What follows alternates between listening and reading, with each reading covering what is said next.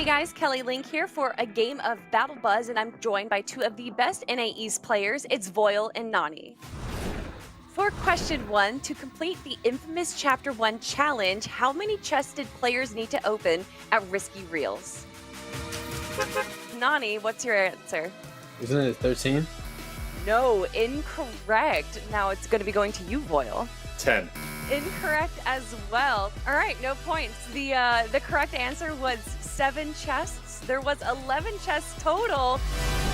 Question 2, which POY came first, the rig or the Fertilla? And Nani, you answered first. I think it has to be the rig. That is right. It was the rig.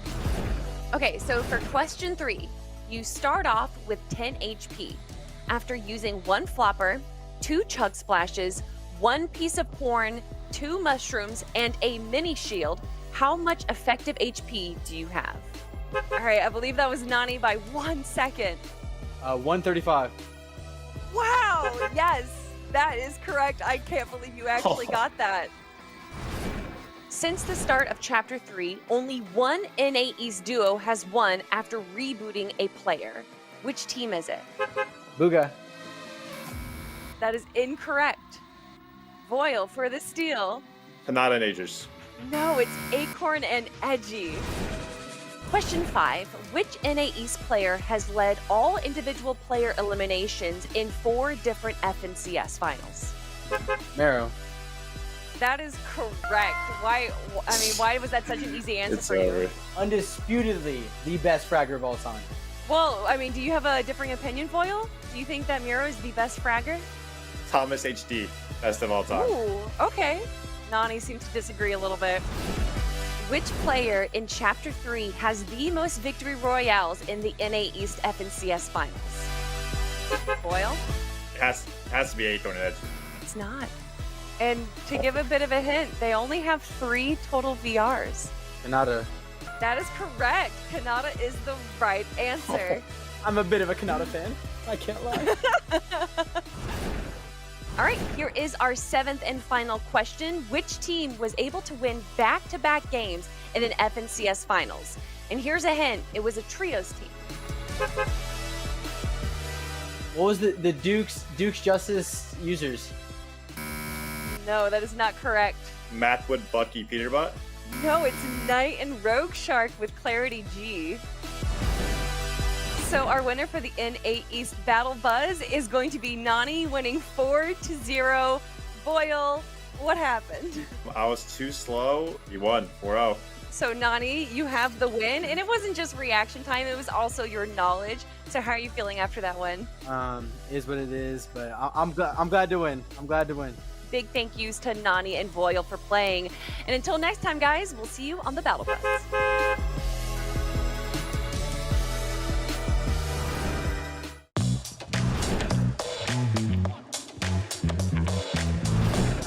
What's up, guys? As you guys can see here, we are joined by Mega, Pamstu, and Nplan, and we're going to be playing Ultimate POI today. We're going to have 2 POIs go straight up against each other, and these pro players are going to give you guys the inside scoop on why they think one POI is better than the other. Now, first, our matchup is going to be Command Cavern versus the Grotto. I will go with the Command Cavern. I think this Command Cavern. Command Cavern. It's way better with the loot and the space that there is there. You can fight like 3 teams there and you'll still be stacked. Command Cavern now definitely has way more loot. There we go. Command Cavern taking a clean sweep against the Grotto, 3-0. We have a new matchup for you guys. Slurpy Swamp versus Lazy Lake. What are we feeling here? Definitely Slurpy Swamp. I gotta say Lazy Lake. I'll go with Lazy Lake as well. You just get all extra shield. Like you just pop all the barrels, you keep whatever shield's extra. It was center map, more chests. Slurpy didn't really have that much loot, I felt like. I think it's way better with the positioning. I might switch over to Lazy, you know? A 3-0 sweep for Lazy Lake. We do have another matchup here. Tilted Towers versus the Agency. I'd go with the Agency. I'll go with Agency as well. The Agency wins. With the Mythic Drum Gun, I think it'd give it all. The drum gun was a crazy. Yeah, Midas drum gun. And there was a lot of rivers that led to it, so a lot of people would use that to rotate. And there you guys heard of the Agency going to be winning this matchup. We do have one more matchup here in these qualifiers. It's going to be Sweaty Sands versus none other than Chonkers Speedway. Chonkers. I'm definitely going with Chunker Speedway. So I think I'll go with Chunkers. Chonkers has like guaranteed 24 chug splashes pretty much every game. Just because of the whiplashes. The car as well. I feel like Sweaty didn't have those type of things. There we have it. I think we already have a decision made. Chonkers Speedway. But now we can move on to the semifinals. All right, guys, for semifinal number 1, we're going to have Command Cavern versus the Agency. I think the agency, I think I would go with Common Cavern. I would go Command Cavern as well. just because of how much easier it is to fight out. The Command Cavern is too spread out. I think the loot there just give it all. Even though it doesn't have a mythic gun in competitive, it has loot for like 5 teams at least. I hate to say it, but I might switch over my vote too. There you guys have it. Command Cavern wins over the Agency. Now, let's go through our second match of the semifinals. We have Lazy Lake versus Chonkers Speedway. I definitely think Chonkers takes this one personally. I think Chunkers would take it all. I'm going with Chonkers as well. I just think Chonkers having that many chug splashes and the god cars as well just has to put it over Lazy. The Chug Splashes win it because it's just so good in the final lobby. I think just because of the cars, the gut cars put on the tires, the chug splashes. Chonkers Speedway 3-0 over Lazy Lake. Is that right, guys? Yes, sir. Yes. Yep. We are on to the finals. We have Command Cavern versus Chonkers. I think Command Cavern, I think Common Cavern will win. I definitely got to go with Command Cavern. just because of the amount of loot and the surge. Yeah, it just definitely dominates. It's just too much. There was even Chug Splashes there you can get. It definitely does have like the best of every POI. And there you guys have it. Our pros have chosen Command Cavern as the ultimate POI.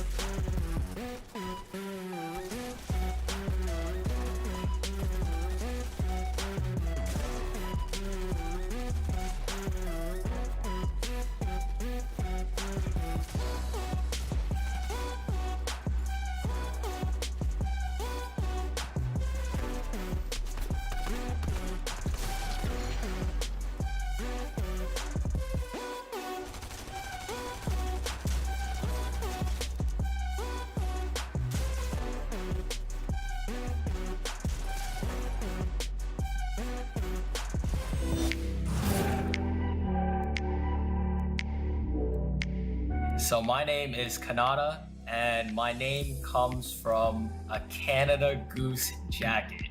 I don't know, it just came to me and I was just like, oh, Kanata or something. So my current name right now is Mega. I started off with the name Mega Troll 457. I was just like a huge troll IRL.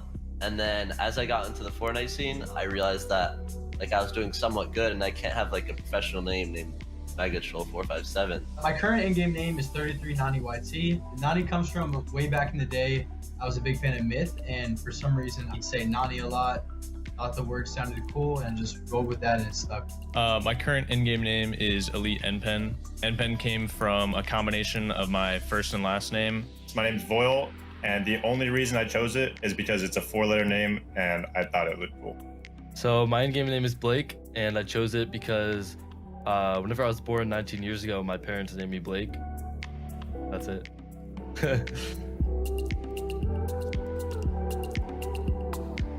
I mean, a name is definitely like the most important thing of a player. Like your name definitely has to be a little bit unique. People undervalue how much advertising matters in terms of the leaderboard, and making your name something silly or not professional can definitely hurt your brand. I feel like it's really important to have like a name that people will remember you as. Choosing a name that separates yourself from everyone else is huge for branding. I think what makes a great name is something that's obviously easy to say, looks cool, sounds cool.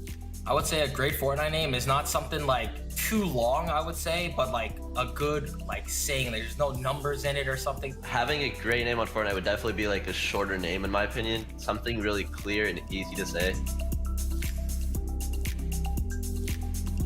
I don't even want to answer this. This is so bad. My name was the man, not child. Yup, that is bad. The only other name I've had ever was Icy Waves. I don't know why. I chose it when I was like 12 or like 11. Whenever I started off in gaming, I made my name Blake PS because I got a PlayStation, so I just added a PS for PlayStation at the end. Whenever I got signed, I was like, I'm just gonna make it Blake because it's way simpler and way better, and then I don't have to explain what the PS is every time. I used to have it as Spiky Meme. Yeah, we don't talk about that. It does feel good. Like you see your name, you're like, yup, that's me. That's me placing up there. I never thought I'd be up to like where I am today. We started showing up on the leaderboards and it was just mind blowing. I did not expect it. I never thought I'd see my name like at the top of the leaderboard before, but now that I'm like this far into my career, that's all I want to see. Yeah, I definitely think my name is going to be up there. You know, I've worked a lot, put so much time in to become the player I am. It's pretty surreal seeing your name up against players that you know are super good in your region. You take a step back and you look at the leaderboard and you're like, wow. I think seeing my name against people like Booga, Mero, and others gives me perspective and showing me how far I've come, as well as how far I need to get. When I first started playing competitively, I was like fans of all these people, and now seeing my name up there with them, it's a crazy feeling.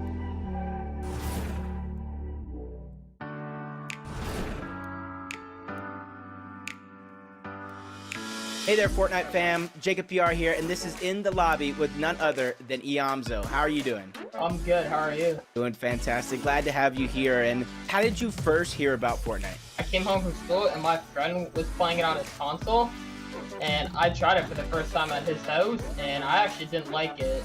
A couple days later, I tried again at his house, and then I went home, downloaded it on my console, and I just hooked onto it. All right, so what made you take that jump from just playing the game on console, playing it with your friends at school, to just jumping right into competitive? I've only been really competing at like the top for like the last maybe like a year and a half, 2. But I was just always better than my friends on console, and I just wanted to go for it. Is there anything specific you're looking to improve on in or out of the game?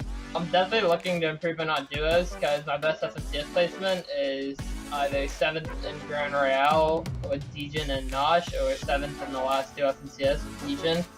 And I'm currently playing with Jamper now, so I'm definitely looking to take the #1 victory right now. All right, speaking of Jamper, your new duo, how did you guys meet, and how did you decide on Jamper being the one? Me and Jamper have been in the same friend group for like around a year now, and I can just tell he grinds, and I know he wants to win because he's gotten second like 2 times, and he's just like consistently in the top 5. And I know he's trying to get that #1 spot. Is there any particular duo you're looking at? Any rival? Somebody you want to go up against? I don't really have any rival in Fortnite because I know we're uncontested and there's no one that can really stop us besides ourselves. What would you say your role is for the duo, and how does that work with Jamper? My role in the duo plays a big part because I know Jamper has a really big brain, but there's always like 2 perspectives to it, and I know Jamper is like a really good mid ground, and this season I'm going to turn him into a height demon, and then we're just going to dominate. This has been In the Lobby with Eomzo, but I know you got a lot of fans out there. How can they find you? You can follow me on all my socials. It's usually just Eomzo or Eomzo1. Thank you so much. This has been In the Lobby with Eomzo.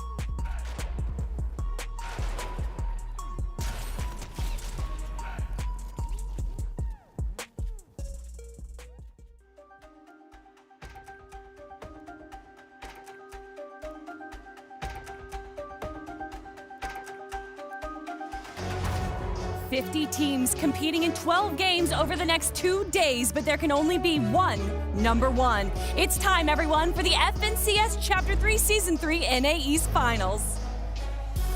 NAE FNCS Finals Day 1 is about to start, and it's going to be a blast.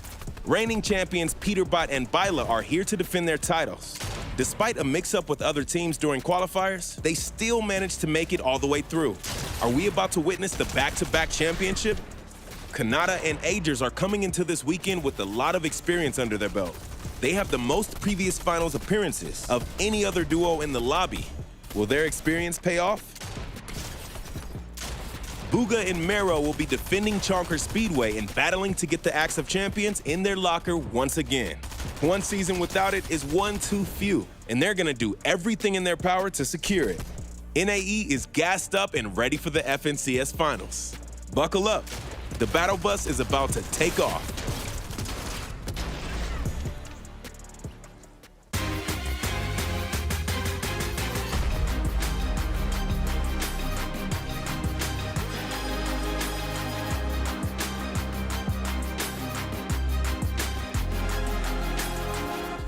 Welcome back, Fortnite fans from around the world. This is it. Finals for the FNCS Chapter 3 Season 3. It has been an incredible journey, and it's all come down to this. I'm your host, Kelly Link, and you know what? I say we just get the show rolling, so let me bring on my 2 incredible analysts. We got Jacob PR and Vivid. Finals. Let's get it done.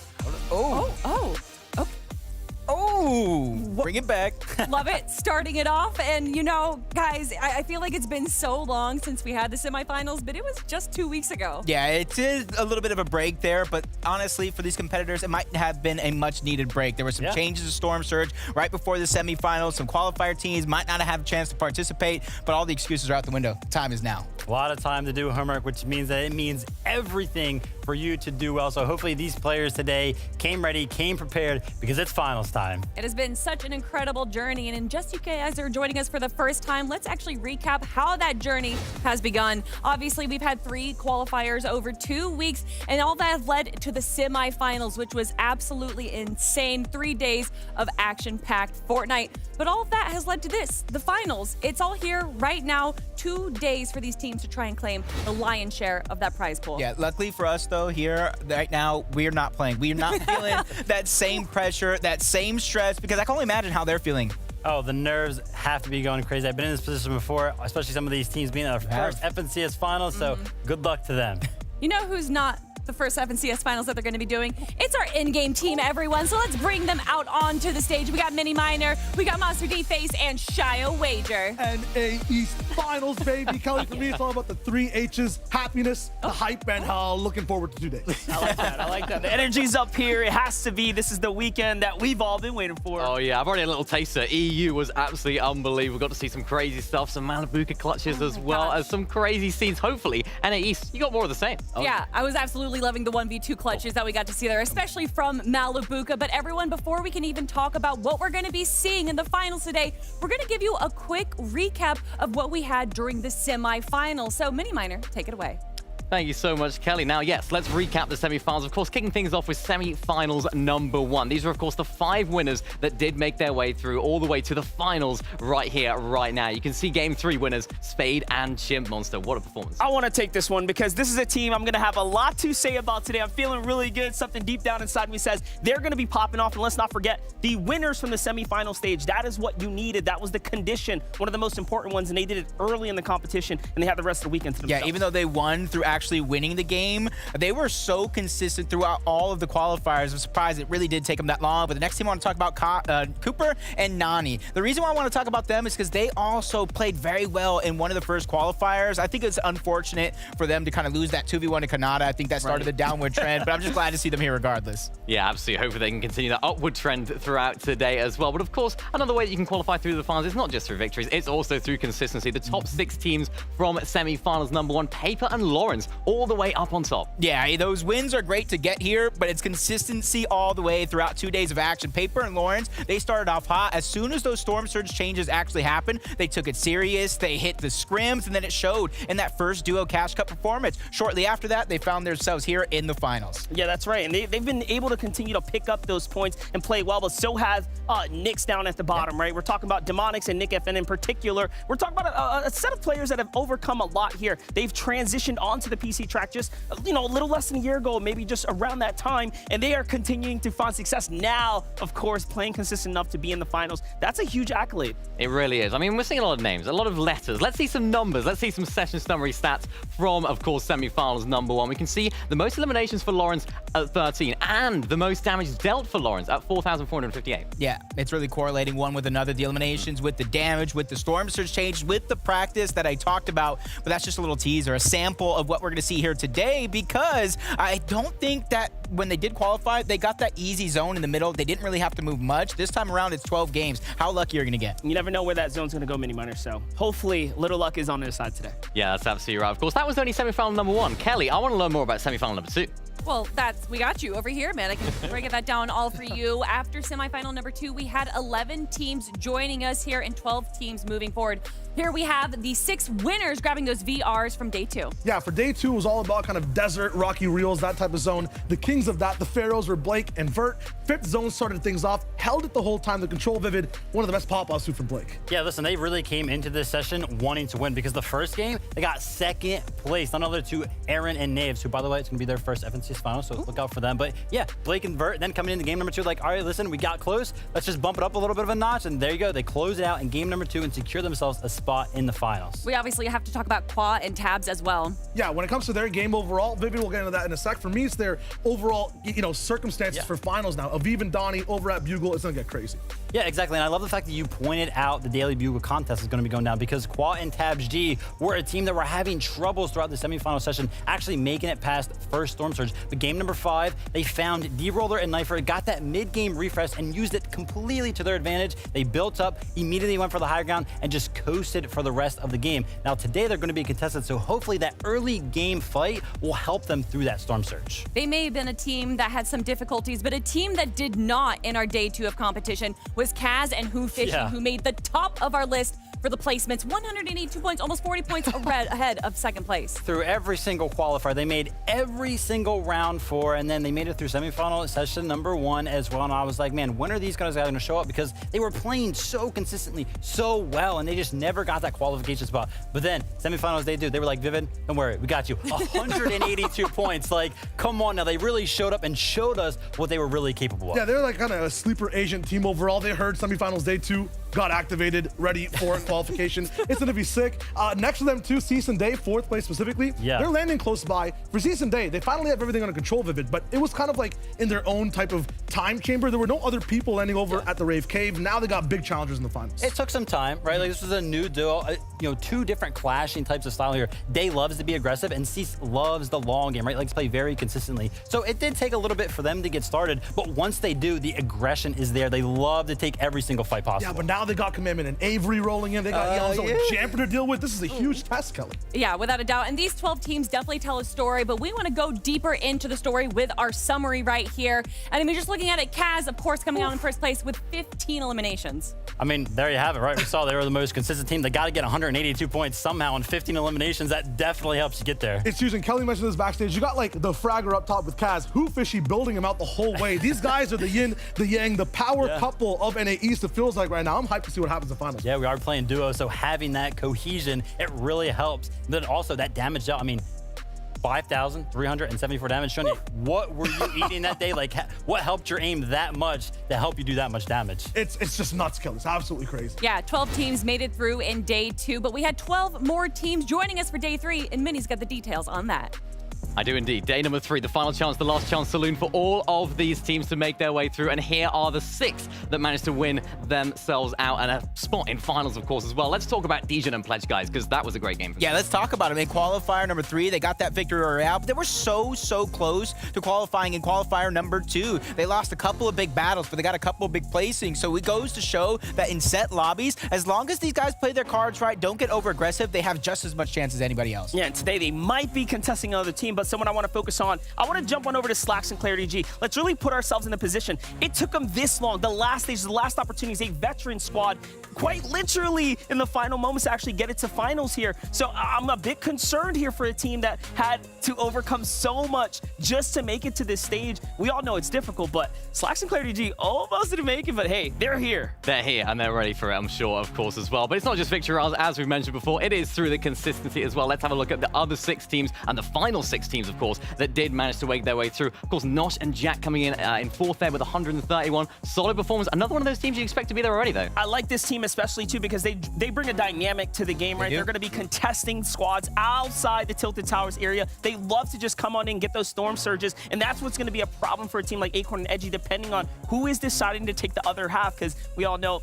Tilted's not going to be completely free. Yeah, honestly, that's going to be a big attribute to that battle that does go down in Tilted, because we do know how aggressive teams like to get, and you got to think of all the teams that are just north of them towards Loot Lake, so it's going to be a real opportunity from teams to possibly third party if things get too loose. Sure. Yeah, of course, we have some other great teams on the list, of course, as well. We see Pamsto and Fat all the way down in 6th. They just about scraped their way through. And again, it's another one of these teams where like, hang on a sec, why are they not already in finals? Why did it take them this long, guys? Honestly, contestation. That's going to be the biggest problem that they do go through. Throughout the qualification process, they kind of ramped up their gameplay in certain aspects, but getting contested really did hurt them throughout the qualifiers. Not only that, they have this great draw spot, the French-Canadian split. We've seen how it works out. They've kind of coined it, but again, they're contested today, potentially by Ritual. So yeah, it's going to be rough for them, I'm sure, but we'll have to wait and see how it develops. Of course, let's throw up the stats. You guys already know what's coming up. It's the session summary. Of course, Bryson and Pamsto just managed to sort of tie it out with eliminations, 14 for both of those. Yeah, you've seen multiple teams starting to get active with the Storm Surge changes, but those builds place 1,500, just like you've seen in qualifier number 2, those are really the key, especially for endgame, because you see a lot of times teams run out of mats, they run out of resources, and have nothing left. Yeah, true. We just got to see, though, how today's going to play out ultimately. Yeah, definitely. Of course, the least damage taken could have an impact on that as well. But thank you guys for the breakdown of all of the semi-finals days. It was unbelievable. But I think we have a show to get on with, Kelly, don't we? Thank you so much, Mini Miner. And there you have it, 3 days of semifinals. But we can only look to the past so long. We have to live in the present because we are in the finals, everyone. So let's go to Vivid with the breakdown. The present is important, Kelly. We are in the finals, but these teams had to get here somehow. And the way that they did that, 3 qualifying rounds, top 5 in each of those got you through to the finals, and then semifinals, we just talked about them, a victory royale, and then the consistency leaderboard. All in all, we now have 50 teams gathered here today, and we have this 2-day format ready, so that way we can ultimately crown our champions. It's gonna be 6 games each day, today and tomorrow, but then also looming in the distance is that match point format. It's hard to hit, but you can end this competition early with 475 points and 3 victory royales. But at the end of these 12 games, Jacob, Jacob, these teams are going to be on a leaderboard, and how are they going to put themselves high up there? I mean, it's back to those basics. No more 1,000 points for the victory royale. 32 points is what's going to net you that total. Starting at 25, you get the cascading placement points. You get 5 points for 30 through 26, 30 through 35th. You don't want to find yourself there, but at least you get some consolation prize with 4 points. But if you find yourself down late in the game, because you said it's 12 total games throughout 2 days, you can get 2 points per elimination. Yeah, it is a grind, Jacob. Ultimately, we'll have to see who is the best after all 12 of these. And as a little bit of a reward, Kelly, what will they get if they're out on top? Well, you get the glory, you get the Axe of Champions, but most importantly, you get the lion's share of the $690,000 prize pool. First place walking away with $160,000 there, but all the teams that make it into the finals are going to be walking away with some cash. And I love getting the insight from our pros on the stage, but I also love hearing from the players themselves. So let's check it out. Nani in the lobby. Hey there, Fortnite fam. Jacob PR here, and I'm in the lobby with none other than Nani. How are you doing? I'm doing fabulous. All right, great to have you. Glad for you to be here. With a name like Nani, it's a little bit unique. Can you tell us the origin story of how you got your name? I was a young Myth fan, and he said it quite a lot. Loved the sound of it, and it stuck. Love it. I love it. You talk about bringing up Myth, kind of like the OG days. When did you get your start in Fortnite? I started playing Fortnite in Chapter 1, Season 1, but I started playing Fortnite competitive as soon as they allowed people under 16 to compete. Can you share with some of your lowest moments and then obviously some of your highest moments so far? Some of my lowest moments in my career is when my teammates decided to play with someone else halfway through the FNCS, and I couldn't find teammates and missed the FNCS semifinals. But I climbed back and clawed and became the player I was and ended up placing 5th in Grants, and that's definitely the highlight of my career. Right, looking forward to this season. Who is your duo? How did you guys meet, and why are you guys sticking together? I'm playing with PSG TNA Cameron. He's a really talented young man. He's a controller player. I am the IGL of our duo. He is the fragger. He definitely supports me as well. And we are going to be on the high ground every game of every tournament. As an IGL, it's very, very important for you to have the perfect loadout. Let's say you're in endgame. What are the items that you're taking with you? Going to FNCS, my best loadout would be the grappler, small shield potions, chug splashes, the hammer assault rifle, and the striker pump shotgun. That loadout will help me find success. You seem focused, and focus is a major part of Fortnite. How do you keep that focus when playing the game? I want to become the best, and I've looked up all my life to great sports figures, and thinking about their greatness and what they've done to become the best reminds me that I have to stay focused as well. With school and Fortnite and so many different tournaments and practice, what are some of the things you do to balance that lifestyle? I have a lovely relationship with my very supportive girlfriend. I have lots of friends that understand that I have a busy schedule and make sure to work around it and allow me to see them, and I'm very thankful for all of those things. I know you have a lot of fans out there. Where can they find you? You can find me across all social media platforms at Good Guy Nani. Thank you so much for having me. It's been a blast. Thank you so much. This has been In the Lobby with Nani.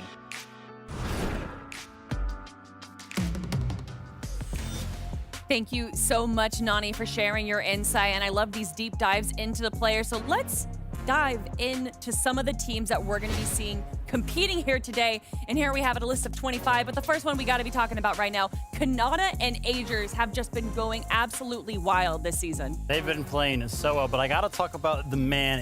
It's Kanata, right? He has made every single FNCS finals on the NAE East region, and he is the only player left to do so. And not to mention, the last 8 FNCS finals, he's gotten at least top 10. So the chase is on because, unfortunately, he doesn't have that win yet. But he is going to be landing over at Greasy Grove. And, I mean, he landed here last season, so the experience out of this POI it's there, right? But then also, let's talk about this season. 2 Cash Cup wins for the duo. Kanata, a solo Cash Cup win, but then also this last Cash Cup on Wednesday, which is important because it's the one with the new Storm Surge that got 2nd place. Yeah, and honestly, it was that top 5 that was kind of getting scrambled towards the very end, and it's clutches like this that shows that he has ice in his veins, that he is man that will not be denied at all.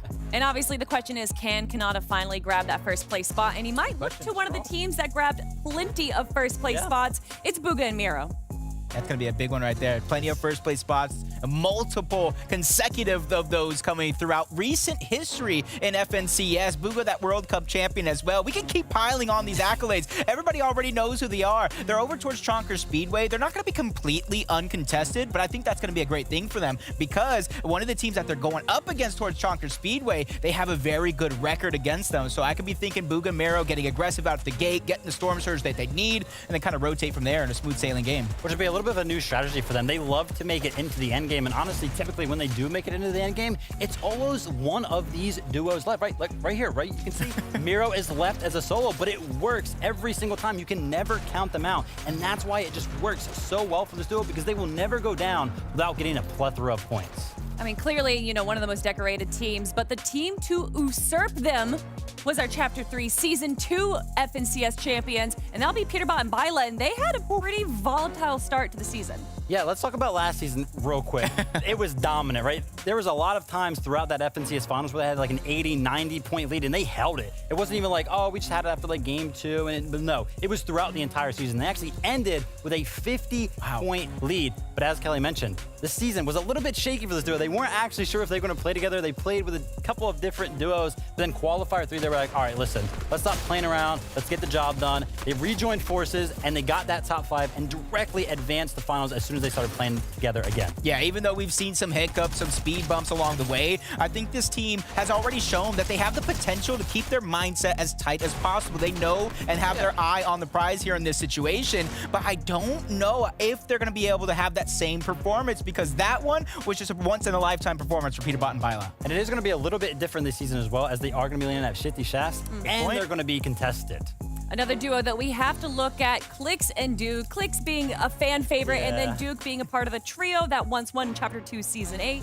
Yeah, honestly, somebody better find him the glass slipper because this could be the Cinderella story ending that they've been waiting for all season long, performing and improving day after day, week after week. And when their qualification run, honestly, they took everybody by storm, held on to that spot. Even when things got rough, they still found themselves within qualification. And look out if this duo gets into the end again because the mechanics are there. Insane. Right here, going up against none other than Fatch and Hamster right there, just absolutely running through them. And then another one, Nico and Casker. This play specifically, Clix just jumps in, does not even take any damage from Nico and Casker somehow, and ends up winning that 1v2 in the box. So the aim is there, the mechanics are there, and that's why this duo is so good. And these are just 4 teams. Obviously, we have 50 incredible duos, and we could be talking for hours, but I know you guys want to get to the game. Speaking about the game, one of the most important factors of it is the early game. So let's actually move on over here, rotate, as we like to say, and talk a little bit about one of the newer POIs, Logjam Lotus. And Vivid, this is kind of an interesting POI because it's one of the first dynamic POIs we have in the game. First of all, I just want to say clean rotation, guys. Like, well done.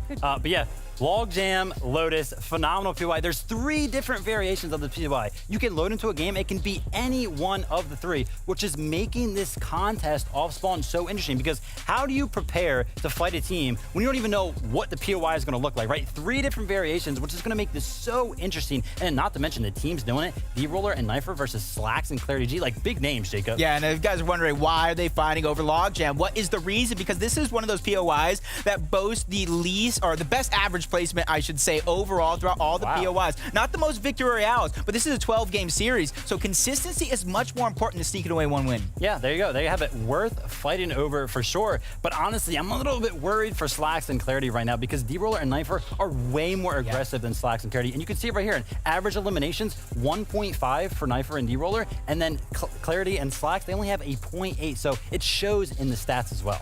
And it's not just these teams that are going to be contesting each other. It's the in-game team contesting us on our stage. Guys, I mean, this has all led up to this, 4 or 5 weeks of competition. We've had a bit of a break, so I know everyone is chomping at the bit to get into the game. But you're going to have to wait just one more moment because over the last 5 weeks, we have been predicting which team we think is going to come out on top. And I'm going to challenge you right now, chat. Who do you think is going to come away in first place? I went with Mero and Bugha. They went back-to-back-to-back wins between Chapter 2 and Chapter 3, and getting a 3rd place as their worst performance, clearly a top team. It definitely is. I like that a lot. I think Kanata Ages are going to be in the business this time. Vivid mentioned it. Kanata is searching for that W. I actually have that W Here it is in the pocket right now. It's kind of nice. Jacob, you agree with that, right? No, I do agree. Sharing is caring, so let's break that W up. Let's give one side of that L to each one of our competitors here on screen because I think we're going to pull away that big W today. You know, that hurts. I'm not going to lie. Actually, you hold that L, my friend. I'm going with Spade and Chimp here. Forget all the noise here. They have an uncontested drop spot. Everyone around them's battling one another. It should work very well for them today. I'm going to throw this L far, far away. I'm picking Booga and Mira, some of the, or probably the most decorated duo on the region. They have FNCS win after FNCS win. I'm surprised that more people aren't talking about this duo because, like, they're the best. Why are we not talking about them more? Because they're just so good, and I'm excited to see how they do today. The fact that their worst performance in the last year is 3rd place just showcases how good of a duo they are. But Vivid, you gotta talk about your pick. Yeah, I mean, speaking about L's, I'm gonna talk about a team that just doesn't take them. It's gonna be Cold and 7Z. Listen, 7Z has made 9 FNCS finals since coming over to the region, and 5 of his finishes have been 2nd place. I mean, he is just phenomenal, and then not to mention the other 4, they were top 10 as well. So he's also searching for the win here alongside Kanata. So I think it's gonna be a head-to-head battle between Kanata and Agers and 7Z and Cold. We have just a quick moment before we hop into game number 1. And Shai, I gotta ask you, we're seeing 15 teams jumping into the competition that have not really seen those Storm Surge changes on this level. How is that gonna be affecting these teams? Just action, I feel like, for all the teams that are experienced, will have a chance to really dive in, get all that damage down. For those 15 rocking through, we might see something completely new, Monster. That might just change up everything. Yeah, hopefully the games are almost here. Everyone, it is time. I know you guys want to get into game number 1, so let's do just that. This is the FNCS Chapter 3 Season 3 Finals, and this is Game 1. Game 1. Here we have it. Monster D-Face, Shia Wazer on the mic. NAE's finals, the moment we've been waiting for. It's going to be absolutely fantastic. So many players, so many stories from qualifiers to semifinals, all the way up to the finals. Now, Monster, 2 days and some great games. Yeah, definitely. And the contested map is going to come to life right now. We've seen small glimpses of what might happen. No one is going to be safe just yet. My biggest worry right now is for Pamsto and Fatch. They have this fresh team, Walker Shadow, up top, potentially battling them. At the same time, it's not their fans chasing them now. They'll have that plan B and C ready to go. The blueprint's not exposed, going to be huge for the rest of the players on the map. It feels like it's balanced on all these POIs. That seesaw not tilting towards either side. This game 1 Monster is going to be super fresh. It's important. Let's see where Booga and Miro can take their legacy. Will it continue? Can they continue their reign, their dominance? We talked about an average of 3rd and above in the last year. That is something never before seen, at least for the NA East region. We've seen a lot from EU, but NA East, they're the first to do it. Yeah, big stats, lots of flavor in the region too. We saw water zones, we saw so many things, but let's take it home, Monster. Game number 1. Let's jump on that battle bus. Here we go, off to the world. The story begins this weekend. It's gonna be a fun one. You can expect nothing but the best here. It's NA East, and my gosh, I can't wait to see who is gonna take that first battle. Let's also look at Greasy Grove. Let's really think about some of these contested areas. OMG Me Too, Shonya, they have never had an overcoming issue like they have right now. You have Fable Taco off the side. You have Threats in Macwood landing down there as well. It's going to be tough. Here's a fight that also was in the early weeks. Yeah, this is one of the hottest fights on the map. Every single time you see Tahi and Bank land in, skills and users right there, ready to go. It'll be 50-50 for all 12 games. It seems like it is already popping off right now. Users deleted by Bank. I'm not even sure where Skittles went, but my man didn't even hit the ground. These guys are already gone. We saw it in week 1, we saw it in week 2, week 3. Now we bring that same story to the finals. They'll continue to farm them. A few stats on that team will come soon. Nevify and Chris are not stopping either. All the way over at the steps. Nevify is just doing a huge and good job on keeping up the pressure. These guys also looking mighty fine and alive. It's all up to TK now. The aggression, the fire for this duo. Nice for the moment, but it might just be Little Blaze in just a second. A whiff shot. That might just be it for TK to live, but no ammo, no chance. He's gone. TK, Ritual, Fall, Crisp, Nevify come out on top. Those are 2 of the newer teams going head-to-head. Stars that are just starting to really break out their legacy here. And these are all the super snap fights going across the whole map. 5 duels already. That's like, what, 10 teams basically contested overall. They're going to be going down. Knife for D-Roller. This is the other side of the pie for the moment. They're going to be walking in uncontested. They get to be calm, cool, collected. 3 Cs you love to see. And they'll be able to just rock it out all the way at the jam. Kanata, Agers, we talked about stats of different POIs. Logjam, we just left. That one has a lot of the average placement, the leader of it in the lobby for the amount of Victory Royales that come in from this Fortnite map. Where Kanata and Agers are dropping right now, Greasy pumps out the most. If that's what they're going to use to win NA East, it's going to be huge because Kanata wants his first finals championship. That's right, and not only that, he's almost a shoot-in every single time to get a win in a final setting. But not only that, they have had such a story this entire year. But let's hop on over to some action here. Magnolia Gold, no strangers to FNCS final stages. But Cam, hey my friend, you've only been here a few times, and hey, he's putting up some numbers. A great change here, a trade between the two. Magnolia will be able to get the save, so they'll be able to bounce back. Where's Cam's teammate? I don't know, but that's huge from Cam. He's going to be able to buy about 10 seconds, maybe just even up the fight in terms of distance and time. Narwhal going to be coming in ASAP. Might have an advantage, but it will be a 2v1. Peterbot, Byla already rocking through. We thought they'd be contested. The inkling of that is slightly there, but not really. They're looking like they have a free POI. That'll be huge. They took the whole competition last time, Monster. I was me. But like game number 9, they made such a huge lead. I thought it was over.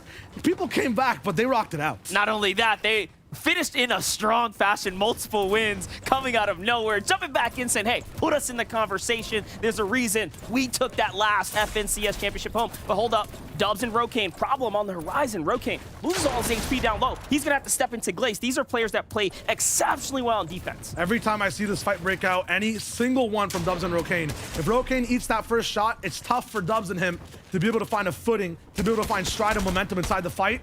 They're looking very composed right now, though, still sticking side by side. That's the biggest thing. If they run into a player, if they run into Glace's POV, that's 2 shots, 2 bullets coming at him every single moment, double the damage. Let's not forget, Dubs has played for years with Mega along his side. It's been such a long time we've seen him really branch out and try something new. It's going to be huge. The thing is, playing the safe strat with that unfamiliarity, it looks like with this duel right now, with not being in control of the fight, they are giving Elite and Glaze time to move around downstairs. They don't have that much of a say in where the builds are going overall, and that's because they don't really have any. Rokane, 2 mats total. Glaze, although he gets the chance to refarm when he's playing defense, also only has 4. Elite has 1. They have to go for an all-in situation.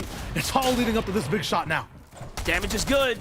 The action is even better for them. They're going to need it for later, but you have to finish this fight. In the distance, I'm already seeing teams starting to focus, look on in. What's going on over here? The longer the battle goes on, the less likely they'll be successful. There it is. Shots come in. Yeah, more and more teams leaving their POIs right now. The state of Fortnite with Surge. If you're not dealing damage almost every 30 seconds in this game, you're going to get dealt damage by Surge. That's the entire purpose of mid-game, of just basically after landing on your POIs. Rokane and Dubs now are still taking more damage. This is 2 green arrows on that minimap you can see on the bottom left and top right. You can see the shots coming in too. There's a 200-meter pinch on this fight. It now has an accelerated timer. The clock is running out. These duos have to start to clash, or it just might be too late. They're not safe from either side, so the pressure is on here as things start to settle down. Don't forget to follow the FN Competitive Instagram at FN Competitive. That's a new one there to keep you guys up to date with all the action. Moments like this, bigger fights to unfold, and of course the wins, so you can stay always in the know of what's going on. For Glaze and Elite right now, they have a problem. I'm looking at the loadout. It's very pretty much starting to dwindle out here, right? We talked about a gas tank. Let's use that analogy. They're low on fuel. Kind of in the business of trying to find better things, but unfortunately up top, Dubs, Rokane do not want to let them go. For this fight to really end, Dubs and Rokane have to really take a risk and drop down. It's huge to grab that ammunition for Glaze as well, so we'll try to do just that. Have a few more shotgun shots to use too. It's N-Pen all the way in the distance looking for shots. Kasker on the Mero. Don't have to be worried right now. They have this shield keg and an extra one from Bugha too. They want to actually let other people shoot them, bait their bodies out.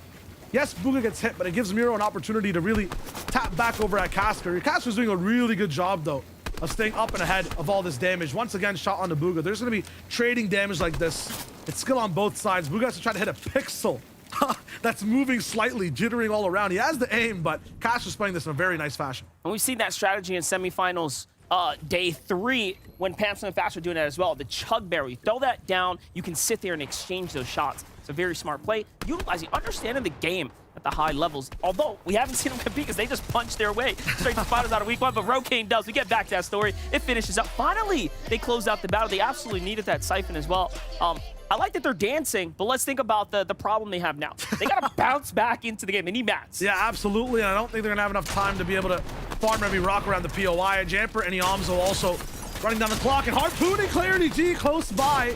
Yeah, they had a free drop, but it's looking like this entire fight has too huge of a cost. Jamper not stopping. On the right side, Stocks just tries to breeze towards exactly what's going on, and he gets absolutely shut up. Jamper and Eomzo is looking too good right now, and they have control of this fight entirely. Whoever wins this one, too, has such a pedestal to work with over at Rave Cave. There are a few teams taking over mountains on all sides, so I'm not even sure if this fight is worth it. Clarity G, though, will have to go for both that reboot card and the rest of his game. There's a huge speed bump now in this man's way. Slacks and Clarity G may have been able to win games in the semifinals, but it's going to take so much more when you start to pin up against the elite that have made it to the last stage here. Eomzo and Jumper are the kings of course, the Rave Cave. They have that high ground position on everyone else. Paper and Lawrence on the other side, playing this desert area. We saw them looking inwards. Those are great tags right there.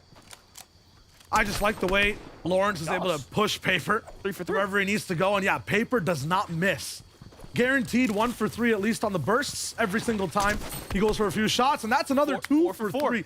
This is just nuts. You say from Paper. I'm just counting headshots. Oh, you're counting headshots. I'm counting headshots. Every time he let it rip, he hit a big shot right there. Those are some numbers that you want. Look at this. This is very interesting. Day and Cease. Their struggle in the weeks was they were highly contested at the Rave Cave. For the first time today, they actually have the entire opening to themselves. Look at how much more loot they come out of the Rave Cave with. But here's the problem. There's not a soul in sight. Yeah, right now they kind of have that center zone. No one's really going to be moving around from this side. They'll be skirting from the edges, going to different mountains. Of course, I can see a lot of builds placed down already, so they have abused a few teams around them.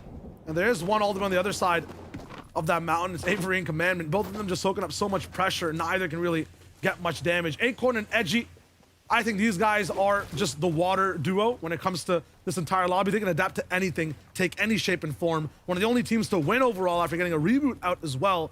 It's going to be huge to watch them to see exactly what they can do today. Well, let's hope they're not in a tight container, because we know when water freezes, things explode. They have to stay and maintain consistency here today. I like that they move away from the potential contestation of Jack, right, who's on the western side, the eastern side of Tilted Towers here. So they're actually getting away from those power teams into stronger positions on the new side of the zone. I like that you mentioned positions. As the game slows down, seeing where everyone's actually based up and where the zone's going is going to be very important. If you don't have it, you're gonna have to leave these bases. Even if you're safe and secure, you're healing up, your game is not done yet. Pledge and Degen, one of the max pulls to go with. These guys, they feel like one of the best fighters in the lobby. Pledge is so good at working layers, jumping up and down, being really present in that end game. Getting there, though, has been their struggle. I want to make sure these guys are up and alive and looking good, healthy as they move into that 5th zone. It's going to be tough for them. 72 builds there on the single leader of Pledge.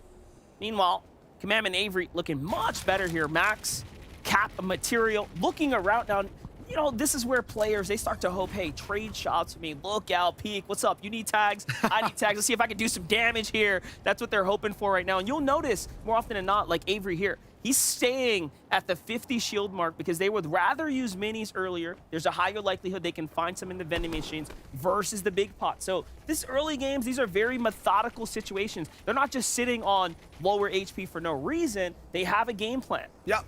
Want to make sure that damage comes out first. The shield's really rocking as insurance after the fact, absolutely.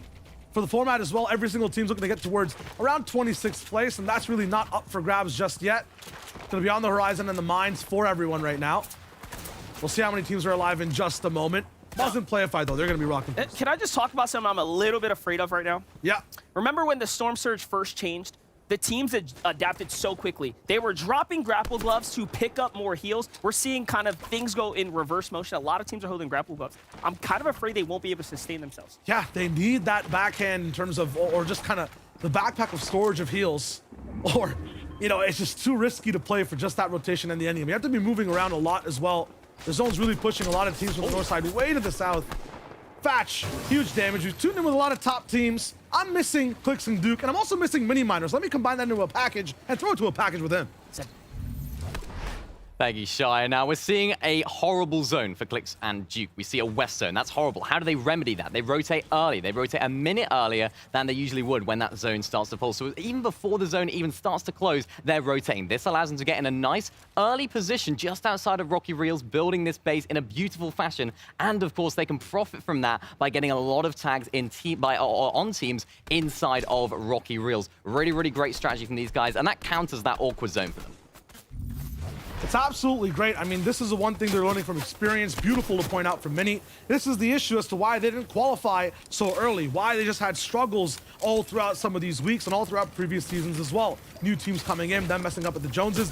If they switch it up at Rocky Reels, we saw how tough that fight got for Dubs and Rocane. We saw how constricting it was. That's because Clicks and Duke, they're playing the sand, they're playing this entire zone. kind of dug out though now. Everyone has to move towards Greasy Grove. We're moving away from the drylands. It's gonna be tough just moving past this bridge. Polarized, Quanti, they're in the business. We barely got to see these guys play Monster. They qualified so early, and they were so good overall, holding high ground so many games over and over in a row. Polarized DMing me after. Why don't you guys predict us? Look at how clean we played. You guys were literally squeaky clean, mopping the floors type clean. I'm excited for them today. I'm going to take it the other way. Not clean, dirty. They have a deep trench built. They're comfortable. They're hunkered down, and they have themselves a strong position. We'll see what they can continue to do there. Here's a team that's way below the surge right now, Playify and Muzz. Early in the weeks, they were contested on the outer edges. They switch up their draw spot. They give that away to the newer teams who are contesting one another, now having a little bit more freedom. But the problem here, you know, they were literally living off those tags before. That's the thing. This is a team that I think is one of the best in this region at dueling. When it's 2v2, they're really good. When it's these types of situations, sometimes they can be overwhelmed. Other duelers and honestly, awesome controllers, Bugha Miro, have no issues going past games and playing every single aspect of Fortnite absolutely amazingly.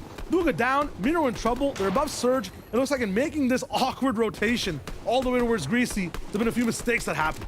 Yeah, but you know what? Miro has been known to put up some really big solo clutches. The fact that they've had some fights shows that they probably got enough tags. But let's get back to that good fighting team. Playify, Muzz, they walk away with a nice win there. When the dog's put in the corner, they fight back. They've done enough, at least for now. The bite matches the bark. They go for that 2v2 duel. But look at the cost of playing comfortably. Right now, they're way deep into the zone. It's only the second, so it won't do too much damage. Getting in, though, every other team's going to be looking at him to see what's up. Kanata, Agers, maximum comfortability. When it comes to Kanata, this man is oozing confidence, but I don't think enough people talk about Agers. The amount of support this man brings, the resilience, and the amount of weight he carries on his own. Kanata never has to worry. That's a huge thing, and he's so good at listening to the IGLing. Kanata also just picked up a lot of new tips overall from going overseas, playing with Janice, right? He knows the entire EU style as well. I want to see how everything changes. The patience already looking so good. Fabled Taco down up top. A perfect time to just strike from Kanata. Him and Agers should just make quick work of shooting. Looks good, and Kanata, like you said, coming from EU, being able to play the DreamHack Sweden alongside one of the world's best, Tayson. He surely has picked up some new tips and tricks, but also Agers. He's got that new player signing buff, right? On Team CLG, you know, that's going to be momentum up in the up there, so we'll see how it looks for him. But let's get back on over to our champions. Phyla, Peterbot, currently in the business right now, kind of in a risky situation. A minute to move to the new zone. They have to start using the rotates and minis, shields, and all that is really starting to cut down now. It's going to be tough, and all it is getting past this moment for Bala and Peterbot. The more teams that are close by, the more pressure they can really keep within a 3x3 area of their box, the better they really play. Nice swing from Bala too, denying a little bit of damage with quick feet. Chip and Spade though. I mean, these guys are on your sights, Monster, but I don't see half of them. Spade's down. Looking rough right now. Seems like the rotates did not go his way. Spade out of the game here. Not a single elimination either, so points nil. They'll have to earn a little bit more. I gave Miro a lot of credit for doing solo clutches. Chimp, however, we usually see him do much better when he's in that end game, not necessarily traveling and making it there by himself. So got a lot to prove. Let's see how much he's been able to improve in finals style setting lobbies. More heavy materials down to wood. He has to fight back. Great tags there, but is it enough? Almost capitalizes, but this is it. The clock's ticking, and finally he goes down. Chomp down, and you can see how close everyone is right now. This is a very unique situation that doesn't happen too often. A squeeze zone, basically when the second zone comes in, and then the third is right in the middle of it as well. Not enough people have room to kind of rotate, find dead sides, or play their own game. Everyone ends up squeezing more together, moving slower and slower into the zone. As a result, we have so many box fights all around the edges of the map. Everyone is also evenly spaced out. Jack picking one up, and Miro actually taking down Costa. You talked about the clutch monster. Right now he's squeezing that out as well. Man, scary. He's a scary one. Let's just watch it back. You thought we were lying? Well, take a look at this. You walk into the box, and you're going to get punished, and the control for Miro is so clean. It's nice. When a squeeze like this happens, and you have room with box fights, when you're solo, it's really good.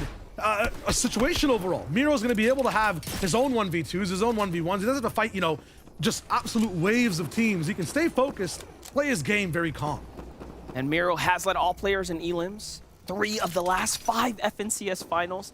That's a crazy accolade. Right now, the trouble for Miro is going to be that he doesn't have too much material. Yes, he caught the elimination onto Costa, who needed a Storm Surge battle for himself, but there wasn't much resource picked up from that. Now, on over to Chucky, another solo. This seems to be the story of Game 1 currently. So many teams fragmented right now. It's the squeeze. It's just tough to kind of move by when you don't have that much space. That being said, Chucky down below, I think is going to be matched with Acorn and Edgy as he's trying to rotate. They moved ahead slightly. And they keep going. His loadout's so nice. I just wish he had a teammate as well. That's Mewtwo and Shonye. Shonye, one of the best players at capitalizing any times he sees a body part not be covered by a build. This man is so good at dealing damage. Chucky, matter of time before he goes down. He needs to survive about 3 to 6 teams still to be able to get a lot of placement points. He's gonna be low on Surge though, and he has literally a mountain of players to climb over with a sizable amount of builds for the moment. This is gonna be tough though. If he does live, I'll be very impressed. Let's see if he can get some shield here. It's gonna be off the backs of a Siphon. He's looking back, hoping, is there someone late rotating? No, my friend, it's only you. You're the last player to get to the zone. The lobby's starting to realize that, and I think reality's setting in here. It's looking extremely dismal for Chucky, but he's holding it down. He's still extremely hopeful. But ultimately, he might just be served up to Avery, who's waiting just nearby. On the other side, Trash and Rise, eyeing up their options here. They don't need a fight necessarily. If Clicks and Duke, however, need to battle, it's a team that's very comfortable. Rise really good at playing that defense though. Tail pump. Gonna be tough for them overall and towards that top right side. Still a lot of room though to be able to get pumped back up, but Death and Tabney use that room to get in. Very close. Pick up the body. Now Tail's left by himself. Just an inkling of HP, no shields, no chance. Wanna count to 5 for me real quick, Monster? Hey, listen now, I might sound a little crazy, but OMGB2 is finding a few elims in the feed there. They have a problem at their draw spot, but they can get over that. I can see them doing pretty well. That's like a dark horse. I know we don't normally put OMGB2 in the conversation, but he has been in many, many finals. So stone it out there. Want to plant that seed right now as I see him popping off. Meanwhile, Kanata and Angels, though. I mean, marketability-wise, they're looking pretty good. Outside in, towards that half and half. This is exactly where they want to be. Just close enough to watch what other people are doing and then reacting off of it. Aaron and Naves, really good spot overall. Peterbot, he has a high ground position for the moment. It's way kind of towards the center of this zone overall. He can just pick apart so many people with Bila by his side, so it's going to be genius to see how much damage they have before things starts to roll. 22 below for Naves and Aaron. This is just so heartbreaking. They need to land just one shot, but armored walls going up. They can't edit those walls. Those are huge. They're just declining windows to be able to deal that damage. And now they're forced to use all of their heals. One burst shot needs to land. Tabs G is not allowing it. Naves is doing whatever he can do. He's also now just absolutely running dry on heals and HP. Nosh picking up Avery. C9 on C9 damage. Unfortunate right there, but for these guys being center zone on half, no one's going to be moving around them. This is a cursed blessing in disguise. This is a punch to the stomach for Naves and Aaron right now. And they're trying to get their wind back into the lungs here. It is so unfortunate when you pull the zone like this and then you are so far below the surge that you cannot fight your way back out. Look at how much damage it has done to them. It's done enough to take out his teammate, but also exhaust them of all their heals that they actually had coming into this endgame. Now he's by himself. Meanwhile, on height, Jeffrey Eomzo wastes no time to control things here. They're starting to build out. Kanata and Agers, though, that's a team that can look for height. That's a team that's willing to actually fight for it. There's not many on NAE East. We haven't even got to that top four yet. Check it out. There's a few more, too. We got Nosh all the way up top with Jack, and also have Commandment and I think it might just be solo Commandment right below him. See exactly what he can do next. Jeffrey Eomzo will give it up. They're saying the heat is too hot. Too far. Up top. Yeah, and they see exactly where the next zone is. One of the only teams to just give up height, go straight to where they need to be. This is genius. Not even using a single material to rock the entire way by. They use old builds. Huge for Jeffrey and Eomzo. They don't have the win in their minds and their sights. They have the whole championship. They're playing that they're actually just winning this FNCS. And they were low on mats, though, so they have to play that low ground. They are very limited options. Meanwhile, Miro below the surge, but putting up a good fight here. Still in this endgame. Look at how many teams he was able to out-survive. These are placement points. He has jumped up to 12 points on his own here. He can look for another one. That's 2 for the finish. There it is. And can more teams fall now? Because as they do, he will continue to earn. Grapple gloves are going to get him way across here, but he has to build. He has to protect himself. He's going to need to pause here so he can get those minis going. He is. There it is. He's still alive right now. In the money, in the business. Peterbot also solo here, but looking much, much better. Look at a few more transactions. He is looking nice for the moment. No way. Elims No has way. the mats. Clicks goes down. Finding solos like this way back in the storm is huge.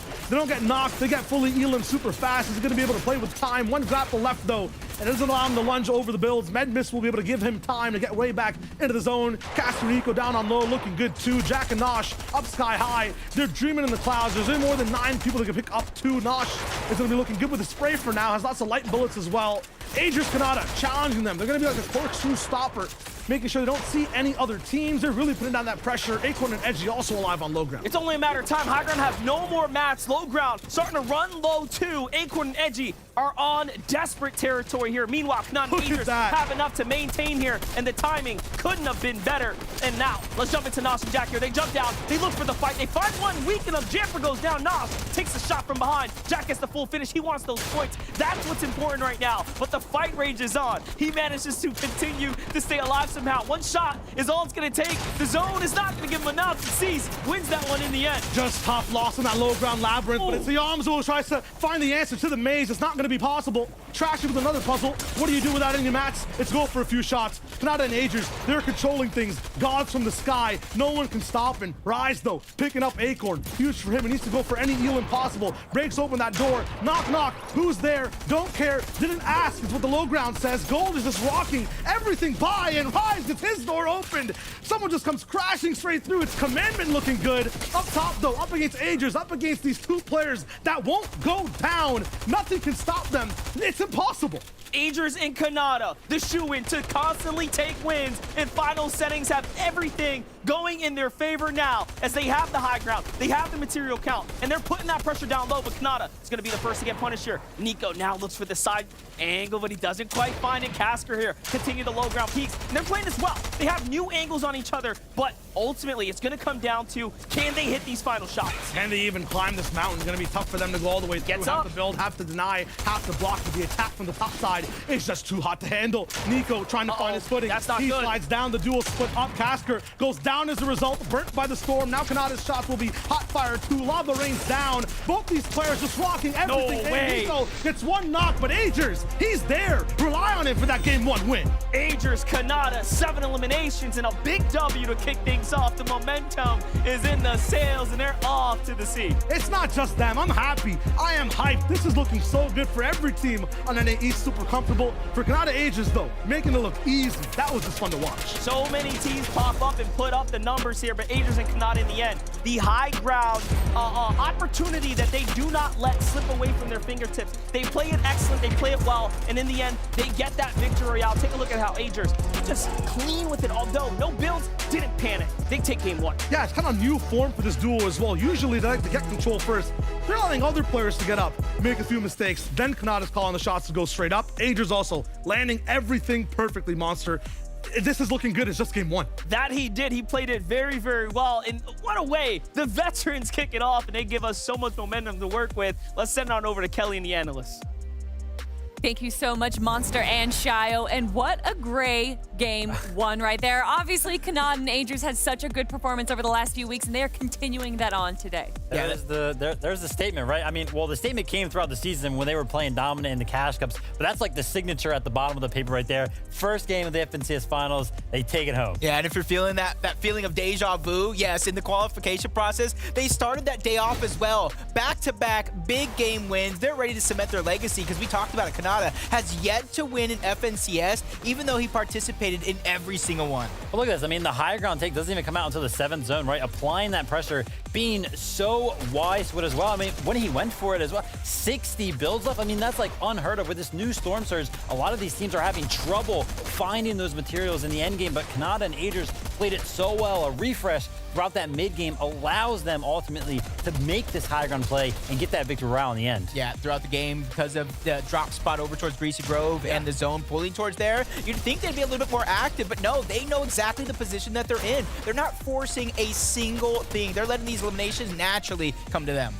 First V are going to them, and here we have our standings right now. Of course, it's going to be Aegis and Kanata up on top, 46 points, 8 points ahead of second place. And then, of course, second all the way down to 9th place. It's pretty much just 1 point difference there, Vivid. Yeah, I mean, Elam's really making a big change on the leaderboard here because, you know, we saw it right there. Kanata and Aegis were going against Nico and Casker in that end game. Nico and Casker got 2nd place, but if we're looking at the leaderboard, they're in 6th place. All of these teams above them just have more eliminations, so anybody that was finding them throughout this game was doing a phenomenal job. No, it definitely is, and being able to find the damage that you're seeing that's keeping them above the damage threshold. They're going ahead and mixing it up, and even though they did get it down, you see they're not thirsting for it. They're not tunnel finishing. They're just continuing on with their rotation because they know when the end game happens, you have to be very, very precise with your teamwork. And I'm going to say, I thought it was actually going to be a cleaner win from Agers and Kanata there, but Nico and Casker held on for quite a while. Listen, you got to remind everybody at home, we're in the FNCS Finals right now. All of these teams deserve to be here, and the aim is showing. Nico and Casker, whilst we may have big favorites in Kanata and Agers, nobody can be underestimated, and we kind of got a glimpse of that in the end when Kanata got knocked down, but Agers was there on the higher ground ready to secure it. And what we saw in the early game is that it looks like drop spots are already starting to change. Yeah, everything got turned upside down. Take everything you know, kind of throw it right out the window. Donnie Aviv contesting Loot Lake, and that's why you saw, or maybe you didn't because it happened so quick. Sentin and Cold went out very, very early. Tahi and Bank even taking part, making sure that they did go down. So when you see a solo, you know as well as I do, you do everything in your power to get them out of the lobby. And not to mention, we also saw Glace and Elite. They were expected to land over as Shifty Shaz, contest Peterbot and Byla, but no, they actually went over and contested Doves and Rokane, and that fight lasted a long time, and no team really benefited from that. Well, I love that you pointed that out because we're going to look at Peterbot and Byla real quick. Of course, being the reigning champs, all eyes are on them. Can they do it again? I mean, honestly, yes. I was a little bit worried about them getting contested off spawn because Glace and Elite are so good. And, you know, Shifty Shafts really comes down to landing up on that hill. It's almost a 50-50 with those chest spawns up there. But Peterbot and Byla have been landing there for a long time, so I was like, oh, okay, maybe they got it. But now they're in a similar situation to where they were last season, uncontested. They're really good at getting the surge damage, which is why you can see Peterbot alive in the end game. And then not to mention, Shifty Shafts is also going to net them, Jacob, those grapple gloves. Yeah, and that's one thing to kind of hold on to is this has only been game number 1. Everything that you've seen here so far is just a taste of what you're going to see towards the end game. And even though they did go down in about 13th, 14th place overall, you know that they have the mindset of champions. Yeah, there was a lot of top teams, especially our predictions, that had a solo going into Zone 6, Zone 7. But one of those teams that didn't have that situation is Trashy and Rise, currently sitting in our second place team due to those 6 eliminations. Yeah, I mean, Trashy and Rise, especially Rise, always been on the radar. He's kind of rising up as this IGL. And the big thing going for him is that he has a good friend group to kind of help him learn the game immensely. And he just shows it. And then on the back, look at this Trashy right now. 4 eliminations, kind of being the fragger on the team. He eventually does go down, but Rise still in a position to gather up a couple more points. And sure enough, he does do that. Yeah, getting that refresh onto A corners, allowing him to kind of outlast a couple of extra placements. Because you know as well as I do, even 1 point of placement, hit 2, it could mean the difference between thousands of dollars or the Axe of Champions. And although it was just game number 1, we did see how close the leaderboard is right there. Besides first place, everyone is just 1 point away from each other, Vivid. I can't believe it was only 1 game into the FNCS finals, right? It feels like that game was so fun. It could have been like the last game. But honestly, I want to, bring it back to what Jacob mentioned earlier about how all these off-spawn situations have kind of been turned upside down, flip-flop, because, yeah, that was only game 1. And that can happen again, right? All these teams could just go somewhere differently. So all these players and us spectating have to be on our toes and ready for anything. On our toes, on the edge of our seats. Game 1. I'm ready for game 2 already. Well, you're going to have to wait, as you can see on the timer down there. We got 45 seconds. So I do want to talk about the Storm Surge changes and these older teams that went through the qualifiers, how that's affecting them. Yeah, so the timeline basically was right after the 3rd qualifier, we had a big change in Storm Surge. It's a lot more aggressive. For a little bit of a comparison, in the previous rendition of Storm Surge, in the 4th zone, it was happy with 70 players alive. Now it wants 54, so a lot more aggressive. But those teams that played in the qualifiers played with an old Storm Surge. But that doesn't seem to be affecting the teams of like Kanata and Agers, right? Like they were one of those teams that got through early, and they haven't really played an FNCS finals or an FNCS lobby with this new Storm Surge, but it did not matter at all. That's because practice makes perfect. A lot of the teams that you're seeing doing well already to start off the gate have played in multiple cash cups, multiple, even the trio had multiple different versions here to make sure that they had as much practice underneath their belt for Storm Surge. Well, if you're looking to teams that are doing well early, you have to look to Kanata and Agers grabbing that first victory royale, but can they do it in game number 2? Well, let's find out with MDF and Shio. Game 2. And after an explosive start, we get to start gearing up for game number 2. I mean, let's talk about how that all unfolded. For Kanata and Agers to win that is everything here. Yeah, and it was really structured, organized from them overall. Now it's about who can survive after, being ahead of the pack in game 1. Who can really stick on top of these boards. And maybe any of these top teams, there'll be new risers coming up as well. Definitely. We saw OMGB2 Shonye do a very good job at surviving, staying to the end. Couple solo clutches coming in out of nowhere, but Season Day also, again, a surprising factor for them. In an endgame for the first time in how long? But maybe all it took was them being uncontested. Hey, WC's W Day. I saw it going on in the chat room. Huge to have them here in game one. That being said, consistency for Cease has been the thing that's challenging. Game after game, he has these standouts. Yeah. Can he keep it going? That's what's left here in these next 5 games we're going to watch over on day one. Everyone was worried about the teams, you know, the vets bringing up the new dogs. Can we keep him under control? Well, we'll find out. The game is here. Let's jump on the battle bus. Let's go right into game number 2 for NAE. Sknata NAE just picking up the first one. Is it enough momentum for them to just stay ahead all the way till the second day, till all 12 games are over? We shall see. Looking good at, you know, Trashy and Rise as well. They're like sponges absorbing up so much pressure from the lobby. Will they get overwhelmed is the question. Where were Pledge and Degen? I want to see them come back. We've seen this go down many, many times before, but for the first time, it's Shadow, it's Walkers. This is a new drop spot for them. They have decided to come way up north and try their hand. And again, they're around the vets. Degen and Pledge played very well. This fight's going to happen all weekend long. Users and Skittles had a hard time before, but hold up. Little trades here. It looks like Sakuga and Users actually do enough, and they come out on top. See you go back and forth a couple times right now, Dubs. Rokane, a little bit of a difference as well. Oh, no. Elite and Glace up in the business. They're looking good. Glace, though, taken down a little bit as Rokane looks like the superior weapon for now. Elite, no items for the moment. He needs to wake up right now. Unfortunately, stuck being a couch potato at the bottom right there, but now he's got that damage. Assault rifle in tow. Rokane running away, but yeah, he's going to be seen. Every shot hitting almost perfectly. Glace is going to be the one to pick that up, though. And notice he did try to fight his way back all the way through to the end. Let's watch that back one more time. It comes down to the drop in the end. Oh, okay. He just beats him to it, does the damage that he needs, and that's how Dubs falls without even putting up a fight. Right between both players. If that changes, it's an easy 2v1 with height. Would have been huge for both Rokane and Dubs. Talking about them, though, Rise Trashy right there in second. The 6 eliminations.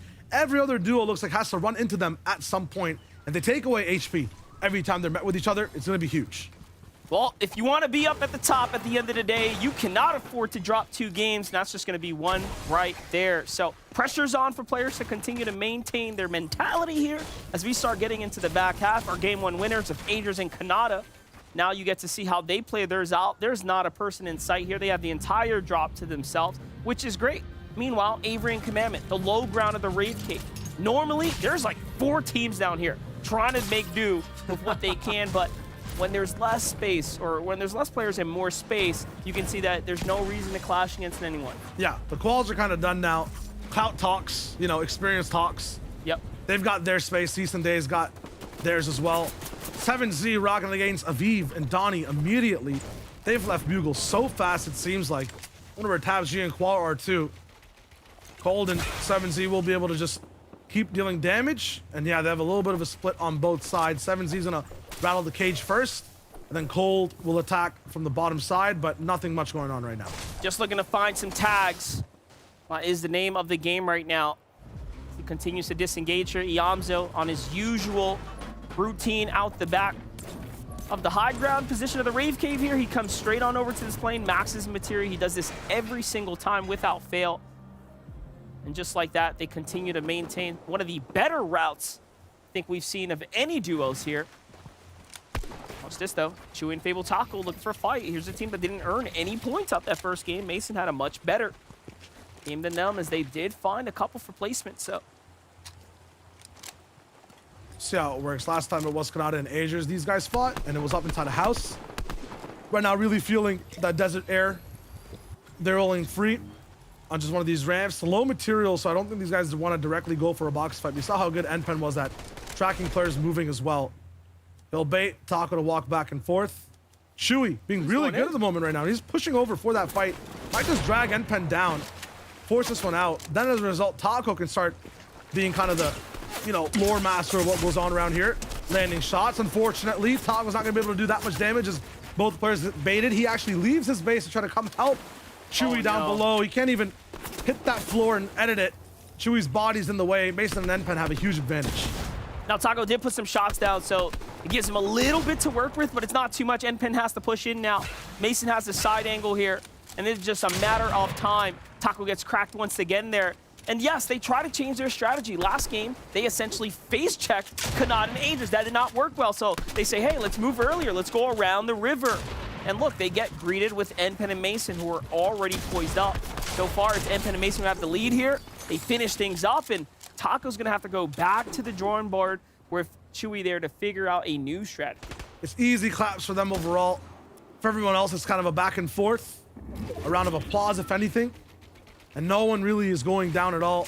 Nave's Aaron. We saw them low on Surge, but off of this position. My question is, how is that even possible? Like... You got the best spot, arguably, here to be able to see everyone in the surrounding area. You have to hit those tags is really what it comes down to. Aaron is on the low ground right now, peeking in on DJen and Pledge, who seemingly are behind wood builds, which is risky in its own, but all in all, nothing comes about from it. The disengage comes through. Nosh, however, is starting to get closer and closer to Tilted Towers. We expect Nosh and Jack to be a bit aggressive here, and they are doing just that. Nosh is on feet, trying to see if he can get anyone crossing through the streets here, or possibly steal away some loot. That is going to be the name of the game here. And look at this. The fact that this is even fully looted shows that Acorn and Edgy, they get what they need to maintain, and they get out. They start looking for tags immediately. There's no time to waste. Timing in position with these new surge changes is huge. For Nosh as well, I'm really liking the way he's playing. It's just been nice first steps, the first shot, the first person to make a move, especially in last game's end game.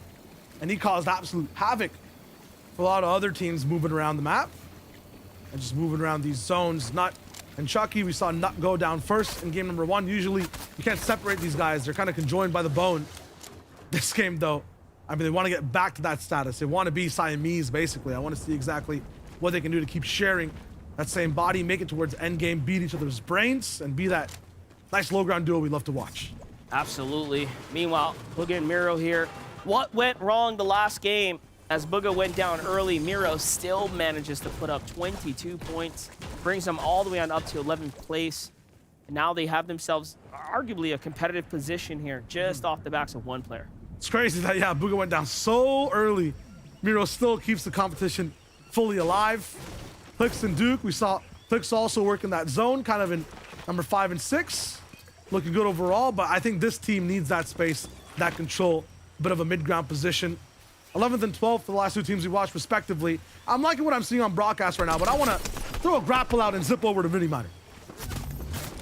Thank you, Shy. Now, I want to look at the top 2 teams from game number 1. Of course, we have Trashy and Raijin, Aegis, and Kanata. What is common between these 2 teams? What are they prioritizing? And that is grapple gloves. You can see both top teams doing the exact same thing with claiming the grapple gloves for both of the players. This, of course, allows them to have a little bit of extra flexibility in the end game, but also in the early game as well. We can see them chilling, farming, enjoying the loot that's available to them. They don't have to rotate early because they have the flexibility that those grapple gloves offer. We can see it from both teams, Rise and, of course, Kanata, both just farming up, just chilling off spawn because they have those grapple gloves, which just gives them so much flexibility when it comes to positioning. Thank you, Minnie. Both those teams also first and second, respectively. Yeah, definitely. They put themselves in a position to succeed here, and it is, of course, based off the backs of the strats that they're putting in the early game, but Clix and Duke managed to rotate directly into a team we saw before we tossed over. The fight was breaking out. Clix and Duke have the advantage here. They found many tags, but not enough to fully commit. This is that discipline starting to come in already. They have shown us that they have grown as a duo, and I like that. Yeah, Clix always knows if a fight is worth it. He understands exactly what breaks down. Even after all these tags, they don't completely push over. You can see him kind of call that disengagement, go for a few other shots instead. He's never had the temperament to match the patience. I can see that catching up, though, now for these finals. Playing smart, taking it easy. I mean, it is finals. You have to respect every single team that is here. And again, this is only the beginning, so who knows if players are still trying to feel out the temperature in the room, right, to really get an understanding of where to take this whole thing. Aviv and Donnie, they managed to continue to move their way out of their contested drop, right? They have essentially been winning the Daily Bugle. Now they find themselves at the Coney Crossroads, so means they've had a direct rotate into Tabney and company here, but there's a little too much going on, a little too much action for them, and they falls down. Meanwhile, Kanata and Angers back on over to the Raid Cave. They do the wide rotate, try to go for the dead rotate, but look who's here. Eomzo company potentially on high ground, firing shots down. Really good at keeping things just silent and secure until they need to strike. Gotten a lot of the damage down already earlier on.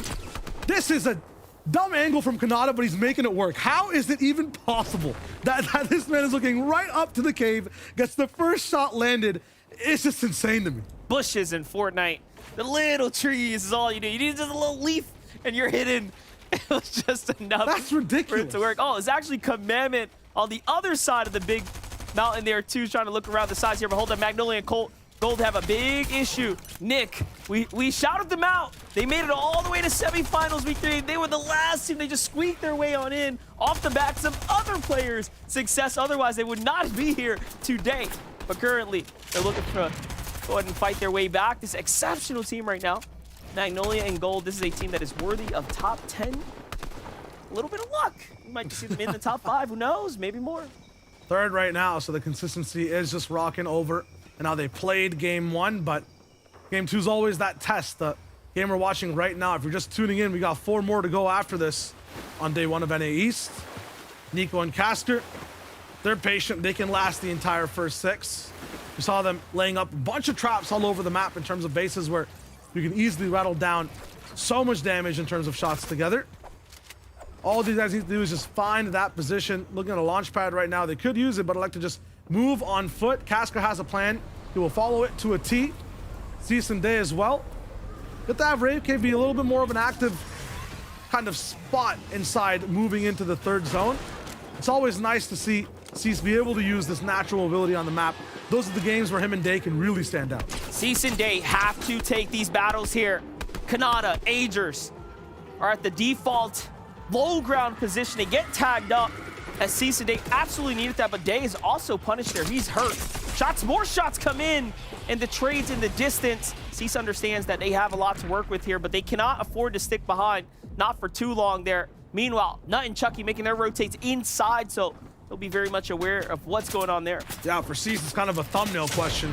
What was the cost of that type of fight? Was it worth it? Yeah, was it worth it? Are we doomed? Might be a few things rocking into his brain, because that's a lot of damage, and I don't think Day was too super close by.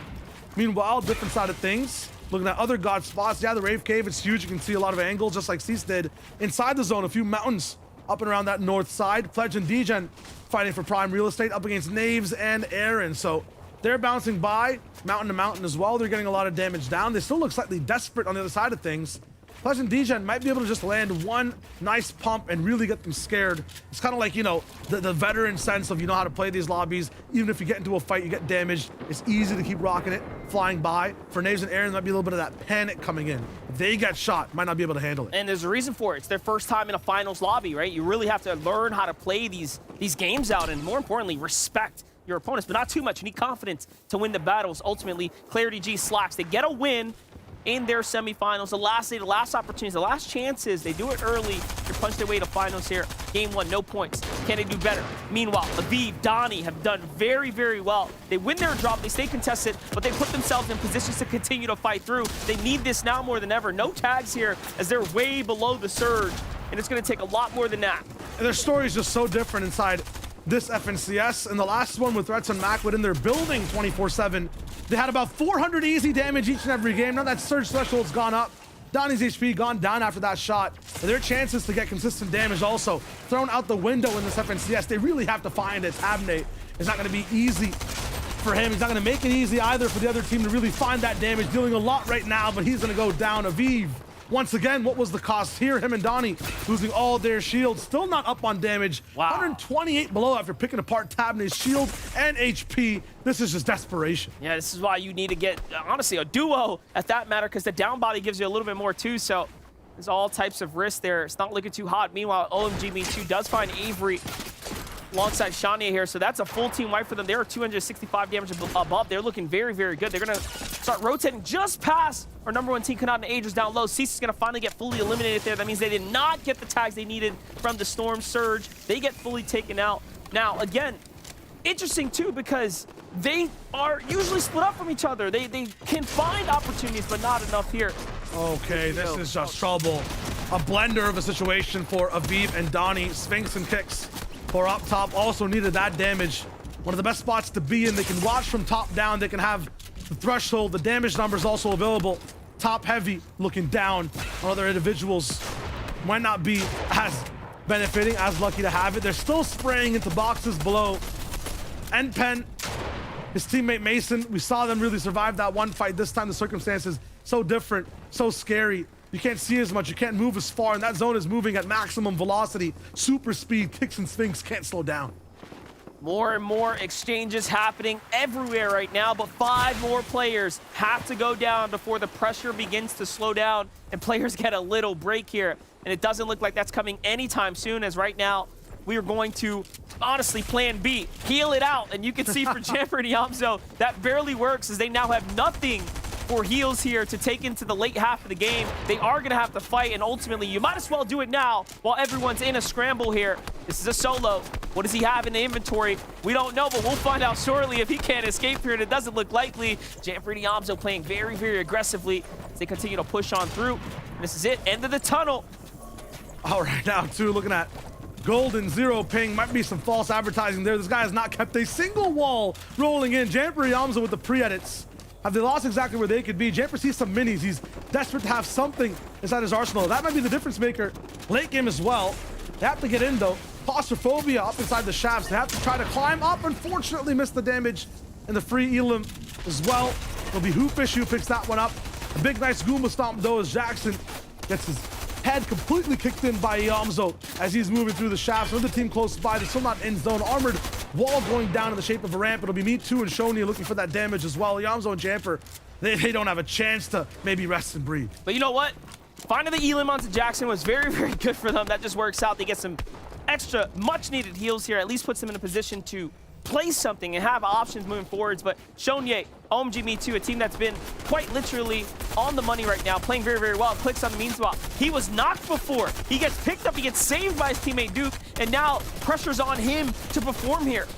Worst type of zone for him to be able to use and move with, though. No one is actually inside the next safe circle for the moment. Everyone here who has to move is going to be in permanent box fights from start to finish of next circle to the finish of next circle as well. Everyone going to be basing right beside each other, on top of each other as well. Clicks needs that space. He's not going to have it. How did he get into this situation is the question. Duke, a rock, paper, scissors match against another player, and he did not toss out the correct shape, size, element, whatever it is. Clicks, he survives. He has rock up against the scissors. Look at that absolutely crushing blow up inside the box with a burst rifle. Give him whatever weapon he can survive. In the end, it's the tracking there, and Clicks had it. Now listen, if they go down early, it is what it is. They earned themselves 8 points already and some placements to go along with it as we start jumping our way to top 27 as far as teams alive go. We'll continue to earn a little bit more. So this is by all means a successful game for a game 2. Everything here on out is going to be bonus and extra. Absolutely, and right now you can see the difference, the kind of bonuses you get for having a set plan, for being one of these teams that are tempered, not really compromising when things get tough. Right now, Kanata Agers on the other side of it, first place. Agers, that might be the most clutch elimination he's going to have in this entire first day. Kanata going to be able to get picked up here, and they have so many mats to work with as well. That zone coming in, it is moving. He's prioritizing healing, though. I think Kanata's just saying, leave me behind, Agers. You can play out the game. That's exactly what's going to go down. He has so many mats to work with. It would be tough for Kanata to move in. Agers wouldn't have enough HP.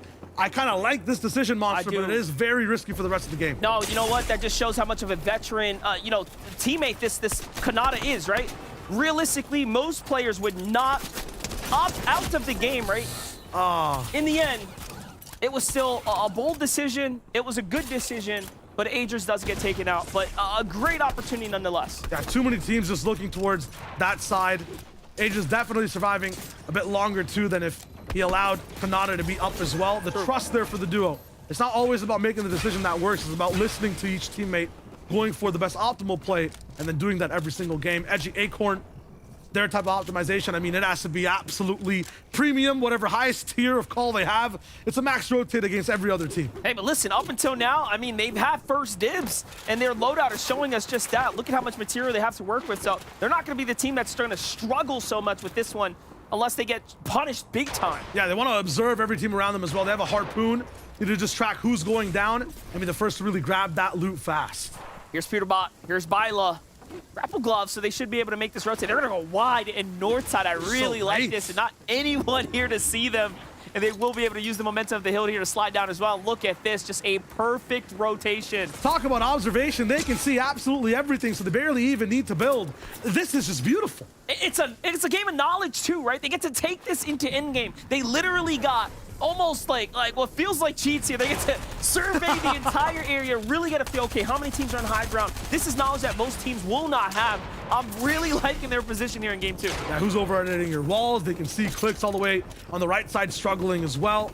I mean, one of the best items to have, that med mist. He's going to be able to use that storm, move around when possible, but all the way up top near Sleepy Sound, the lobby might be forced awake from their lazy slumber any moment. The zone control straight to the water. Clicks! Rude Awakening all the way on to Playify down below. He can edit and go for these walls in a safe fashion. That's exactly what he'll do, and he'll find him. But unfortunately, going for a placement is going to be an answer they won't have. Second response, huge from Clicks. He finds such a clutch elimination, a few more mats to use, and he can swim the whole way and pick up even more. And there's a grapple glove there too, so he will be able to get out of this weird situation if he can react fast enough. If there's anyone who's quick on the builds, quick on their feet, it is Clicks there. So he's back in the game, earning himself even more points from 7th all the way on up to 4th. Call it what you want, but the kid is insane. Meanwhile, DGen Pledge on high ground. One of the very few teams that are in a position to actually maintain this for a second, as they do get the advantage to the pull, but teams still spy, right? A little bit of aircorn. There's other threats here. We saw it last game. There is a team towards their left side. When it comes to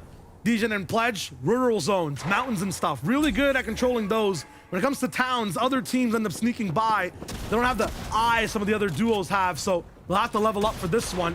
We have Shadow and Walkers looking to challenge them for the moment.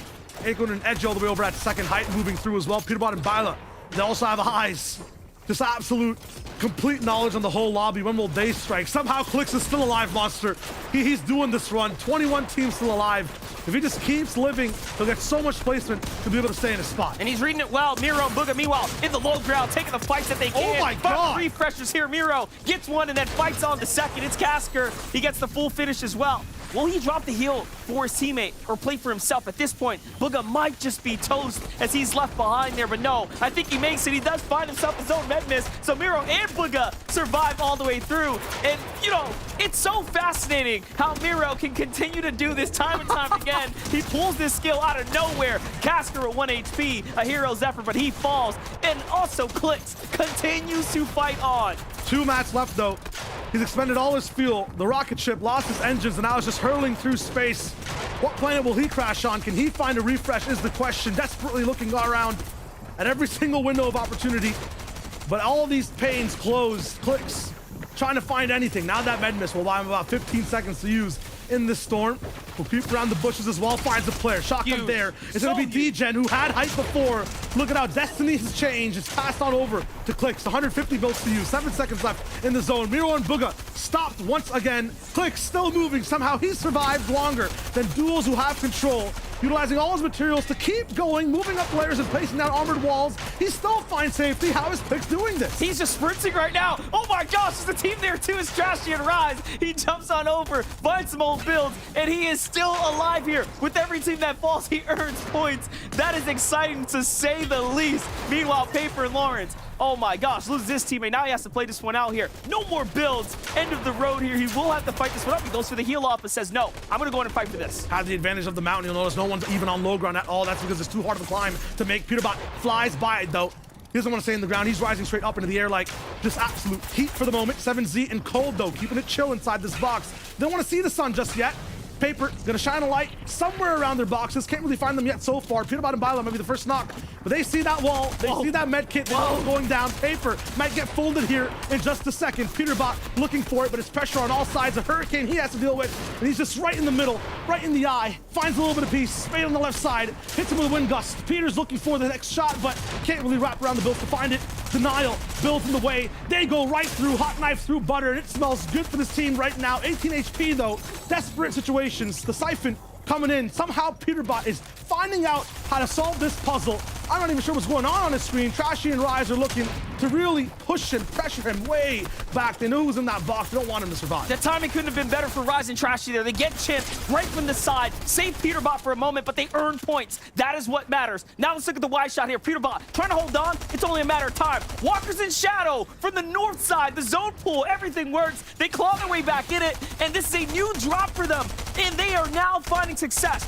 Wins from the semis. They're taking wins to NAE's finals potentially right here. The momentum. Will they continue 2v2 now? Rise and Trashy versus the Young Guns. Walkers and Shadows. Rise and Trashy winning this one can really solidify that lead already in first so far, but they want that VR under the belt. Rising up though, their kneecaps broken on this low ground as it keeps rising. They have nothing to really cover up the top side, cover down the heat. Walkers and Shadow playing it patient, looking for the next B. Maybe it's a double drop down on two different sides. That's what it's looking like. Nice defense to keep these builds up from Shadow. Walker's gonna be that cannon on this tank, looking for maximum damage. Another reconnect. This is desperate for Trashy and Rise. They're finding nothing. Can't see the light at all. Walker's clutch shot on the last one, knows exactly where Rise is, breaks that floor, sees that ramp, knows exactly where Rise is gonna be walking by. They just have to find them, stay as a duo, wrap it all out.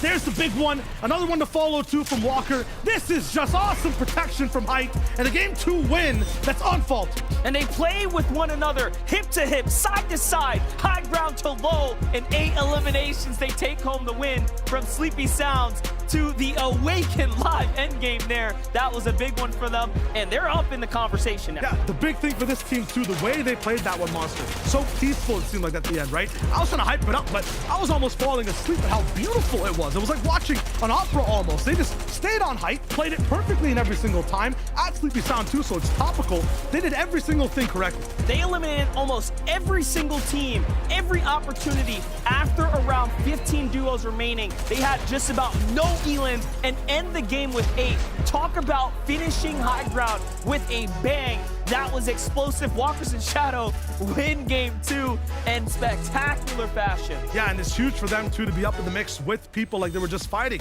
right? Rise overall and Trashy. Like those leaders from the last lobby, there's Falconata, Agers. There's a new type of duo up inside that top 3. We'll see how far they go. And a lot of variety as well. Northern team wins, a Southern team as well. What will we get next? We'll find out shortly. But first, let's send on over to Kelly. Thank you once again, MDF and Shadow and Walkers walking up their top to the top spot of our leaderboard. Everyone grabbing that victory royale with 8 eliminations, but once again, a team grabbing a later height. No longer these zone 6 height takes to being the priority. Yeah, I mean, and the reason that is because Storm Surge has just had such a huge impact on the amount of materials that most of these teams have, that they wait until they get a refresh in the end game. They get those materials at that point, and then they instantly go for the higher ground. And after it, Jacob, it's usually just this, like, this sweep from the higher ground, right? Because every other team on the lower ground is still going through the thing that you were going through 4 minutes ago. They're all out of mats, as you can see right here from Cold. He's trying to run around, trying to find anything that he possibly can, but no, there's nothing. The SMG pressure from Shadow and Walkers from the high ground was just too much for all these low ground teams, and they walked away with it. Yeah, and I know we're having 12 total games throughout these 2 days, but that's back-to-back games here where that strategy has reigned true, because in game 1, Kanata and Agers did that exact same thing, finding the refresh, saving the mats until 8 zone, and then you go ahead and strike towards the top, and everybody towards the bottom is in shambles. They don't have any mats, they don't have any resources, and there's nobody that can clear-cut contest you. And here we have Trashy and Rise, 75 points now. A big lead over Agers and Kanata that before this game had the first place spot. Acorn and Edgy, though, jumping up 7 placements, Jacob. Yeah, that's something that we kind of predicted to see out of this team. They're jumping up the spots because it starts over towards Tilted Towers. We already talked about what they do to the rest of the lobby. They intimidate them. They make sure nobody goes over to their drop spot unless they allow them to by leaving that drop spot. Yeah, and on the back foot of them playing at that international in-person event where they did very well there. So they have the experience with this new Storm Surge, and it's starting to show here in game number 2. Unfortunately, though, Kanata and Agers falling a little bit short. That north polling zone was too much for them to handle. And obviously, there's so many teams jumping up the leaderboard because this is just game number 2. One of those teams being Peterbot and Byla with 56 points tied for 3rd place right now. Yeah, great game right there. Honestly, you know, coming into game number 1, they thought they were going to be contested. They were probably a little bit confused, maybe a little offset. Their footing wasn't quite set yet, but now that they know they're coming in to this FNCS where they're going to be uncontested, they got a little bit more into the groove here. They made it into the end game as a duo, and I mean, look at this. 1 elimination, but they were 600 damage above throughout that moving zone right there. They have it down now. Yeah, honestly, this is a team that honestly, they had such a phenomenal FNCS finals last. It's very, very hard to mimic and match it. So even though they don't have as much of a lead here after 2 games, they're still pulling it together, finding that momentum and finding their groove. but be careful, right? If they get on that roll, we saw what they could do in that last 7 finals. It will not end well for the rest of the lobby. Oh yeah, being on a roll right now, just like Shadow and Walker's jumping up 32 placement points. But speaking about being on a roll, you guys are going to be rolling onto the other side of the stage because we have a special segment. Yeah, so I wanted to kind of highlight why some of these North Pooling zones are so tough, but specifically I want to take a look at Bugha and Miro. Now, it was tough for Kanata and Agers, but it also was tough for Bugha and Miro. We know that they land all the way down at Chonkers Speedway. We're going to be taking a look at where exactly they are right now. Look at this. Other than one other team who is still on Chonkers Speedway, they are the most southern team right now to a all the way northern pooling zone. This is tough because you're basically rotating towards the rest of the lobby, literally all of it. So they're going to be trying to make this rotation here, Jacob. And honestly, it's a tough one to make. Yeah, it's definitely tough because you got to imagine all these other teams that are making that same and similar rotation. But for them, I talked about it very, very early on. They're contested just a little bit towards Chonkers. Yeah. So they're getting themselves just enough surge to make this a safe rotation in towards zone. But then disaster kind of happens again. They get another far pull right after this one. Yeah, and then you can see they take a little bit of a pause there at Greasy Grove to try to maybe get some materials back, make sure that they are set up nice and clean for the next rotation. All in all, they are trying to make sure they have max materials and all of the loot they possibly can because they're so smart. They know what's ahead of them, right? They want to make sure that they are fully prepared for this tough pulling zone that is about to occur. And this nice little pause here, actually finding a team all the way out in the zone with them in Greasy Grove, taking full advantage of that, knowing that, like, listen, for much of this game right here, we're going to be rotating on foot. We're not going to have time for storm surge later, so let's get it now. So smart play by them. And there goes that disastrous second zone pull yet again. But at least this they didn't go all the way up north before they made it happen. They went ahead and go right through Loot Lake, where you do see a ton of different rotational items from launch pads to zip lines to make it as safe as possible. But it's so congested right here. That refresh that you talked about very, very early on is that key. Yeah, and honestly, it just turns into another thing right there where they do end up being the most southern team. Again, it's just very, very tough. But honestly, you know, we're speaking about how harsh of a rotation was it for them. They still made it into the end game as a duo, and I think they got like 13. So if that's like worst case scenario zone and they're getting like 13th with a couple eliminations, that's looking good. Yeah, these zones can obviously spell disaster for a lot of these teams right now, but it also can spell success like we saw from Kanata and Agers in game number 1. But we just got 2 games down, 10 more to go over the next 2 days. So let's head on over to game number 3 with our casters. Game 3. Success, failure, VRs, eliminations, the two sides of many coins inside this Fortnite game, and we're up to game 3 now, almost at halfway point to see what teams change, Monster. This is it, and we've seen a lot of change. We've seen a lot of new stories, exciting ones begin to develop, but we've seen a lot of exciting starts. Let's jump on to game 3. Let's see how this one plays out. In the end, right? In the end, what you do this weekend matters so much. We're only just getting more and more closer to bigger events that could unfold throughout the year. So with that in mind, winning on settings like this, right? It's important. And Walkers and Shadow have done it for the first time in a finals. I'm really happy for them. It's just really nice to see how they did it as well. Control from that 5th zone, absolutely huge for the team. Rhythm, he's gonna be looking to see what he can do from a high type spot as well. But for every team that's rocking in, this game is all about seeing what to change, what to do next. Is plan B an option for user Skuga? It never really is. Bank Tahi, they move out of the way, but every time I've seen one of these teams disengage from the top spot, they got nothing to use for the rest of their game. Peterbot found Walkers in the feed there, by the way. Okay. Just as we touched down, that was like an instant knock. Peterbot and Byla are very, very close in their territory, so that's crazy. We'll see what happens. It could have just been the way the bus played out. Meanwhile, 7Z falls to the hands of Kaz, uses Skakuga. Slide away and extend the fight here up against Bank and Tahi. They do have the advantage right now. HP, possibly material-wise, definitely looks like the weapon loadout's there. Let's see it. Bank slides around, double shotgun's great. Put some good punishment down, but not enough. There, finds a great tag, and user Skakuga looking pretty solid, but he's got to close out. And in the end, he can't. No way. He falls. That's just huge for Tahi. That shouldn't have been a fight that they supremely won, but Tahi's just there, has the double type of shot. He has the 2-shot on one side, the stinger on the other. Just huge for him to be in that spot, win the one-off fight. It always goes anyway to the last second over at Loot Lake. For TK Ritual, not gonna be the same. Pincer maneuver across the temporal sphere. Crisp and Nevify, too good to watch. And although TK managed to find some points before with their little bit of success, Crisp and Nevify have done so much more with the time they had an opportunity to be alive. So both these stories we tune in 2 for 1 on either side, but the story does go to Nevafy, who does have himself inside the top 10. But we'll jump over to another team that's making their first appearance inside the FNCS Finals, Aaron's and Naves. We saw them fight a few times here. It's looking pretty good. I mean, they made it this far for a reason, and they now get to really test their might against the rest of the lobby. I want to see if they have what it takes to really break that block overall. Go for a huge karate chop against Bryce for the moment. But Aaron and Naves, you're right. They've been put in almost every single position. Godlike spot to be able to get all surge. Awesome rotation as well to be right beside another team in box fight. Now, early close range type of scuffed battle. This is something some teams thrive in. I'm seeing every single angle, every single face of a shape from Aaron and Naves. So far, haven't seen their supreme strength just yet. It might just be this one, though. Nasen, we know how good it can be inside these fights, though. He might be a tough opponent, too tough to actually master. Nas and Bryce are great players, but Naves is here to put up the big numbers. Let's see it. Moon Unit Game's gonna be happy, but no! The punishment comes in. Nasen gets traded the follow-up as well. Bryce and Nasen were just a little bit sharper here, and the synergy connects. And just like that, they walk away with 4 points, earning themselves the Storm Surge in the early game that they'll be needing. Our #1 slotted team currently, Rising Trashy here, looking to continue to farm tags. And they've been doing this every game now. They continue to be that team, that thorn on the outskirts, putting in shots. Taco and Chewy here in a fight, earn themselves their first set of points. Finally, first they fall to Agers and Crew, then they rotate this river. It didn't work last time, but this time they were faster. It seems like it works out. Everyone's kind of switching that timing, learning from the first 2 games. It's not even about all the FNCSs you've played before. It's also about how you control what happens within these 12 games you're going to be playing. 6 on this first day, and we're almost halfway through. #3, Brooklyn and Dubs, that first one, yeah.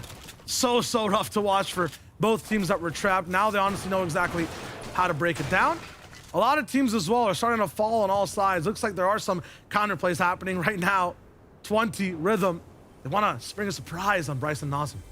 It's looking good here. They're baiting the chest as well. This is all intentional. Take a look. Watch how it plays out. Nasen and Bryce don't have a single clue of what's going on here, right? They think this is a completely unlooted area. Yeah, they're sliding around. Yes, they're being precautious here. But at the end of the day, Rhythm and 20 do have the advantage here.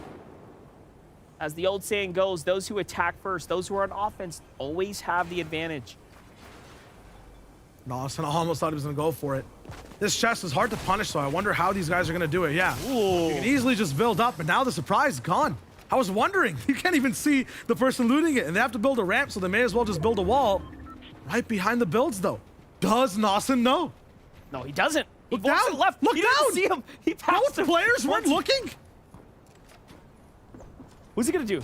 At this point, jump in, please. You're giving me more anxiety just sitting around in the open. Finally, yes, they do. There it is. He goes from the top. He gets inside the box, but no tracking there. 20 misses the opportunity of a lifetime to close out the battle, and they're ambushed. The strategy, the advantage they had is now gone. It breaks into a clean 2v2. Wow. How dare they just let him slip by? I'm so lost. I don't know if Fortnite had a sitcom live inside the game. I can't believe both players were looking the other way. Some animated cartoon type beats going down, and you can see kind of the panic from Rhythm and 20. They were kind of banking on that surprise, really doing a lot of the damage first. Now they're kind of forced inside this box fight on edge map. Nasen getting coned down though, so has to be able to escape from this and be with Bryce at the same time. Opens up a wall, Bryce takes that shot. Nothing lands from either side. Finally, Nasen taking huge beams. Bryce gonna maybe try to deny that pressure. Okay, so what's supposed to happen actually does end up happening, just in very comedic fashion. Yeah, you know, they say, hey, we can make this the easy way, but let's take the hard route. Let's just lose the ambush opportunity and try it this way. In the end, at least they do get those points there. Now let's jump over to Booga and Miro here, who jump up. They find more success. They find enough to go ahead and continue to move up the rankings here. They're now in 8th place, 41 points, trailing at a pretty solid pace here for game 3. They're playing it differently. They go south. I am a little bit concerned if whether or not they're going to be able to find some action in enough time, but we'll see. Draco and Neji, they always kind of play that patient game. They start to shoot when everyone else moves, so while everyone else is staying still, head down, focus up, and play your own game. How much is this rock worth, Acorn? Because I'm pretty sure you've used many more mats than what it's cost to actually farm up, but he's still maxed out on brick. It's looking fine. Aviv does not want to let him go. He walks down there with 480 builds. He left with 480. No, it's okay. Just cost him 2 minis. That's the thought that counts. Meanwhile, Duke and Clicks also just trying to maintain the opportunity here. Looking around. This time the zone's right on top of them, so Eastern pull for the most part. Ooh, a blunt shot through the bush, and Clicks actually connects there. Find a couple more. He does. That's another 44 pickup there onto Nick FN in the distance. Those are important. Those tags are the difference maker. Rise is looking to even capitalize on the same side by himself. For him and Trashy, I think they're going to be playing the most different game compared to everyone else in the lobby right now. They're just looking to extend that lead. They're not playing with any type of desperation. All full planning for the moment. And they've only really gone down to one person so far. That's Kanata Azers. Just one team, actually. And if that's the case, and that's all they have to worry about, as long as these guys are on the other side of the map, it's going to be fine. For them, just keep playing their game. Not an Agers proving to be the kryptonite for some. The weakness for others. Let's see if they'll open trades here from Kanata and Agers. He does find the tags. Those are the opportunities you want to take complete advantage of. So much, in fact, that team says, hey, I'm not peeking him anymore. And they start to look away. DJ and Pledge, however, find a knock onto 7Z. Cold has to play for the pickup. They're being hyper aggressive here, looking around. Where did he go? They lose the tracking, and DJ will lose the opportunity to get the full finish as a 2v1 situation because 7Z has now been saved. Let's see it, though. Cole will be fine for now. Zone, we'll see exactly where it goes as well. Please don't squeeze. It doesn't. So all the way on the right side, a majority of teams will have to move. Good for all their surge. People will be exposed. For the ones inside around the islands, we'll have to be thinking about the future. Every time we see this east zone, things get crazy. Monster, have you heard about the MGMU? Tell me more. Yeah, it's the mid-game mini update, so let's tune in.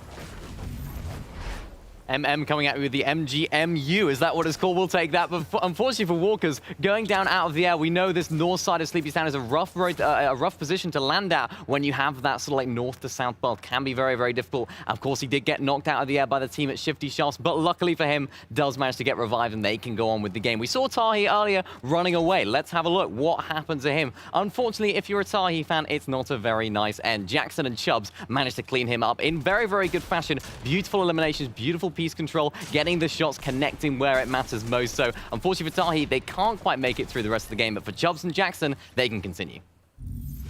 Now, Shayo, have you heard of the TYMM?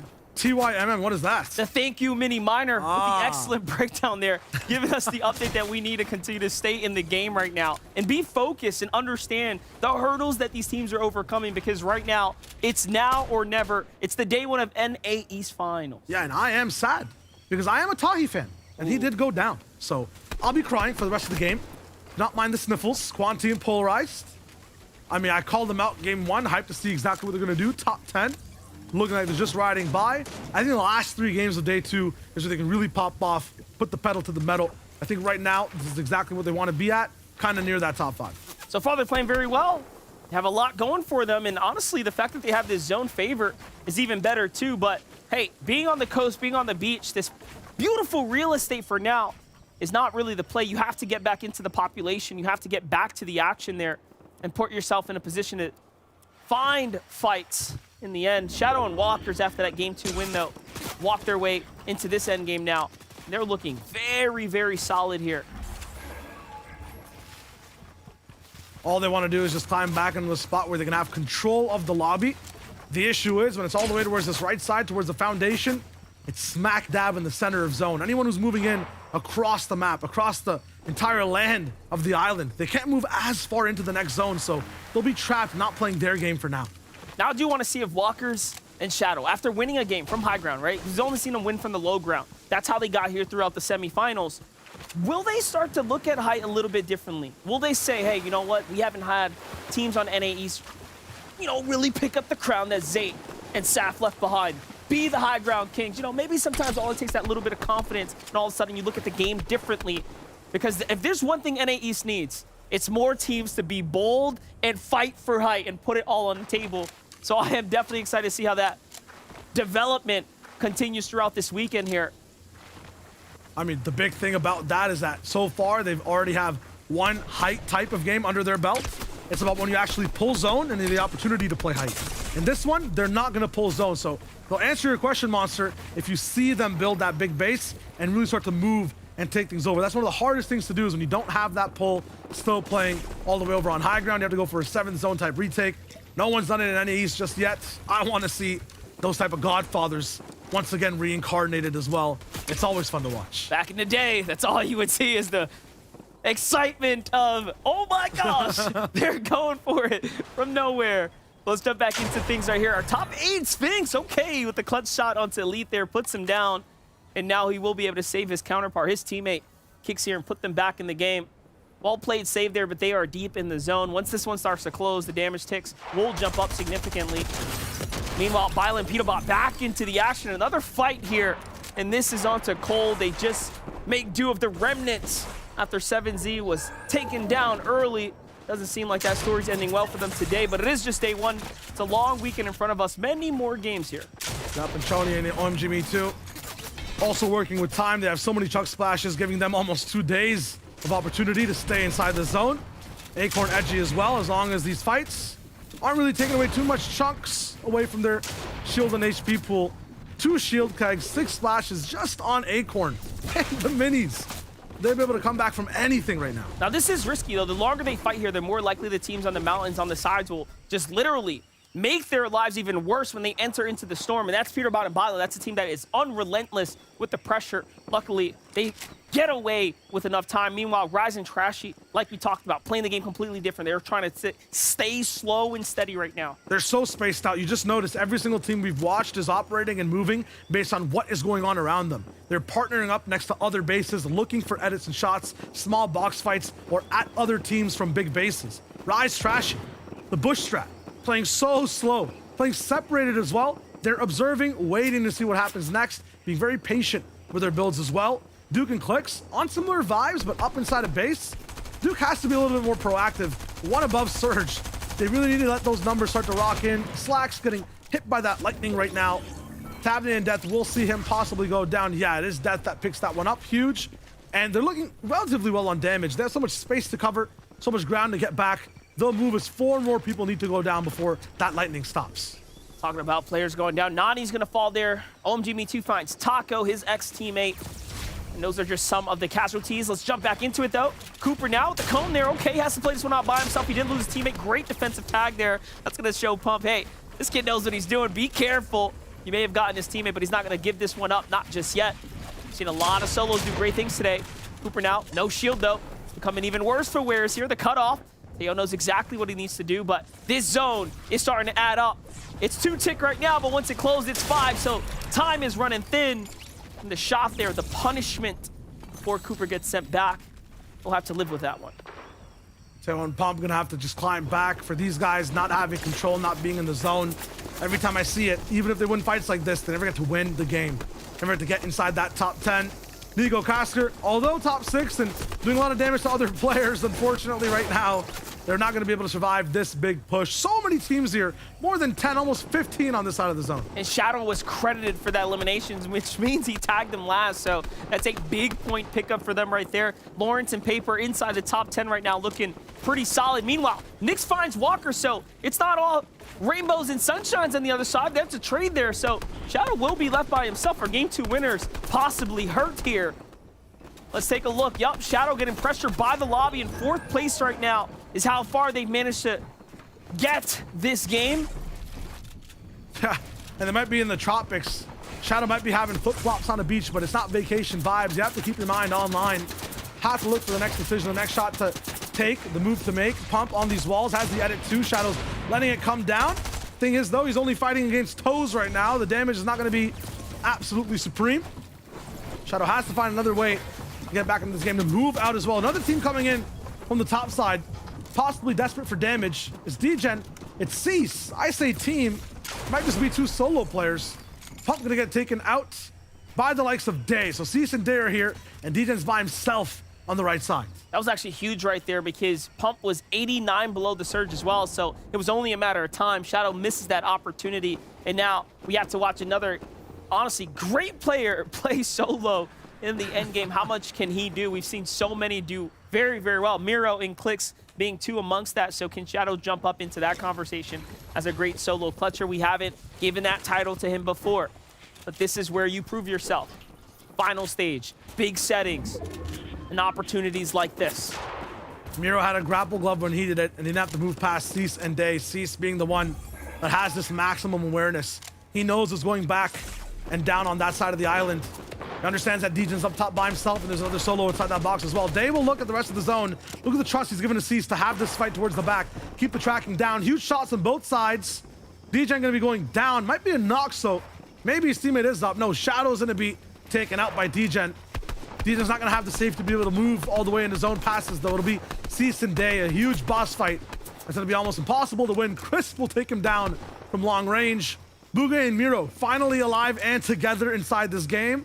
And the most important thing, with control. Last time, they were just running constantly. Miro did not get to take his shots on his own turf. He had to predict bullets and wrap them around builds inside the zone. I want to see these guys in peak physical form. Yeah, definitely. Clicks is not there, not in peak physical form. This is a rough spot for him to be in. Yes, he's above the surge, but he's got no shields, no heals to work with here and limited builds. And now he's got Kanata and Agers right underneath him. This is 4th place versus 6 here. And Clicks is by himself, no Duke to protect him. And there, Kanata makes the decision. We're gonna go in. He takes the wall, and Agers follows up, and he was even faster with the shot than Agers could react. And just like that, they get themselves the points that they needed. They put an end to Clicks there in 6. I can assume he's gonna drop down to around 8th or 10th or so. Yeah, after that edit too, uploaded to the lobby with gigabit speed. That man was taken out so fast. So when Kanata and Agers want something, they get it. Once again, right outside of this half and half. When was the last time this happened to Kanata and Agers? When they won that first game on the left side of where things pull. So deja vu for them maybe. Rise and Trashy also here. And we know whose kryptonite, or what their kryptonite is. It is Kanata and Agers. Every single team that was there in that first game is kind of in that same spot. If that's the case, Kanata and Agers should be shoo-ins to win. They do find themselves near one another again here as Rise builds over their box and slips off through the side there. So careful, careful. Same thing too here. Eomzo and Jamper, one of the highest teams elevated, looking for a high ground play. They'll see Kanata and Agers. The question is this time, do they give up their power spot to try to play the entire tournament, or do they just, utilize this spot, fight for it, and play for the win? Well, right now, Eomzo's cutting teams off. He's looking to hunt for opportunity here. I think they want more maps. I think he wants a refresher so they can actually build this way all the way through height. Oh, he lets his guard down for a second there. That could have been Rise and Trashy feasting on the siphon loot of Eomzo. Last time there was a challenge. They just fell all the way to low ground. This time, looks like Eomzo is holding his ground. Jamper up top. They'll want to elevate. That's exactly what he does. And now, yeah, that looks like high ground. In 8 seconds, we'll see. Do they actually get to play from here? If this thing pulls all the way towards the beach, all of this investment on these builds will not matter. People like Me Too will be in the spot. It pulls all the way towards that beach and the Joneses. Gonna be tough to play height from here for now. We'll see what they can do for Shonye and Me Too, though. This is perfect. They can continue this box fight, rain in so many elim points and refreshes at the perfect time. That's right, but everyone on this other side will have this slight advantage as they are up above the elevation here. Shonye and Me Too commits. 10 eliminations. Wait a second. Dude, we're not even in the end game. We just got here. Zone 6 reveals itself. I think they have 10. The record's like 17 or something. I don't think it ever gets to 20. gosh. So it might be history we're watching here in NA East on that low ground. Dom and Tragic's up top. They're a little bit more passive, right? This is actually huge for Me Too and Shonye. They don't go for as many eliminations. They go for pressure and just keeping the builds up on height. Me Too and Shonye can run away with this with eliminations. I really want to tune into that low ground team. Yeah, I called it in game 1. I was like, wait, he's in the feed. He's getting big names. Hold up. We haven't seen him play with this teammate yet, and it's looking pretty good. So far, they are hot on the streak right now. Fresh off the press, Rise and Trashy have a little something to worry about here. They're 87 below. They have all types of issues to worry about here. They try to rotate through. No more grapple gloves. Great rotate there. Looks good. He gets in front. He has to double back to his teammate here. And just like that, now down to a single build and even less. But there's weak players all around them. All it will take is for them to jump in and commit to the fight. Here it is. And for the break, if everyone's weak, even with the elims, no one ends up being strong towards the end. No match to be able to siphon. Kanata left by himself. Mustn't play a fight. Will take Agers down. Looks like he'll be able to pick up both. Another box fight going to be so important for his placement overall. Going to be pushed all the way over to the left side. Is there a mountain in the way? No. He gets to breathe. He sees the air. Where is he going to go is the question. Still keep things secure. Well, he's got almost max material here. Kanata can do something crazy. We've seen him clutch before, but the pressure's on now. Trashy Rise, first place, still in the low ground. Loses teammate, now down to 28 HP. Into enemy builds and crushed. Taken out. His run's over. Kanata has a chance now to jump up to first. He is just 5 points away from doing something exceptional. Meanwhile, Eomzo and Jamper inside the top 10 continue to fight for more, and they keep earning their stripes. And this is huge, that Eomzo insurance policy, that low ground type beat is going to be so good. Cease and Day, though, finally seeing some sunlight here up top on high ground. Going to be a challenge for them to win this game because Miro and Bugha are still looking strong. An armored wall will not stop these guys if they want to get into your box, but will change their mind overall on where they want to go. Me Too still picking up bodies inside this elim feed. 11 eliminations almost, it looks like. Yes, that's exactly it. They are not stopping at all. He is not, and they're continuing to add up as well. They've got a lot of points to work with,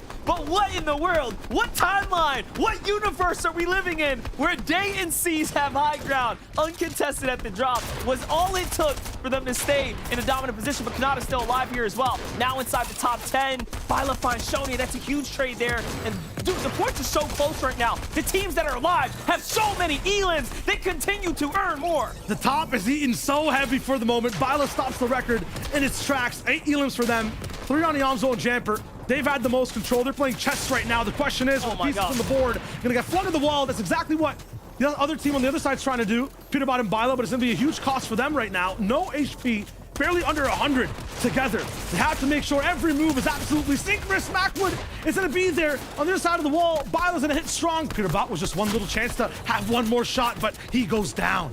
Kanata will be able to take advantage of that opportunity. He's still earning more and more points. Threats, however, is alive, sitting in between the two. Cease and Day up top, just, kicking back. Let the low ground do the hard work for them. They see the names that are here. This is no pushover teams. 7 elims for Miro, and it's the legends of NAE that are still alive in game number 3. It's going the final mile as well, the 9th zone. Threat's gonna be the one in that clutch spot, not Macwood as he usually is. Miro hears everything that happens in the storm. You cannot trick this man. He invented the clutch strategies. He was born in them. Cease right now molding the rest of the lobby, though. Huge shot from Kanata. The clutch does not stop. The heat, the man, he's feeling it. Kanata is back. Agents is here to watch the show from the sidelines, but hold up. He's got Bugha and Miro to deal with in front of him, and then Cease and Day on height. Depending on what Kanata does next will determine the game. He's got a grapple glove, so, there's options on the table. We all know he loves high ground, so let's see it. Off to the side he goes. This gives Bugha and Miro a much difficult decision to make as well. They also go into the zone. No one wants to give high ground the opportunity, the sight line. Cease and Day will begin to run out of mats here. Cease is lit up as well. Anyone can win. Kanata takes the fight. No way! He is crazy with it. Don't count him out. And now, it's a 1v2 situation. Kanata going for it, has height as well in the mats to be able to use it. Unfortunately, though, it's a quick switch up. Cease and Day know exactly how to play defense. Cease and Day looking so good in this game. A block from Day and a win for the squad that struggled all the way up to this point in the finals. They scream, "We are here!" But Kanata with the second place. I don't know how he did it. That was actually insane. And he picks up even more than he should have. In the end, though, Cease and Day with the win. That is something I think the whole entire community can, put their hands together and golf clap for. Absolutely. The type of zone as well, from Rave Cave all the way to Max Rotate, other side of the map. They have that much control. It's just huge for Cease and Day. I think the talk of that game, though, has to be this man on screen, Kanata. Although Cease had God calls to get to this spot, this man was a solo player, rocking through team after team, legend after legend. Once again, big shout out to Cease and Day, but what a game from Kanata. Hey, Cease is a veteran. There's a reason he's here. Day, FNCS champion. He's done that a few times as well. Game 3 goes to them in spectacular fashion. In the end, they make it work, and they should not have won that game. Not at all, but they did. They were in the position. I'm very happy. You know who's sad? Because so many new storylines open, their work becomes tenfold. It's Kelly, Vivid, and Jacob. Like, what are they going to do now?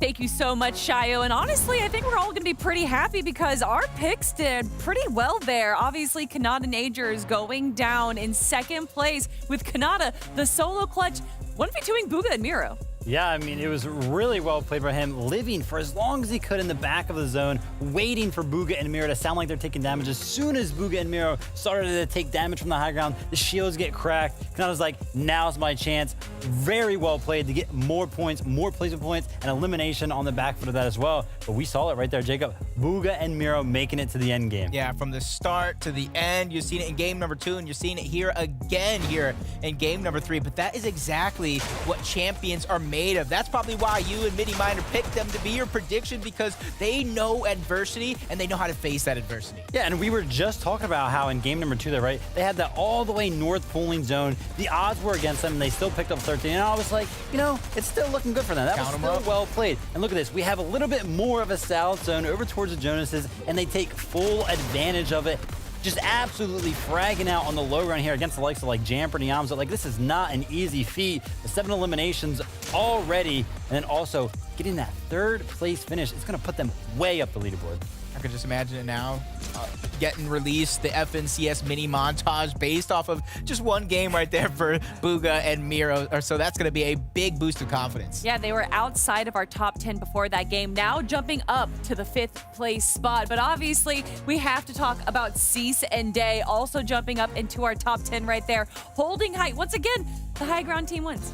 I can't believe it. You know, we were talking about what is the identity of Cease and Day. The play styles, they don't really mix up. It's taken a while for them to really start to look like a solid duo. And let me tell you something. If it's any time for a team to start looking like a solid duo, it's in the FNCS finals. To find yourselves on the high ground, winning game number 3. And, you know, MDF talked about it. High ground does not have an identity right now. What if it's Cease and Day now? Yeah, anybody's for the taking. And we honestly talked about it as well throughout the entire process, how the qualifier teams would manage to go ahead and play here in the finals. But what about a team that had struggled? They get that 2-week break and they've really refined themselves. I've been watching their streams, and Cease right now is at the top of his game. I love to see it. Another team that is at the top right now in 4th place spot, it's Shonye and OMG Me Too. Now with 17 eliminations, the 2nd most amount of eliminations we have on the board.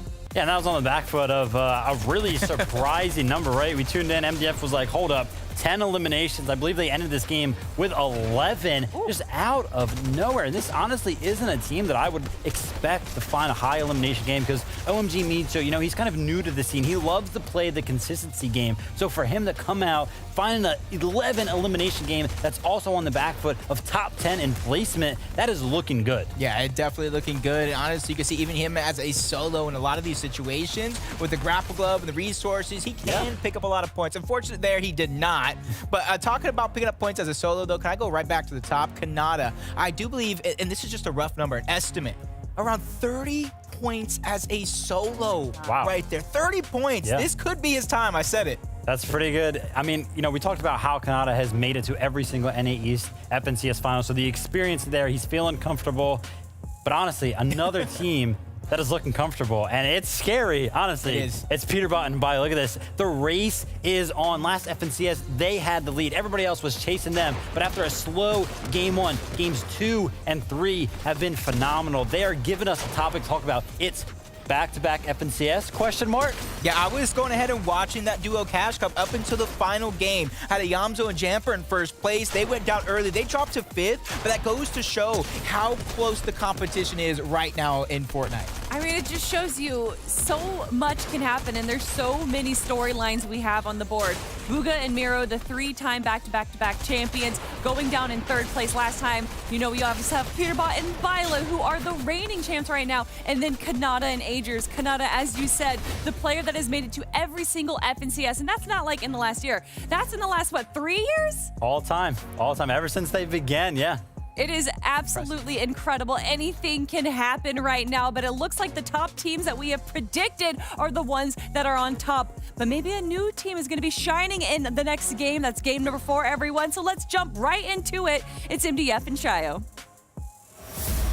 Game 4.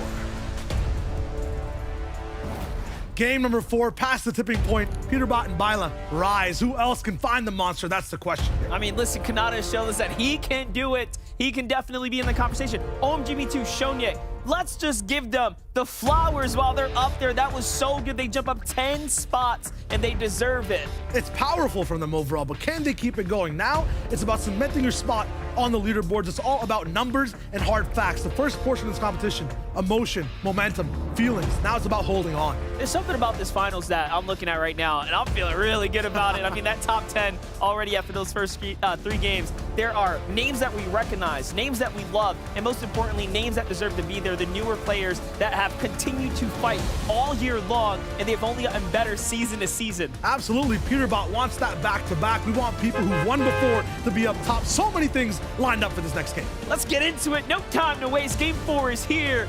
The NAE's Finals Day 1 has really given us a lot to think about and even more to look at as we get to continue to earn our way through these highlights. But let's start. Let's start. Next to the back-to-back, we got previous winners from the chapter. Bugamiro looking to take that crown. And then we talked about it as well. Scented and Cold. You also have Kanata and Agers looking for their first championship overall. There are Kanata and Agers in the lead for the moment, but it's ever so close towards the top. Bila way back in the distance is going to be number 2, but the leaderboard isn't the most fun thing.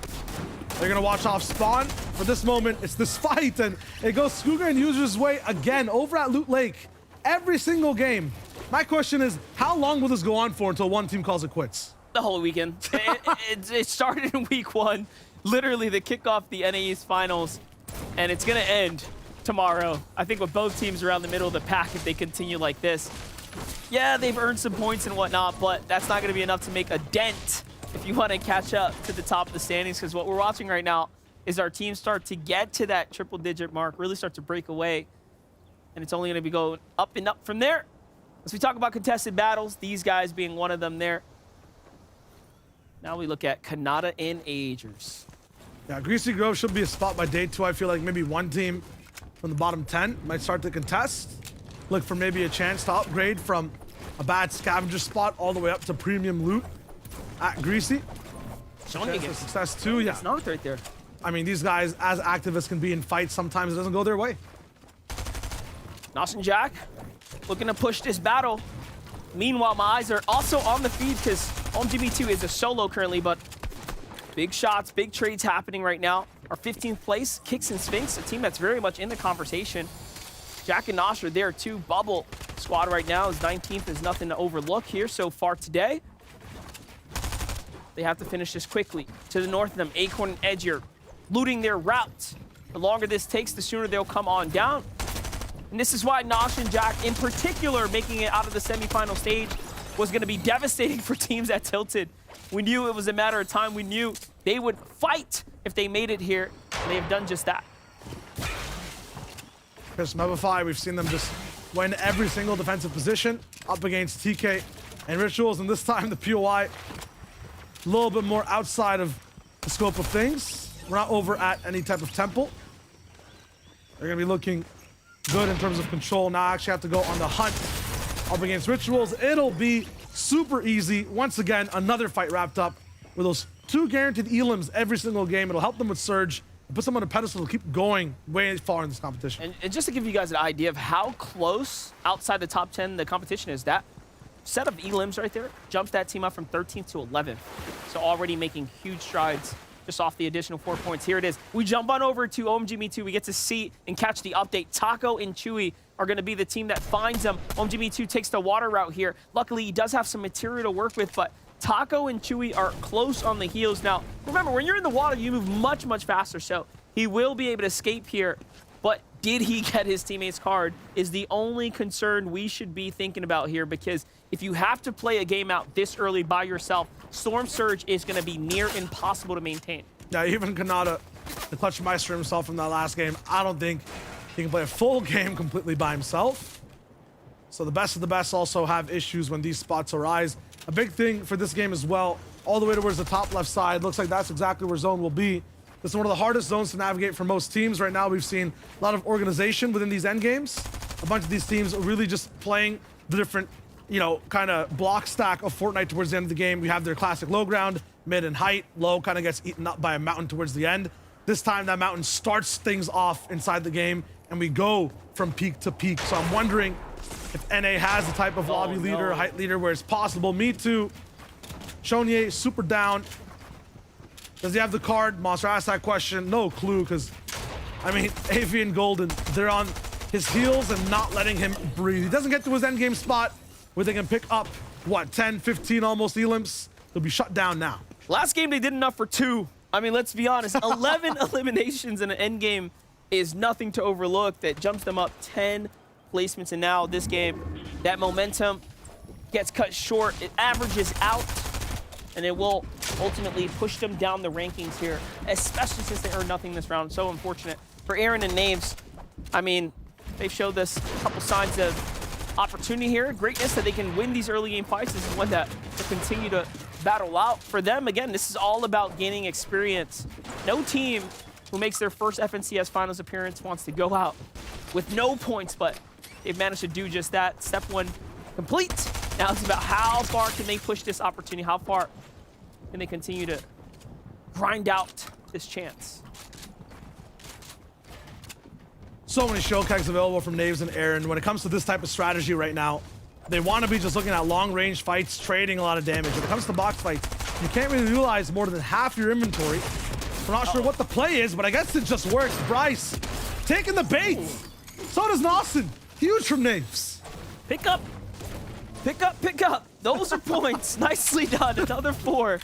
We'd like to see it. Let's watch that back one more time. We got 20 and Rhythm here, getting into a little fight against D-Roller and Knifer. This is all unfolding at the same time, not too far off from Naves and company. And you can see Rhythm does a great job there, backing up 20, being excellent support against the well-known Knifer and D-Roller. That's no easy team to defeat like that, and they made it look very simple. Cam and Narwhal are going to go for the complex route of things. Possibly a mid-game engagement, but nah. Okay, they'll keep it super simple, just like all the teams we've watched before. Pushing to see how far they can gain some control. Right now, Cam is going to, I think, overreach into a few fights. He's gone down early, leaving Narwhal by himself to even go for some reboots.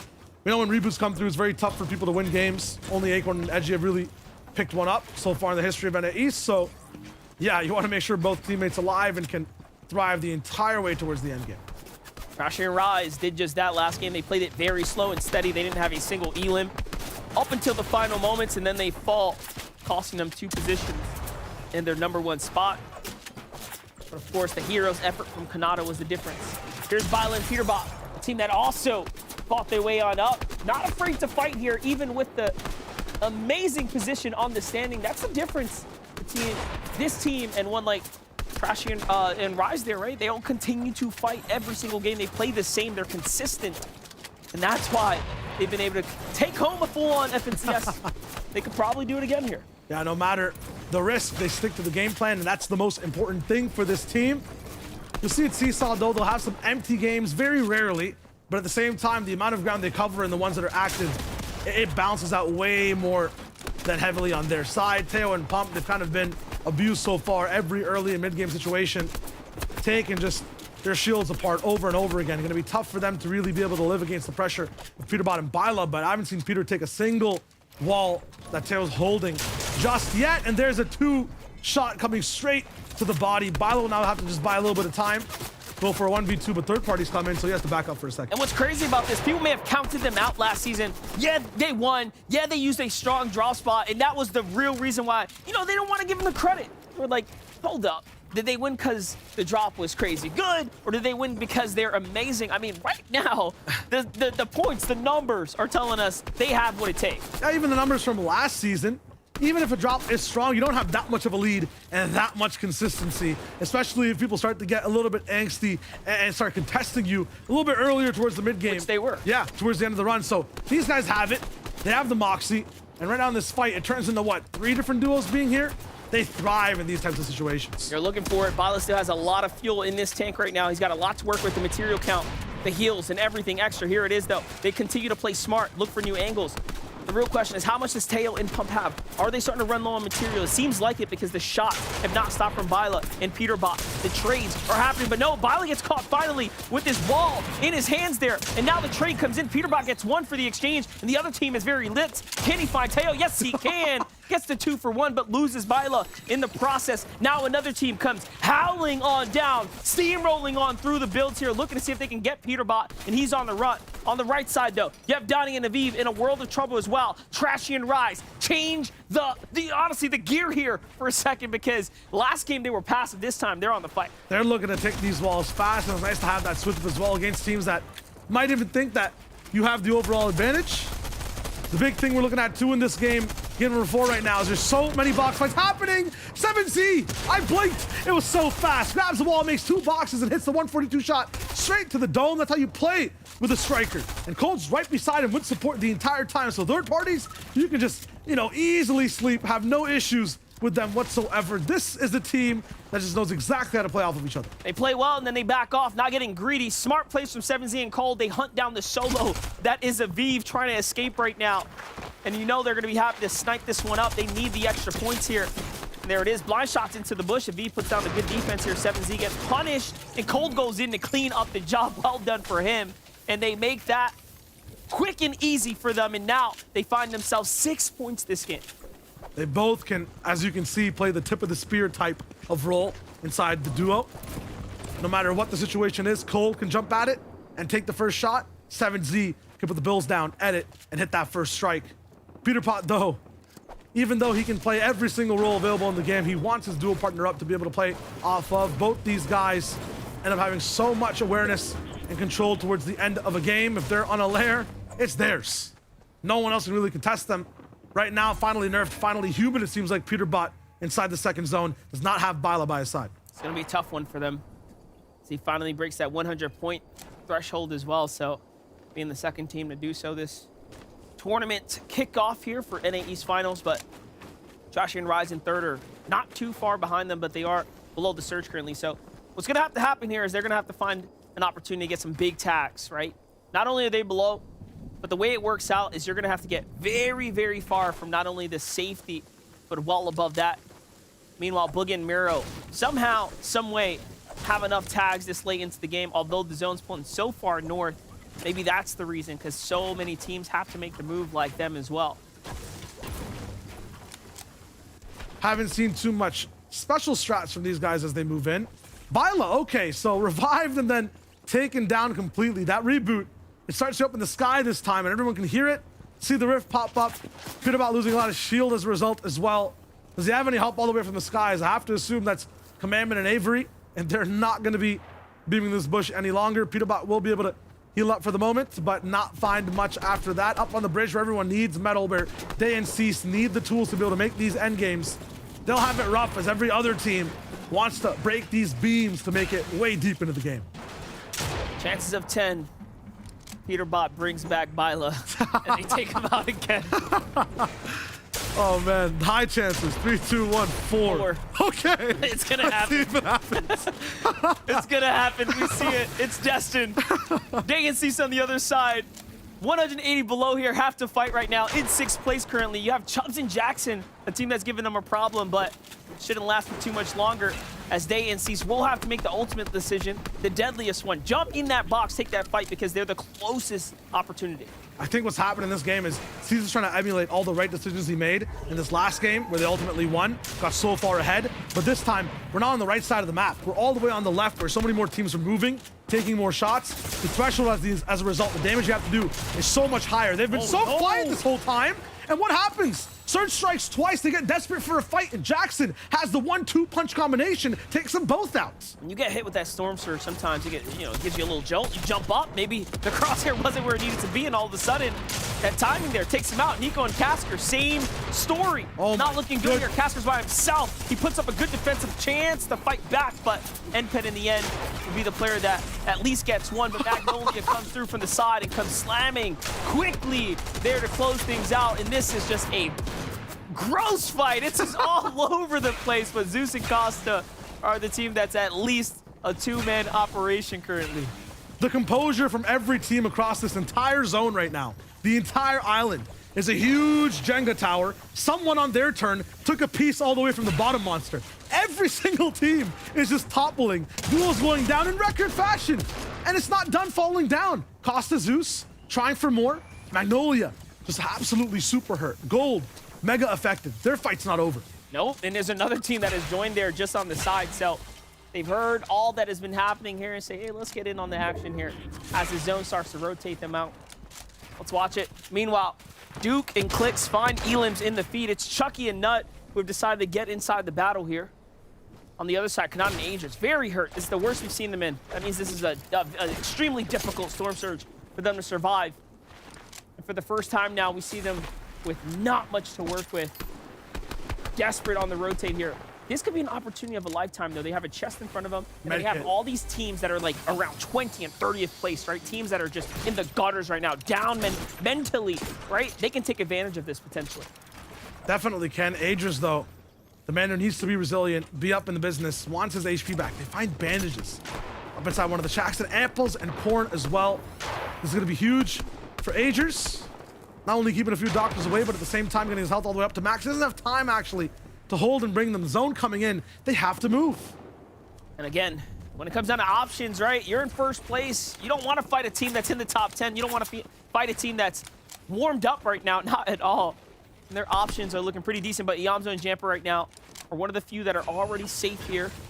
Looking down on those other squads. They're 136 above, okay, so they should be okay. Just a single player has to go down right now. Eomzo, Jamper. They've had so much space this entire game, but a lack of control. Usually, those two go hand in hand. Always up high on a tower, always in a spot to be able to look at the entire lobby. The amount of information, the choices they can make, the news they have on how people are moving.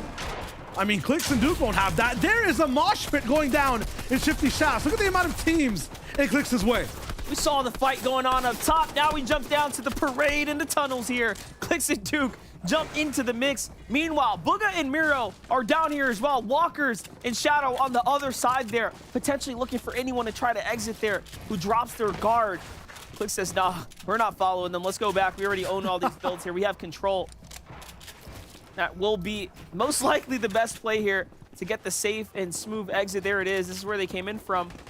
And they do manage to slip out of there. But that could have been totally different had they not been more composed. We've seen a lot of composure from Clicks and Duke today.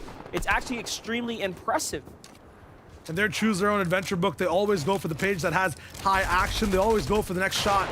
They go for the fast turn, but Clicks really taking his time to think this time. Figure out the best option for survival. Their shots then live longer inside the game. Pamsto Fatch getting a little bit more risky towards the earlier games, all the way up to game 4. Don't feel out the competition first, know exactly what to do. Tomorrow, use all this information and have 6 hopefully glorious games. I mean, listen, they're in 12th right now. Pretty solid. Let's watch this elimination go down one more time. Our number 1 team here. We knew they had to fight. We knew it was looking pretty desperate for them. And they just get steamrolled there as they try to set up a battle there for Storm Surge. It did not work out. Crasher and Rise now have an opportunity to jump up. Absolutely. With Kanata Aegis down, they'll see that. They'll have an essence of control. Most of the times, these guys are playing the end game the same way. Play for information first. Play that defensive type of game. Strike after one person makes a mistake right now. That's Vapor. That's Lawrence. Clicks and Duke are the one putting down the rain and the pressure. Vapor goes down. Lawrence is fine. He trades out against 7Z. Where's Cole is the question. Nowhere to be found. Vert and Blake rolling in. Blake's not going to have a dance to do on screen this time. He's going to be absolutely nice down. Magnolia takes him out again, coming over from the blind side. Clicks has to back all the way up too. Yeah, he leaves Duke by himself. Duke just takes the wall back, and he's not afraid at all. He wants this loot. This is what they're fighting for right there. And they get it. They manage to find so much of it. And look at that. They have excess metal as well. This is the perfect opportunity now. They find tags and they find loot. Haven't seen the zone just yet for Clicks and Duke, no matter how many matches they have. If the zone pulls maximum north, it'll be tough for every single team. That update going to be absolutely monumental to see exactly what teams have to do. Surge also ticks in. It's kind of northwest. There's a possibility to be able to make this entire glide and fly. You need gloves, though. It's key. I don't see any in Duke's inventory or Clicks. They have to move super fast. Duke gets tagged, too, as we jump on over to Jamper, who's got his high ground poised on, and he absolutely has to defend this one by himself. Now, listen, Jamper is still down, so he might just jump down. But no, he slips past an enemy. He is more worried about his teammate. He wants to get to him, and there it is. Opting to go straight to his teammate for a moment there could have lost his tournament opportunity as well, and he will get the save. I don't know how he managed to get so lucky. Golden can see it happening, though. He doesn't want to let this go for free. drops too far and now can't dip back in the zone. No chance to get AV back in the game. He got fully taken out. Golden, absolute desperation. Eomzo, Jamper, back up. Let's see what this decision reigns for the duo. One less Elim, not going to be able to get all the mats either. Can Eomzo and Jamper survive and go the long mile? Jamper's kind of looking for that body, seeing if there is any loot around, but they find and see nothing, opening a dangerous wall as well. If there was anyone on the other side, it would have been huge. Lawrence still active in that long fight against Duke and Clicks, where they were dropping down pressure. He takes down Duke. They were not able to make that entire rotation. Now just 39 teams in the zone. You can see how difficult it was to get here for so many teams. You can see the shield affected from a few players. Golden with no HP.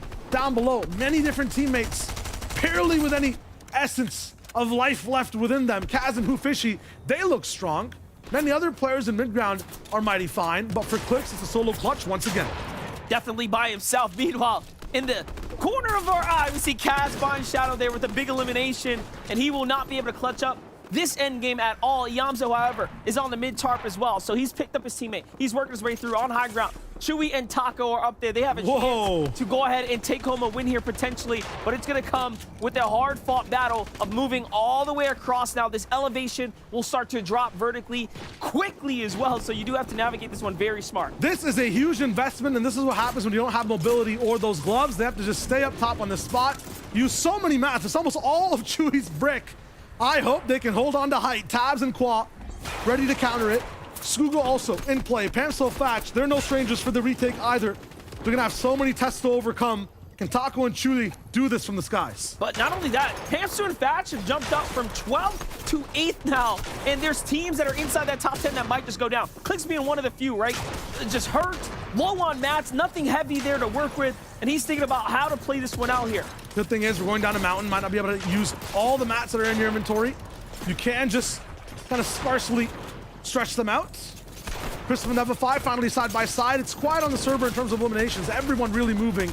Got him a chance. Okay, Chris, huge edit, but can't land that third shot. He gets caught. He gets trapped in the cone there and finished off quickly here. Here's Eomzo. Here's Jamper. The struggle of the day for them is losing that high ground position to, of course, gold. But hey, they're back in this game and they're hurt, but at least they're with one another. They have chances. They have opportunity to play with. On the other side, Clicks finds an Elim. Okay, don't count him out. That's on the Tragics there, and it's a couple mats. Started over at 8th, jumped all the way on to 4th with this clutch. Huge from Clicks. With the gloves, is able to move over to the next zone, and he almost even pulls it. He does, in the best position for now, as Degen and Pledge take height. It is perfect, too. Clicks will be able to go into those builds, into the Logjam Lotus, and actually refresh the material count as well, so this will not count him out. Trashy and Rise are still alive. Clicks finds Nick FN there in the feed. Rise is in the fight now, down to 1 HP. Armored Wall comes out, down to the water, but no! A single pellet will take him out. Trashy follows shortly behind him. Tabney is gonna fall too, and the dominoes come knocking down. Everything falls here. It crumbles. A slideshow of eliminations. What a presentation from a high ground team and the pressure they're putting down on all players. When I talked about the retake, we must have forgot about Pamsto and Fatch, sending Degen to a watery grave down below. Hopefully Pledge can clutch it up. These guys looking good for now. They got the ammunition to survive from the Mats holdout too. One player looking for the side though. It's Pledge here. He's thinking about it. They can see the chunk splashes coming in, but hold up. Clicks has got a different story that he's trying to write down low. That's an uncharacteristic miss, and someone slides behind, and he goes down. Inside the top 10 is Hoofishy, who demolishes him there. Here's Player 5's perspective though. He's sitting on so much loot, but not enough to maintain for too much longer as he has to swap on over to his other heals there. Just a couple tick difference was lost. Tabs G now by himself gives away his position. He's like, oh no, don't want to go that way. He's trying to time this one. But the beam is too much to be able to survive. Now, towards some of our last duos, we do have Solo still in the mix. Commandment fighting one of them. A huge chomp, and him and Clarity go down together. Skuga still alive after that Loot Lake disaster. The fiasco happening every game. He goes down too.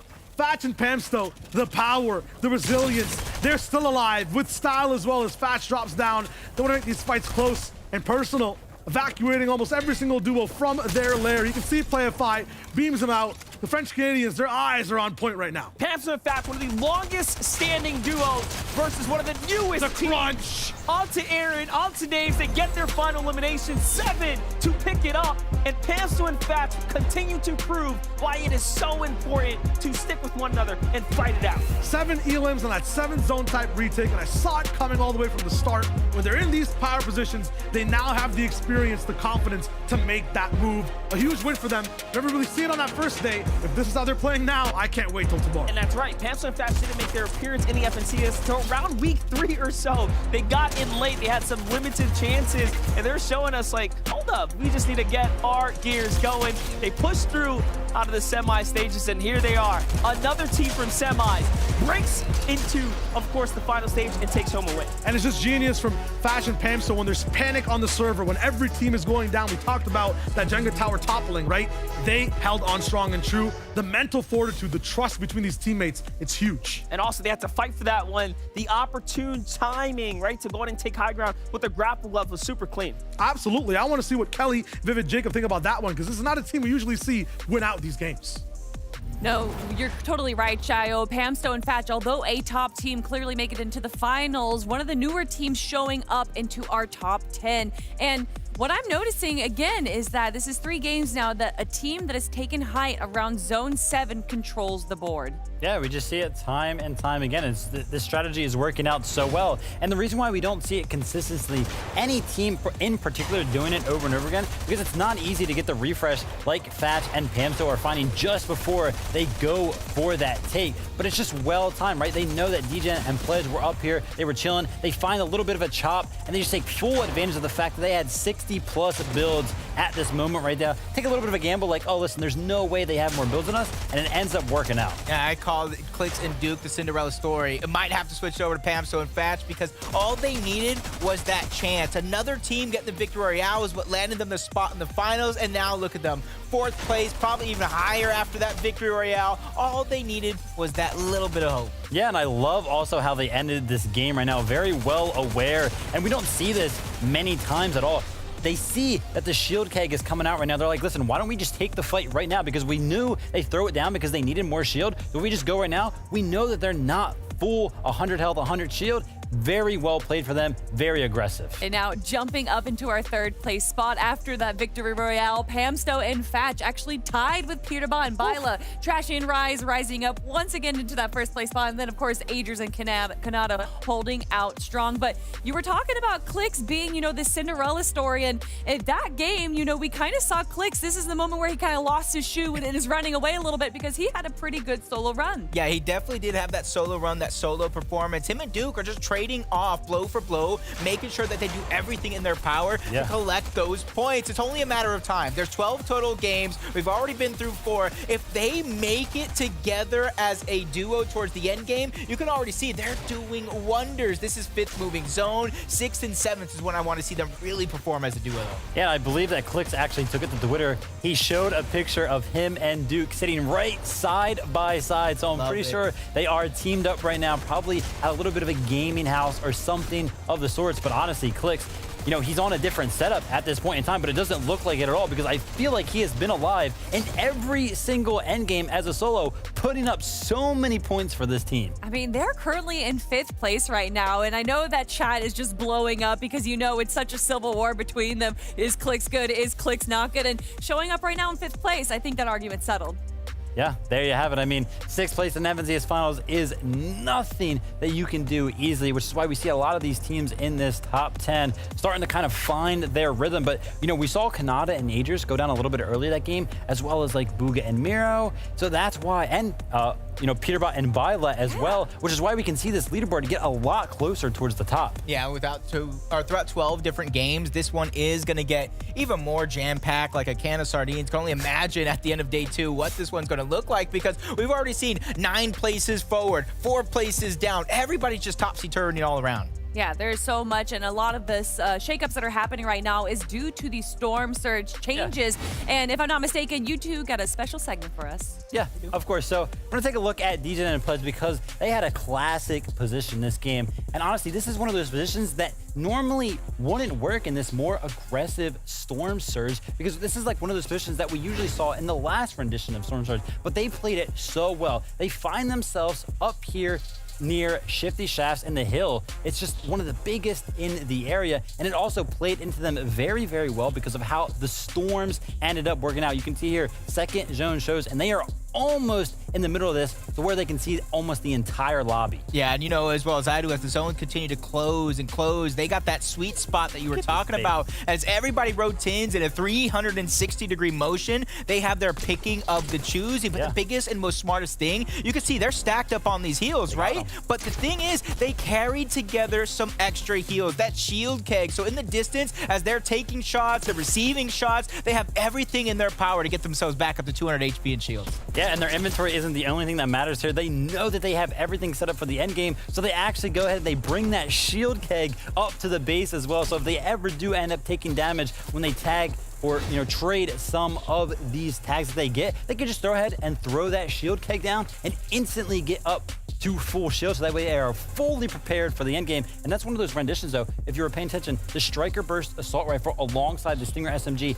no shotgun right there. And that to me just really shows that these guys aren't only thinking about their drop spot, they're not only thinking about the next couple rotations, they're thinking so far into the future, bringing that shield keg, going and trading for those surge shots, so that eventually they did have to rotate, but they didn't have to worry about surge. Well, shield keg is obviously very good at the start of the game, but maybe it's the middle of the path or the middle of the zone, and you guys are like dealing with Storm Surge. What is the best healing item to use in that situation, David? Honestly, it's got to be the chug splashes, right? You can instantly throw them out. You and your duo both get them right. So time efficiency right there, as well as the per slot healing that you get out of that. And then also you can just kind of throw them while you're running and keep it moving. So that way you can maybe go ahead and run towards another team and get some of those tags that you desperately need. Yeah, I got to agree with him that there's so much different utility. We're already seeing so many teams go back into the storm and using those chug splashes to kind of out heal it and then begin to move forward to pick up extra points through the placement.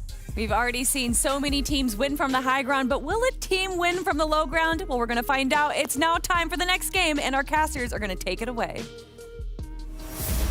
Game 5. Game number 5, what a time to be alive. 3 more teams enter that top 7 situation. I'm hyped to see what they can do. And one of my favorites are French Canadians. Pamsu and Fatch are there. I love to root for them because they're, again, a team that has just had such a journey, right? Sticking with one another since, what, 2018 or something like that. Finally meeting in recent times after we started to do the in-person content. So there's so much that you have to love about that team. And it's great. They're finding success. And they're doing really good things in terms of playing the right way, getting everything done as a duo as well. There is a certain type of invigoration there from each other, the teammates, the solo plays, but as a unit, they're just so fun. But let's talk about teams that have struggled that last game. Shadow and Walkers go down a little bit earlier than would have liked, but the most important, our 4th place of OMGB2 and Shane were there as well. But here it is. Game 5 is ready. Let's hop on. Jump right in and still keep those duels on our minds, Monster. I'm glad you brought it up. Peter Bila not being in the business. Kanata Agers as well, being bopped down before that game really began. Click's the only one to really survive the test of time and then climb all the way over to that 5th place spot. I mean, so many teams have it nice for a few zones. After that, the coin flips. The ones who are really, tossing that currency for the moment are Nico and Kasker. Always see great positions, awesome drops. After that, a fight goes awry. A situation absolutely dire. Kasker losing a lot of his HP, Nico having to play defense. Suddenly, their game crashes. Over here at Loot Lake, I'm not going to say there's any good or bad situation. It is definitely just who has the shortest stick first. Users, Tahi, Skittles. Like, listen, this fight's been going down. It has not been pretty. Meanwhile, Shonye catches Chewy. Okay, so he will not get taken out first this time. OMGB2 is showing you have an actual opportunity and chance to survive their early game. Neverfi is going to find TK as well. These are all those early game fights we've been tuning in with round after round. Tahi and Bank finally figure it out. Yeah. Okay, it's not working to face check Sakuga and Users. They give themselves some distance. They did this last time. Landed over towards the right side. then got hunted down. You're right. Exactly. The big issue, though, with this is that both teams aren't going to have any mats to really use. That's why this fight gets so scrappy. Here it is, round 5. Yeah, round 5 coming in. I think it's 2-2. I'm not even sure. I'm not sure what qualifier I'm watching. I'm not sure what finals I'm watching. This happens every single time. Tahi finds a light, though, going in for the first shot. Only has an auto shot to use for the moment. Needs to close the distance and does exactly that. All up to Tabs now. It's going to be tough on the other side. Or Bank, I'm looking at different teammates from different seasons. Skittle is going to go down. Users on the other side, beamed apart for both sides. This is too much. I can't fathom why this has to happen every single game. Also, I lied. It's more like round 35. This has been happening for so many weeks. And you know what? Tahi and Bank were the team that was actually winning way more of these when it, I guess, didn't matter as much, right? To get here, now that it matters and the prizes on the line, they have been struggling. And Tahi and Bank were actually a top 10 team as well when they were here because they punched their way in early. So it's crazy to think they haven't had the success here because if they did, they've been so well when they stay alive. So this game will determine a lot for us. Can they bounce back? Peterbot and Bala have their drops onto themselves. Shoni and OMGB2 looking to get revenge here on Fable Taco. They were not happy with how the last game played out, getting hunted and chased out of the drop. They only fell 2 spots, though, down to 6, so they're very much in the conversation right now. Yeah, we saw what happens in Game 3. You give them a little bit of damage, they take away eliminations and squad after squad after squad. So starting with 1 already, it's Taco and Chewy. Definitely a little bit of a clap back, and now they want to keep going. Every single Elam will win so much. They're in 6th place ahead of them. Clix and Duke. This specific team, from what I'm seeing so far, yes, they have a lot of power on the boards, but it either comes from Duke's big plays that allows Clix to survive and thrive, or Clix just straight up solo clutching. That's right. And we have seen them do a lot of solo clutching today. They do very, very well when they can be with one another, though. At the end of the day, that's what matters here. Look at the drop spot and how it plays out. You see that vending machine plays a huge part. A component being they can get either unlimited minis or, of course, ammunition. This time, it is going to be ammunition available. It works out very, very well. Miro and Booga continue to have this entire area to themselves as well. And we were wondering if, you know, going south was going to work against them because it takes longer to get to the action, if you will. But no, they've continued to find success. Broken and Dubs, that new team that we were hoping to see continue to play well out of the Risky Reels. We talked up the history of Dubs, now paired up with the likes of Rokane.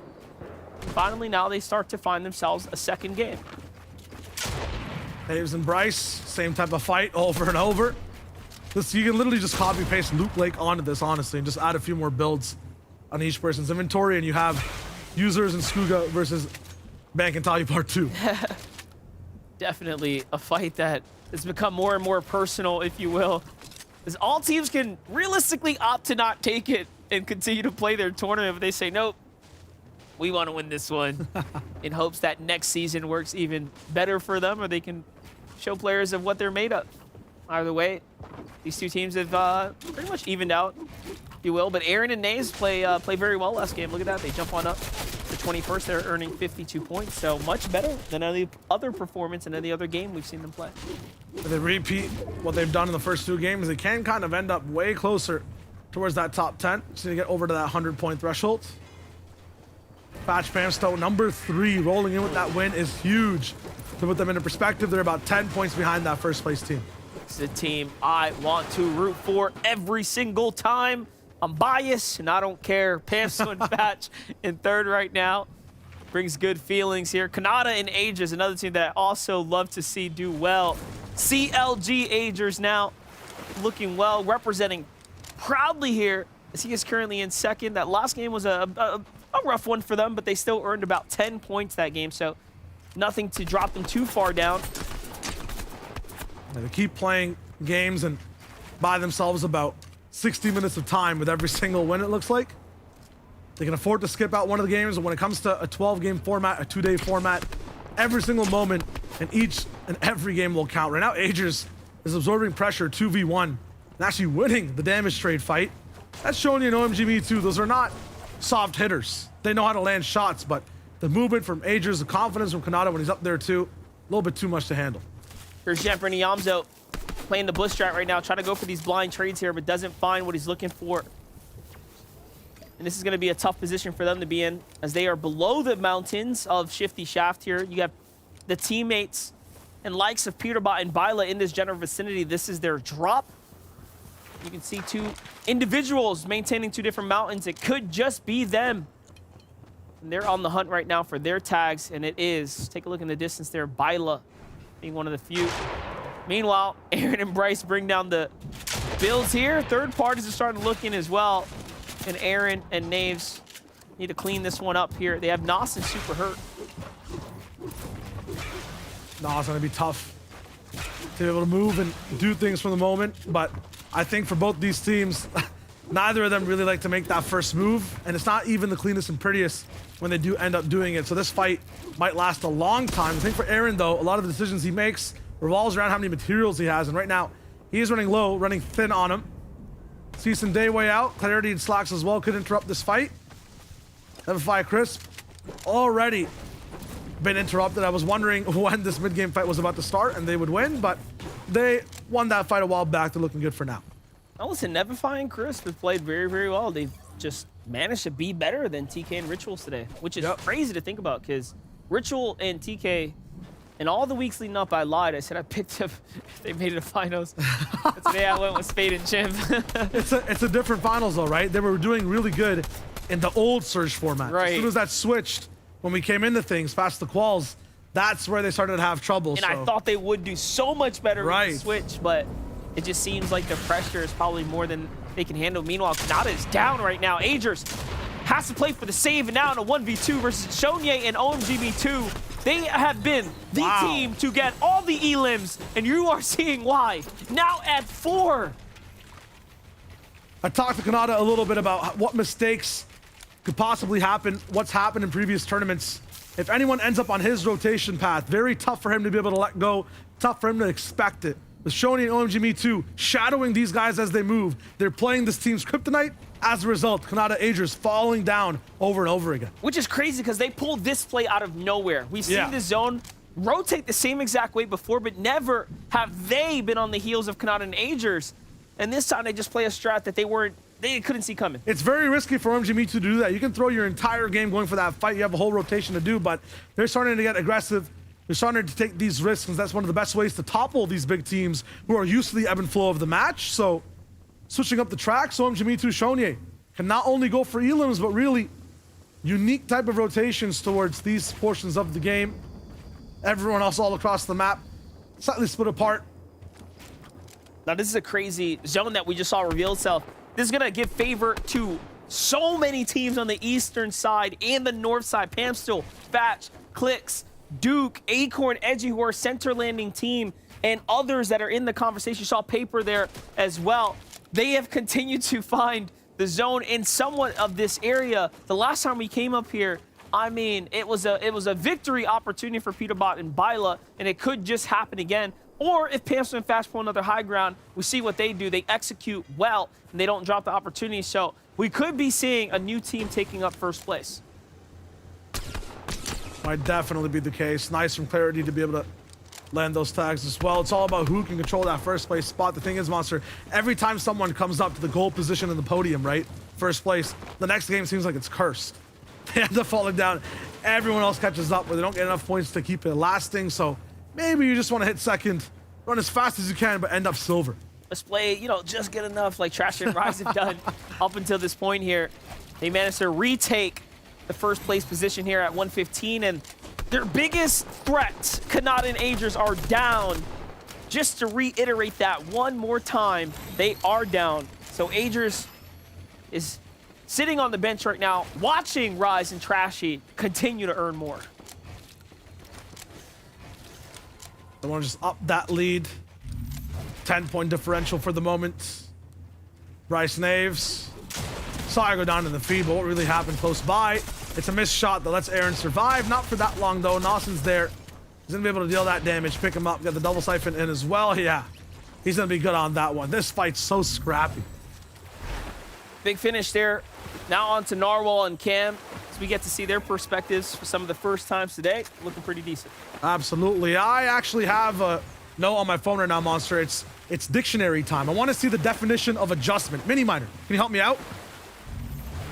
You know what, Shai? Yes, I can. Now, of course, 3 of our top teams, Canada, we had Booga, and we had Peterbot, all going down around a similar place in the last game, of course, 30th. So a little bit of a difficult one for them. Let's see how they're adjusting it. Of course, Canada and Ages, they decided to rotate out a little bit earlier. Will that help them out? We'll have to wait and see, of course, with them. Peterbot and Byler, sorry, have built this massive base because they've now got zone. So we'll have to see if that's going to impact their end game as well. Will they be above Surge and hopefully avoid going down in 30th? And look at these little strats from Booga and Miro. Booga jumping on a tire to hopefully make the other player peek, and then Miro can try and find some tags. As it happened, it didn't quite come through for them, but they've changed up their rotate. They're going towards the Joneses, trying to pick up as many tags as possible. And what I really like from Booga here is he disengages at the perfect time, picking up tags, and hopefully they can improve on that 30th place.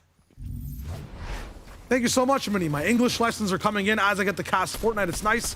Learn the definition for the top teams in terms of how they adjust. That's really good, Monster. Especially, I like that tire strap from Booga Miro. Hey, listen, I wasn't an A student in, honestly, any class. But after that one, I might just have to go back, you know, up the grades there. Listen, not even the CIA can get that information out of me willingly, voluntarily like that, man. You can't just say that. I actually had a 4.0 There we GPA. go. Realistically, no, seriously.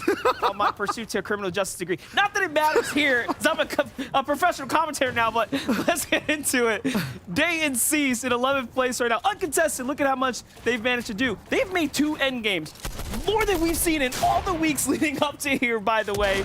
And now, they're doing more when it matters. They're popping off here in the finals. It feels like they finally understand each other and why each player is so powerful. They listen to the calls that Cease is making, Cease adjusting them for Day, making it faster. It's kind of like a setter and a spiker in volleyball. It seems like Cease was tossing up the right sets and serves. Issue was it wasn't really hitting the mark fast enough. Day swinging too early. They've both adjusted the way they kind of approach this game. That being said, though, this time that volleyball's hitting the net straight up. These guys faceplant and go down. Clarity and Slacks, they're not going to get completely toppled like that. And it's almost like Clarity and Slacks has found their second wind. Honestly, their second breath. They're just coming up from what felt like just the drowning pressure of the water above them, because they had a rough first 3, and now the last 2 have been so well for them, jumping on up to 16th place and a bubble team. And unfortunately, it was Day and Cease are now going to get pushed down. So in the end, it's an equal exchange between the 2. Meanwhile, Rise and Trashy below the Surge. Lots of teams in the vicinity, but they're far off, so there's no way, 0 chance they can actually charge in here. And not only that, you saw that they only had a single mini in the inventory of Rise. This is desperate. Look at this perspective. Not a single person close by around them at all. They have to hunt one for more pixels, tag, and no one is editing at all. Rise needs to find it. The time he reloads is when Jack moves. Perfect knowledge on how teams like to aggress, and they will get taken out.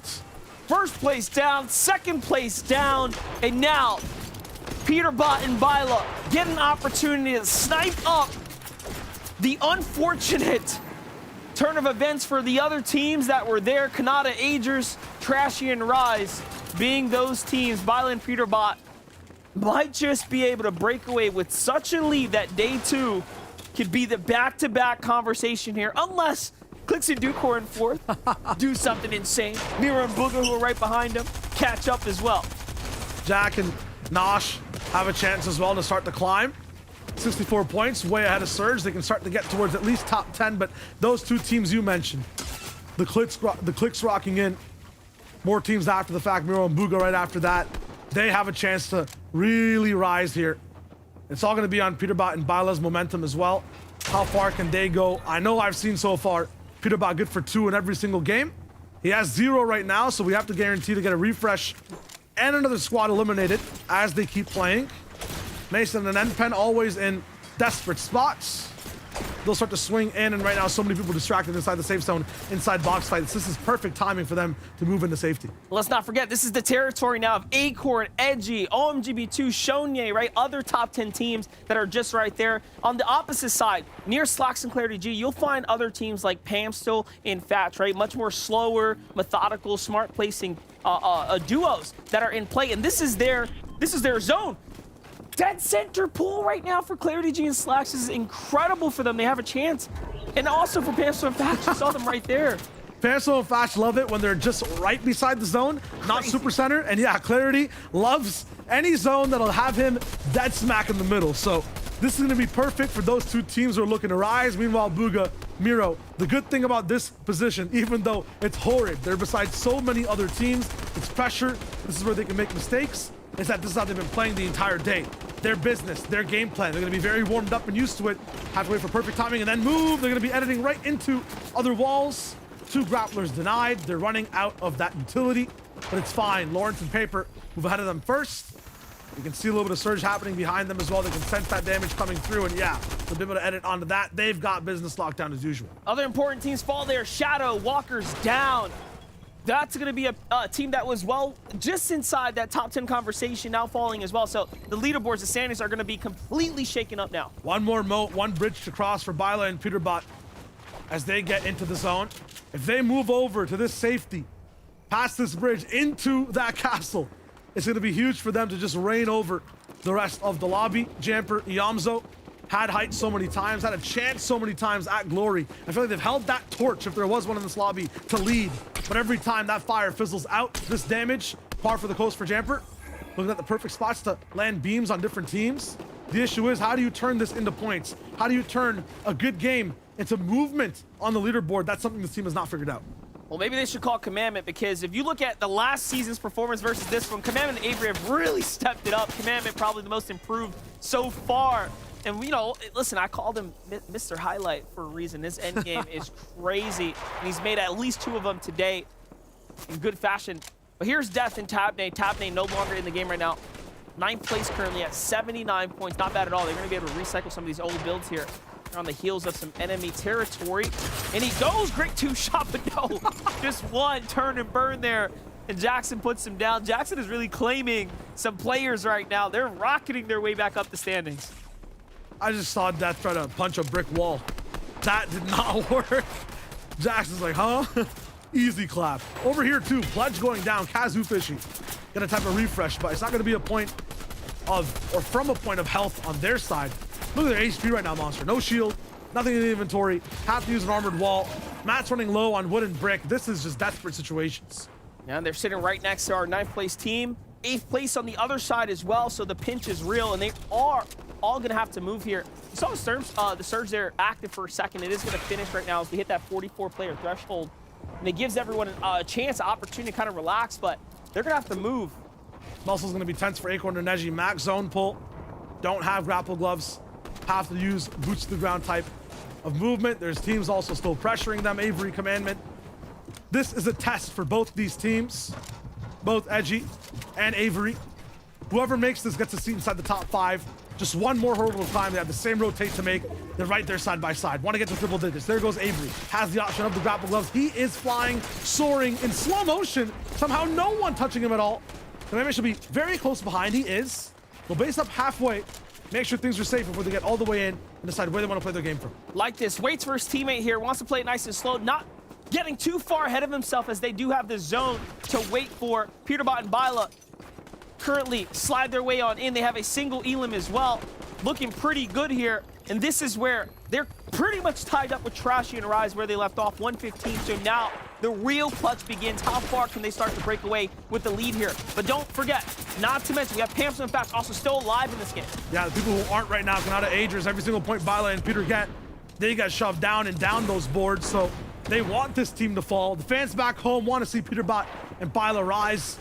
They're in the safe part of the zone. There's the tie you're talking about, Monster.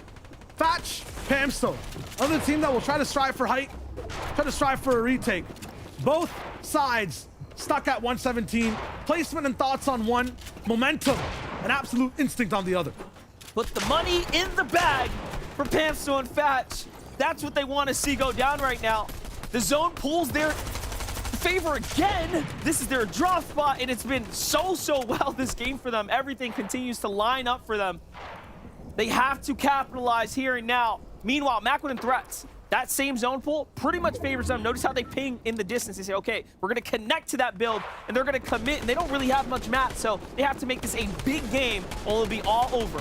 All in for now. This is something Mac would love to do. They'll always drop down and get a refresh if they do find a few elims on the teams below. They've overbuilt so much so they know exactly when and exactly to drop down. They will have control. Acorn Edgy will start that move. Unfortunately, they will not pass that test in moving in that 5th zone. Acorn gonna be absolutely desperate. So many things to do. Reverse ramp to be able to survive. That's gonna be huge, and not gonna find Teo on the left side. They are down. Just impressive though. All in all, quick on the toes, even quicker to make the move there. Booga and Miro are alive here in 4th place together with a decent set of material. Okay, this could be a big game for them. Meanwhile, Shoni falls to the hands of Byla and Peterbot. That's huge. OMGB2 is now in the game by himself. Clips and Duke also in the end game. All of our teams that matter are still here, and we'll have the chance now to battle it out. Still, it is Byla and Peterbot who are active and side by side. Eomzo and Jamper going to be stealing away space from Clix and Duke. They're looking to be all the way on low ground, claiming a part of the zone where they can just survive and wait out all the aggression and then act afterwards. Miro finds another one there. That's off the Who Fishy. Meanwhile, Thatch and Pamstu continue to march on. Soldier through the builds here, trying to stay alive. OMGB2 solo finds himself some as well. And he's still alive, holding on barely, but it's enough for him to go ahead and find some placements. Byla and Peterbot are waiting for it. They finally slide out the side. This could be a chance, an opportunity of a lifetime. One shot is all it would take, but no, OMGB2 is not fast enough. Pamstu and Thatch find the points there, and their direct competition goes down. Booga jumps into the storm for the mats there. Another sign of desperation. Focusing on all the big teams, Macklin and Threats up above from 23rd all the way to 16th place. They're making this absolute torture for these ground teams to move. gosh, Commitment up close and personal. What a shot. I'm telling you, he finds his way there. He gets his highlights. He makes sure he adds names to the bucket. Claw and Tabs G in the water, 12 eliminations. It might be done now, but look at this performance. All the way up to 7th place. They start where Kanata and Azers go down in this game. Peterbot and Byla soar way past 17 points basically in that lead. They even make it rise higher. Peterbot though, out of builds, out of time, Stacks and Clarity also alive here.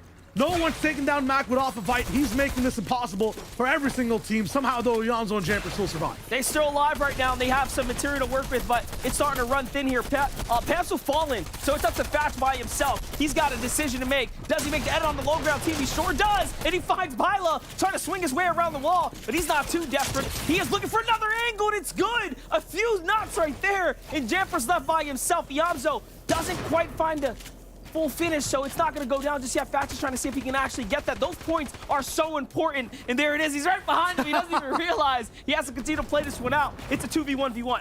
For Thatch, he's bending bullets past walls. It's huge to see, but can't really find the finish. Finally. Up top, bullies with Macwood and Threats. No teacher, no moderators in the lobby. Everyone has to take this punishment absolutely raw. Thatch looking for the next shot, looking to finish out a team, but Macwood's found the box. Rattling down on that pyramid. Thatch, only 4 builds left, has to find the option to leave, but the mountain's in the way. Jamper now absorbs the pressure. Solo's down below. Slack's looking for one of the shots as well. When will Macwood and Threats drop is the question. How long do these solos down here have to survive? Jamper goes down first. It's a horror movie. There's monsters on heights, and they can fall down and jump scare any one of these players at any moment. Thatch, the hero, the protagonist, will take things into his own hands with Threats and Macwoods. The claws, too much to handle. The pressure, too much. It's gonna be dominating, and there is Thatch. There is no chance he's gonna be able to see it out. 10 elims for this team. They may look perfect all the way from heights. But Thatch clutches up to his 2nd place and some elims along the way. Meanwhile, Macwood and Threats. Macwood just says, hey, listen, I'm back. Put me in the conversation with a big win there. And just like that, they take that one home. 10 elims, by the way. A huge 50-point game for them. That might be the biggest jump we've seen on the board so far. Just a reminder, they started out 23rd in that game in the 5th zone when they took height, and they did not shut up the entire time. If this was a library, they would have been kicked out 7 different times on every single floor. Shots active from zone 5 to zone 9. Take a look at all the knocks and eliminations they managed to find here from the high ground. They came into that top 15 with just 3 eliminations, and from there to the Victory Royale, they picked up 7 more. That is nothing to overlook right there, effectively crushing the teams. Threats and Macwood take game 5. And that's only just all that we saw inside the game. So many top teams going down earlier, right? Rise, Threats at the same time we saw on the other side, Peterbot, Byla were slightly active, up top all the way, Kanata, Agers. Those are the names I'm looking for. Too many legends of all also monsters. Clicks and they went Duke, down, yeah. They were there. There were so many other teams that have really been putting up the numbers that managed to make that end game. So I know the standings are only going to be so much closer for day 1 right now. So let's send it on over to Kelly. I know, I really want to look at the standings right now, but we do have to wait just a moment, everyone. But of course, big shout outs to Macwood's team right there, doing a great job holding up the high ground. And once again, that seems to be the key to success. Listen, they had the easy task right there, Jacob, right? They found the high ground. That's what they're used to doing. And they kind of just rode it out until they finally had to take out, who was it right there in the end game? I can't even remember right now. But honestly, who had the toughest match right there? Pamsto and Fatch. I don't know Fatch for sure. I was going to say, that's who had it the hardest. Pamsto and Fatch, right? They were on the low ground, in the grid of everything like that. And to put themselves in the conversation to win this FNCS as a team, that was the last one to actually make it into the finals right now, is phenomenal. Yeah, it definitely is phenomenal. They have had 2 back-to-back games that kind of is bringing life back to this squad, because that's all we said. That's the storyline for this team specifically. They got gifted a chance to even play here in the finals, and they're making wonders with that chance. I mean, gifted, quote unquote, right? They definitely earned it. True. I got you on that one, Jacob. But yeah, it's just phenomenal play. I mean, we saw them at one point. I remember in semifinals, me and Jacob had a conversation with like, maybe Pamsto and Fatch is our high ground team on NAE East. But honestly, I think they're just our most well-rounded team. Seeing how well they can play as a solo, from the low ground, from the mid ground, from the high ground, they can do it all. And to be currently in first place and to survive, 2 to 3 other full duos at the end game there as a solo player. Fatch definitely showing up right now. But we're going to be looking at our leaderboard, and of course, Pamsto and Fatch in first place with 141 points. But just 7 points below them, it is Peterbot and Byla, the reigning champs. Speaking of champs, we have to look at Miro and Booga jumping up into that 3rd place spot. Jamper and Eomzo is going to be in 4th place, and Trash and Rise going down early and going to be in 5th place. Speaking about going down early, what just happened? Kanata and Agers, 6 places. They're falling right now. 8th place, 110 points, 31 point difference actually created between them and first place. That is really surprising to say. I feel like they were a big favorite coming into today, but some of these north pulling zones, they have been tough for them to handle. I am glad you said that. I am glad you brought it up, because they got to be listening to the stream. I'm at least hoping that Vivid's calling them out, the skid down the leaderboard. That could be the boost of confidence that they need, because they have to pick it up. This is the last game, the last moments for any points here on day number 1. What I'm looking at right now, though, is from 4th place all the way down to 9th place is only a 10-point difference. So the competition is very close, and it's still just day 1, and we're not even done with day 1. As you can see, we got the nice red stage going on, showing that it is the last chance for this day. But I do want to talk about Peterbot and Byla jumping up into our 2nd place spot and being kind of, Pamsto and Fatch is there, but being the team to beat.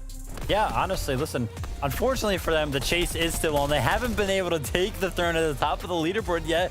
But, I don't really think that they care right now, right? Because them staying at the top of this leaderboard has been so good, and they've done it really throughout this day as soon as they picked up momentum after game 2. Yeah, and I like the way you said that, though, Kelly, because I'll agree with you 100%. Even though they're not in first, they are the team to beat. They're the reigning, they're the defending FNCS champions, and the way they did it last season, they're not doing it exactly the same, but they're still keeping up a lot of the pressure on the lobby, proving even through our problems with one another, that win was not a fluke. Yeah, and it's just awesome to see. You mentioned it, different play styles for sure. You can see right here, the main position that they love to play is they love to get into that mid ground, and then they like to build all the way to the front of the zone, and they like to look back for opportunities. And it works so well because they're consistently getting those grapple gloves, which can be used to pick up loot. So even though they're getting eliminations that may be far away from them, they're finding refreshes off of these just random bodies that they're finding on the backside of zone. Yeah, that's absolutely imperative to a lot of these teams, because we talked about the grapple gloves, the success rate for a lot of the grapple gloves, but we don't really talk about its effect similar to the harpoon, because usually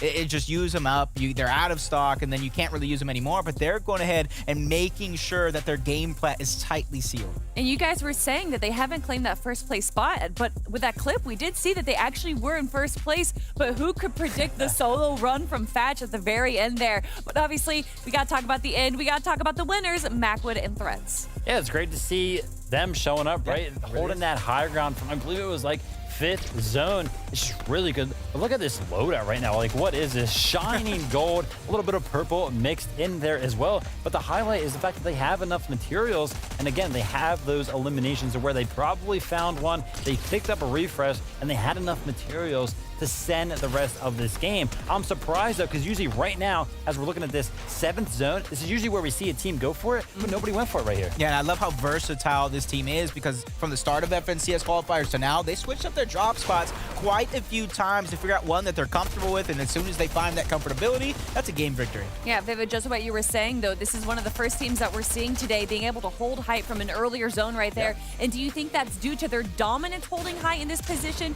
having good, actually they don't have the greatest of mats, but, or is it more so the lower teams being too afraid? I think that Macwood has played high ground for so long that when he gets into that position, he knows how to play so well, knows how to use every single last bit of those materials very effectively, which is why they were probably able to hold it. But getting to that position is what has been hard for Macwood. Yeah, the only thing, I'm gonna nitpick just a little bit that I would like to see him do a little bit better is try to find those eliminations, because that's the biggest difference between the teams that won previously with high ground to them right there. And that's probably why we didn't see them in our top 10, but maybe that chance will be now. The final game of the day. It's game number 6, everyone. So let's head on over to our casters for the final time of the day. Game 6. Here we have it. One more chance today for these players to go ahead and solidify a lead or walk away somewhere at the bottom with the tougher tomorrow. Who will take it? This is all about editing your position on that starting line for day 2. One more shot. Let's jump in. No time to waste. It's game 6 time, day 1.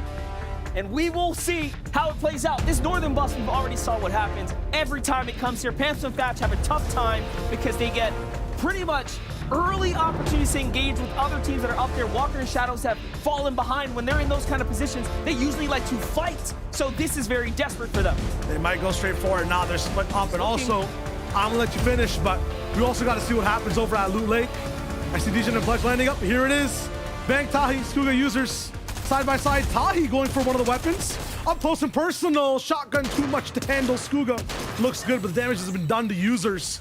All up to Bank to reel it in. Game 6 of day 1, and Skuga and users managed to go ahead and pick up that first elim right there. One step closer now to breaking above that halfway mark. Let's watch it. Casker Nico, problem in the Synapse station. It's been a problem week after week. Glaze gets the knee crack right there as he falls down. And it's a trade on both ends. What can Nico do here now in a 1v1 against a lead here? Is on one of these bodies. Fishing rod tech? Is there something we don't know? Maybe. But now he's got nothing in terms of rage. Elite kind of hears that chug break, and that's exactly what he wants, a close range weapon. He can really challenge for things now. Drops a revolver too. Everything's set up, but realize that his teammates here.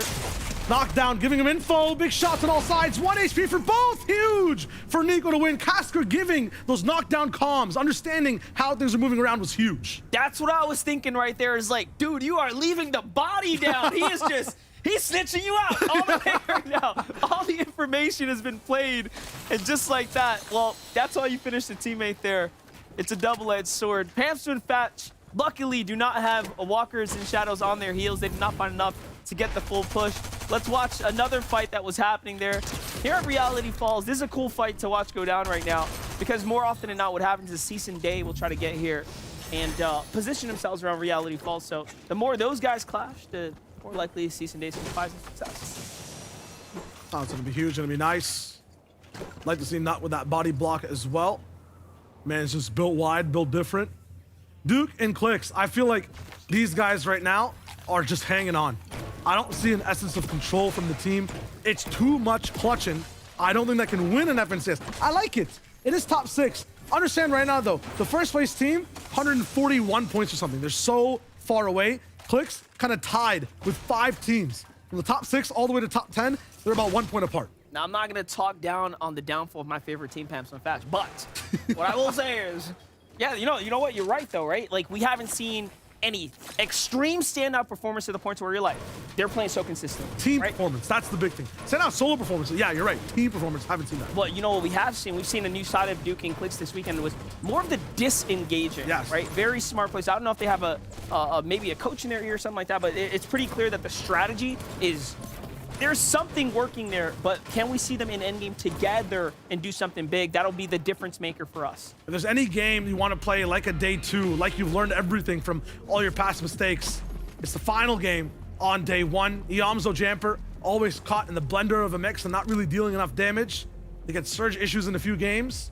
They get 2 tunnel vision into their bases a few times, and they go down. For Blake and Vert, it's just bad fights they pick up. Always putting themselves into positions as a late squad rolling in, but then they get third-partied. How does that happen, Blake? It's happened twice so far. You can see the focus now. He's ready to fix, work on that, and be in control of all these fights. And we love rooting for Ghost Blake here. He's had himself quite the year so far, and honestly, the fact that he's even made a reappearance inside the FNCS finals, it says a lot too, because there was a time and place where he wasn't quite making the stages. As we all know, it's so difficult. So definitely in recent times, he's been turning up, and he's paired up with Vert, who is one of these solo players, like as an individual player, who's outstanding, especially again in solo game mode. So he's got himself a strong counterpart, strong teammate.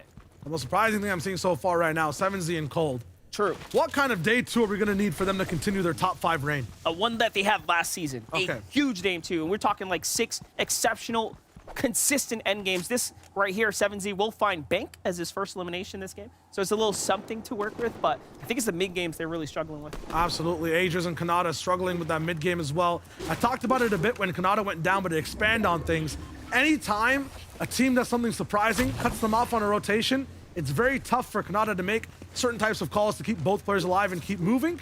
So for this moment, when they're tied with people like Clicks, like Qua and Tabs, to break apart from the pack and get back towards the top 5, they're going to have to be very smart in these second zone rotations. And the difference last game was that they ran early to the zone, right? That's what Mini Miner broke down for us. He said, hey, listen, they rotated really quickly, and that was why they had Eomzo Me2 on their heels. This time you see them doubling back, but let's hold on that thought for a second. We have Cold and 7Z in a fight. We're talking about how they've been struggling in the mid game, but right now they have the advantage, possibly over Trashy and Rise here. Both sides trading some big tags, but that's a 5th place team there. This top 5 team really wants to hold on to their spot. At 115, they're also tied. And they were first before last game, so. Right beside Kanata, who was first for like 2 games and the majority of the day so far. Rice has to play defense here. But once again, this team, they have to be sponge-like, but also at the same time absorb the essence of a rubber band. They can take this damage and pressure. They have to be able to snap back. If they take too much all the time, there's going to be ruling through all their pool of shields. Never get damage back. We saw this happen in one of the other last games. They went down to Surge. It's cool to run. It's cool to survive. But you need to have a voice in these conversations too. And now we see why. They are so passive, they disengage so far that they were just away from the action because of the grapple gloves. And that could honestly be the detriment of their playstyle right now if they're running too soon. For Booga and Mira right now, though, they have Vert and Blake on their heels, a team that's hungry to earn points, but Mira and Booga are not giving them time of day. They're trying to get out of here.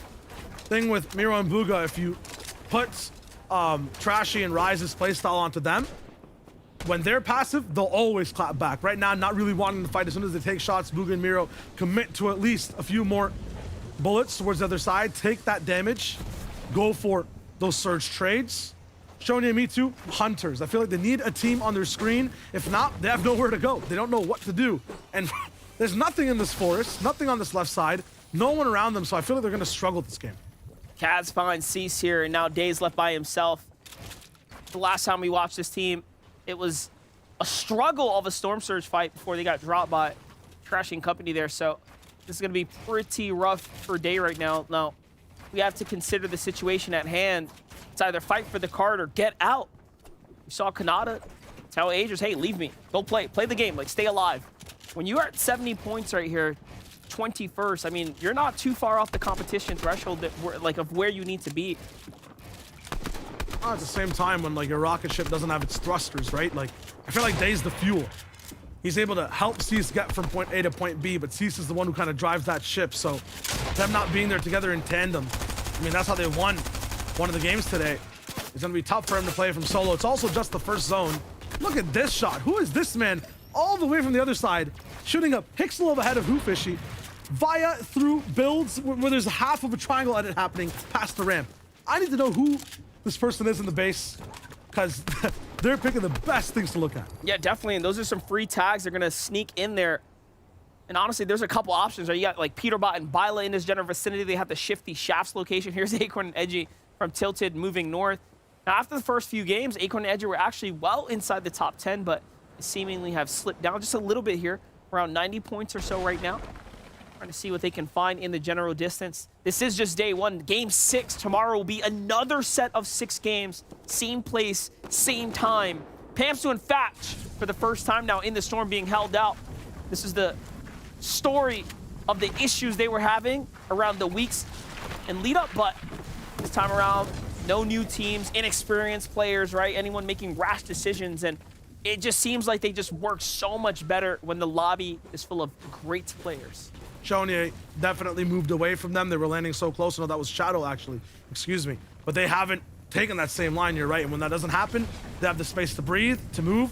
It doesn't even look like they were lost in the zone after they get out. And I was also confused as to why Spade and Chimp didn't take advantage of them as well. Very predictable rotates from Pamsu and Fatch. If you do any kind of research on them, they go directly to the same towers, they move somewhat down the same areas, and then swing around the Daily Bugle, never really going through that area.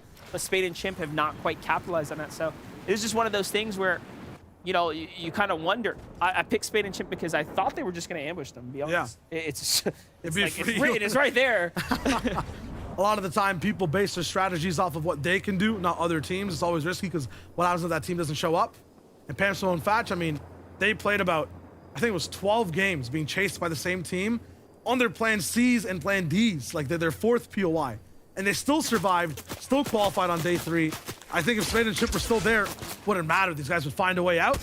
Qua and Tabs have found their way out mentally from the gutter, it seems like. Rocking in from that day 2, I believe, as well, consistently. One of the 6th, 5th place teams overall on consistency. They're going to be here in that top 5 to top 10, basically just tied for 6th place. Need to find a way to set themselves apart from Clicks, from Kanata, from Rise. Love to see it from Level Up. Qua, Moon Tabs, G right here. 8th place right now, definitely a sleeper team.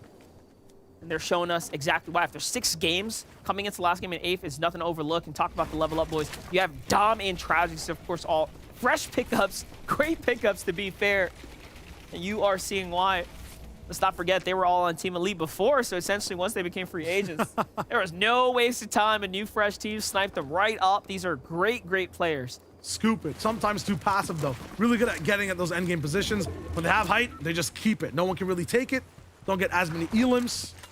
Win condition, though, to get height in this type of lobby with these players, it's tough. Take a look at Lawrence and Paper, a team that's flown under our radar today, just playing consistent enough, not too crazy. Meanwhile, Hoofishy will finally finish up days, so Hoofishy and Kaz get 1 for 1 there. And they find themselves a couple points here. Struggle of a day for Hoofishy and Kaz, the team that was leading the semifinals week 2 there off eliminations. Don't really expect a team like that to not play as well today, to be fair. They'll have a nice bounce back all the way on this next game. Rokan and Dubs too, that contention really affecting them. A lot of people are really striving to push for those grapple gloves. Rocky Reels has them.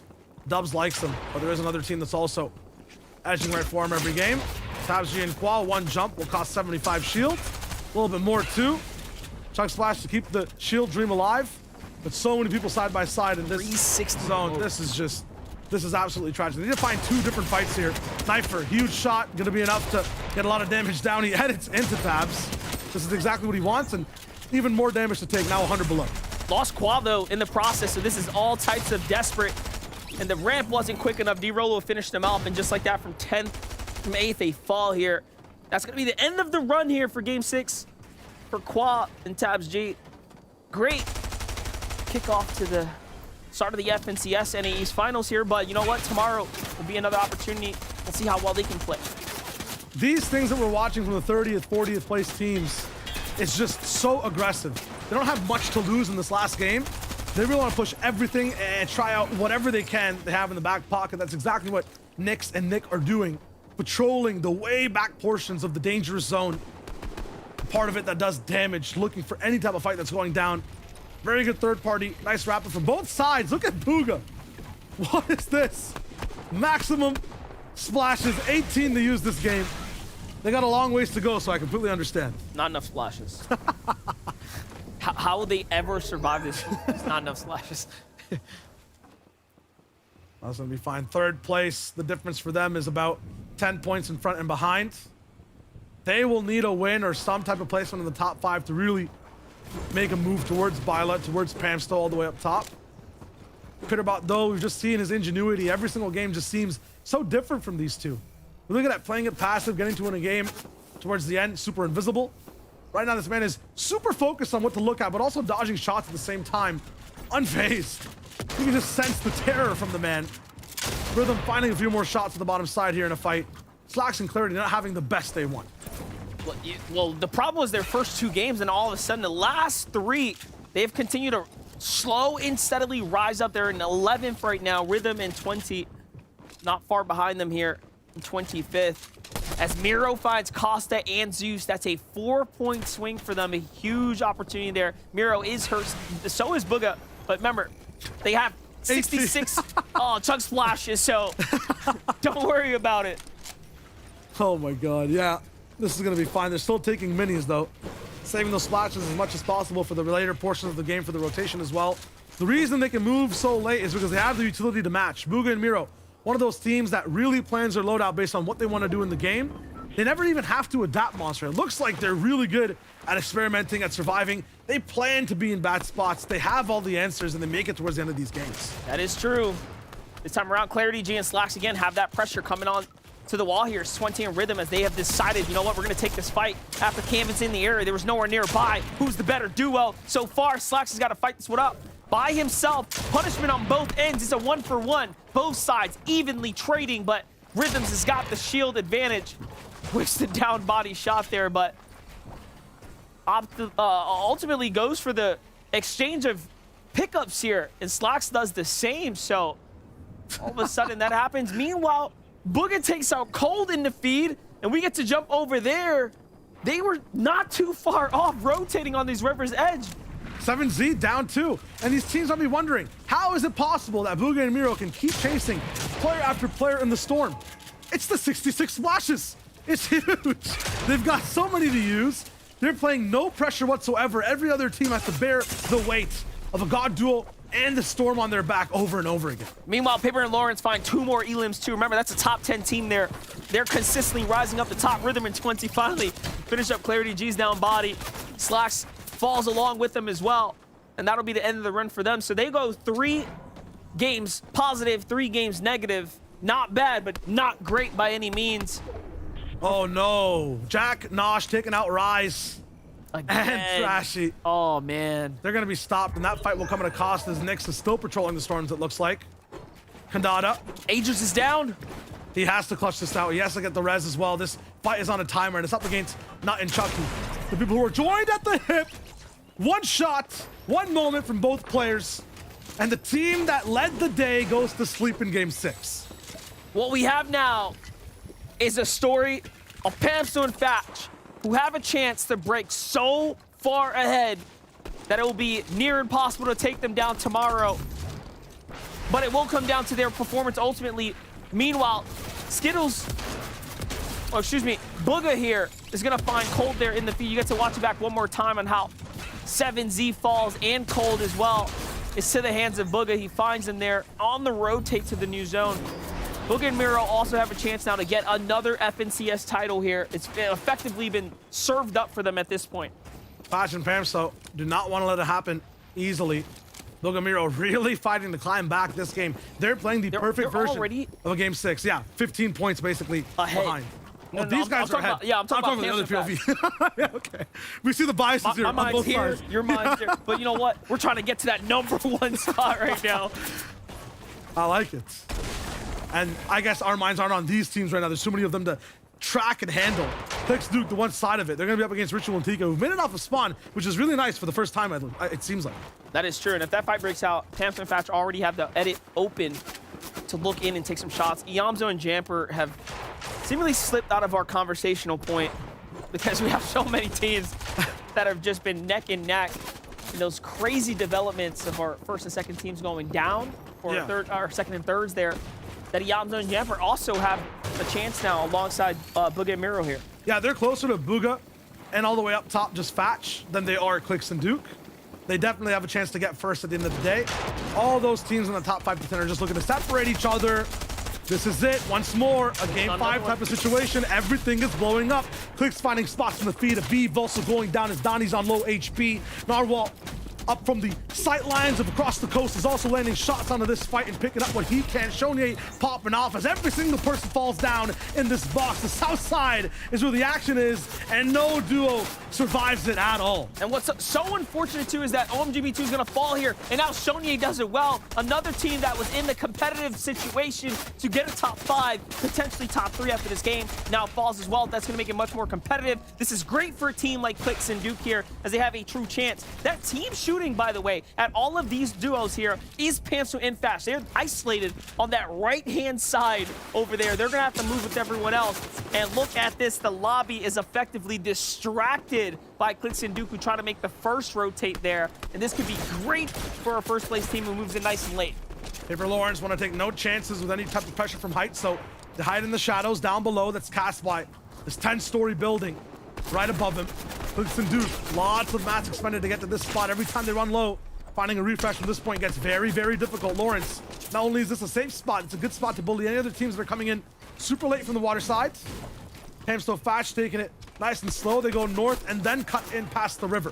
Lawrence, Paper, they will dictate who gets to survive towards the mid-ground for now. But once again, we're left in a state for some of these teams to be under absolute disaster. Booga Miro looking good right now, but in the distance, behind the scenes on the right side, you can see that mountain that has so many builds on it. Fatch and Pamps will know about it too. They're finally in. What a rotate. Cost them so much to get to this spot, and now they're focused. Old build from the backside. The metal's already built up and strong. They'll stay inside the zone and try once more. Fatch is hurt. Pamps is down to no builds. Duke is finding eliminations here. He's by himself now, and again, it's the same conversation. When will we see them together and work this endgame? It's been off the backs of solo performances on either side, but what's most interesting is Miro finding more eliminations. They have played for high ground. Pamps is gonna fall to the hands of Macwood there, but it's just a knock. Can he get saved? No, he cannot. Threats gets the finish there. Fatch was the one who was actually in major trouble.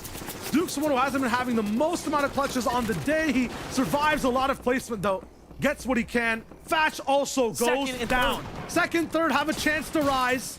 Peterbot and Bilo versus Miro and Booga, and they're both looking for height. Peterbot gets it. Oh no. This is huge for Peter and Bilo. First place is down, and these guys are neck and neck in points. This is so bad for Booga and Miro right now. They were really hoping to get it here, and Booga gets crushed. No way! Oh no! Just destroyed on the rotate there, but Miro turns around, finds another one, finds a second as well with the knocked body there, and he is still earning points here, not giving up by any means. Miro once again left to clutch up right now. He's got a body in the storm as well, so he will get to max HP here in just a couple moments if this full finish comes through. As yes, you can see right there, they start to add up. Meanwhile, Peterbot and Bilo have that high ground. High ground and the lead, and Miro's left in the clutch. I like nostalgia, but this is straight up season 2 deja vu. I'm looking at the same type of situations. Cam here in that clutch seat as well. Not gonna find much, but will affect Edgy and Acorn's legacy in this final game of day 1. He'll look to see if he can survive, but I'm focusing on that feed for now. This is gonna be tough for him to be able to make it out of. Tabnate going down, 15 different teams left. Who else is gonna fall? Miro, Booga, or I guess just Miro for now, is gonna be up there. Cam! Okay, I guess he gets to live. Oh no, not for long. Matrix, he's fine. Not for long, not for long at all. Eomzo and Jamper have a chance right now too. They're already at 3 elims. What more can they do? The crushing shot from down low. It's gonna hurt them here. It's gonna slow them down. And now they're both looking desperate for wear right now. They're gonna have to figure this one out, playing their way through. Meanwhile, Avery and Commandment are in another end game here to fight through. They're going back to back to back end games right now. Staying consistent is the name, but Avery's out of material. Commandment has to take over here, leading the front side, and another shot from behind now, and Avery is super hurt. We find themselves a little nook here to slow down and jump back in it, but it's not going to be enough. Too many weak teams down below. Eomzo does a lot of damage, but it's not going to be triple digits, so that player will not go down. Jamper now up in a spot by himself. See if he can lead the team. Miro also in scary situations, in moments where one wrong edit, one wrong peek, and this man falls so far down the board. Second place. He can still rise to first. That top team right ahead of him. He's right in the heels of Pamps and Thatch though. 158 now is gonna put him right in that conversation. 6 games have played out in front of us. Jemper might still do it too. He's closing in here shortly. Down to no help, but no, finished by Walkers in Shadow. All eyes still on Miro. How long can he survive as every single team starts to fall? He's racking up that placement. Not in Chucky, all these top teams in the 20th to 30th place spots also looking for the comeback. Peterbot and Bilo, though, been solid on height so far, but they have really reigned dominance on the lobby. not many people that healthy down below. It's just Shadow Walker, Chucky, it looks like on the left side, and Macwood will have a chance and to say at a conversation and a shout back towards the skies. Shadow and Walker, though, up against Acorn and Edgy. 6th place has a chance to continue climbing as they have 6 eliminations as well. They rattle on the walls of Nut. They get denied by that armor and have to rethink exactly what to do next. They go around the backside where they came from. Threats is there and greeted with a big shot. He actually finds both of them. The crossfire was crazy. That's 8 eliminations. Meanwhile, Miro finds himself a little bit of ground here to work with, but he's down to 2 material, down to 2 builds. 162, he's on the heels of our #1 team. Peterbot and Bila, who are up top. A huge one shot there, but no, he's exposed. Into the storm he goes. It's only a matter of time. Down goes Miro, and now first place, Bila. Peterbot continue to get to break away here. A chance to get a win. How do they do this every single season is the question. Acorn and Edgy, the only team they really need to take out to really make that gap widen as much as possible. And another team might just do it for them. It's not in Chucky up inside these low ground boxes. Edgy already down. Acorn by himself now. He's getting melted by the storm. Shadow and Walker looking for their next dub. Gonna be hard to find it against all these goats around him. And Chucky really looking for a chance to be in the conversation of every single door is being slammed shut against their cold calls. Peterbot and Bila are trying to get the back-to-back FNCS wins, and after this day 1 performance, it could just solidify. They're already won a game today. Walkers and Shadow on the low ground trying to get back into that top 10, but it's going to be a hard-fought battle. We've seen them fight down here before. They do well, but how good? It's now a 2v1 situation. Both sides are super lit up. Shadow is good, but how good? So he has to continue to work his way through. Meanwhile, Peterbot and Bila silent up top. They're just listening, watching it play out. 3 teams, 2 splintered, and it's Peterbot and Bila that have that hammer, hitting on low ground over and over again, shaping the way they want this region to look. First place, how many elims can they get?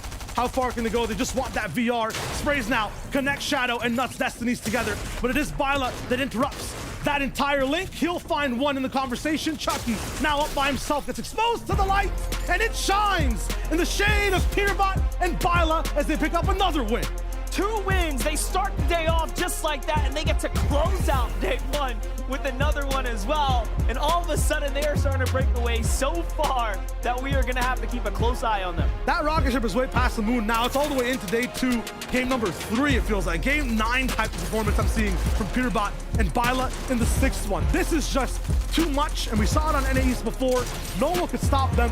Competition might be over, Monster. Look at that. 6, make it 7 and 8 eliminations for a game 6 closeout.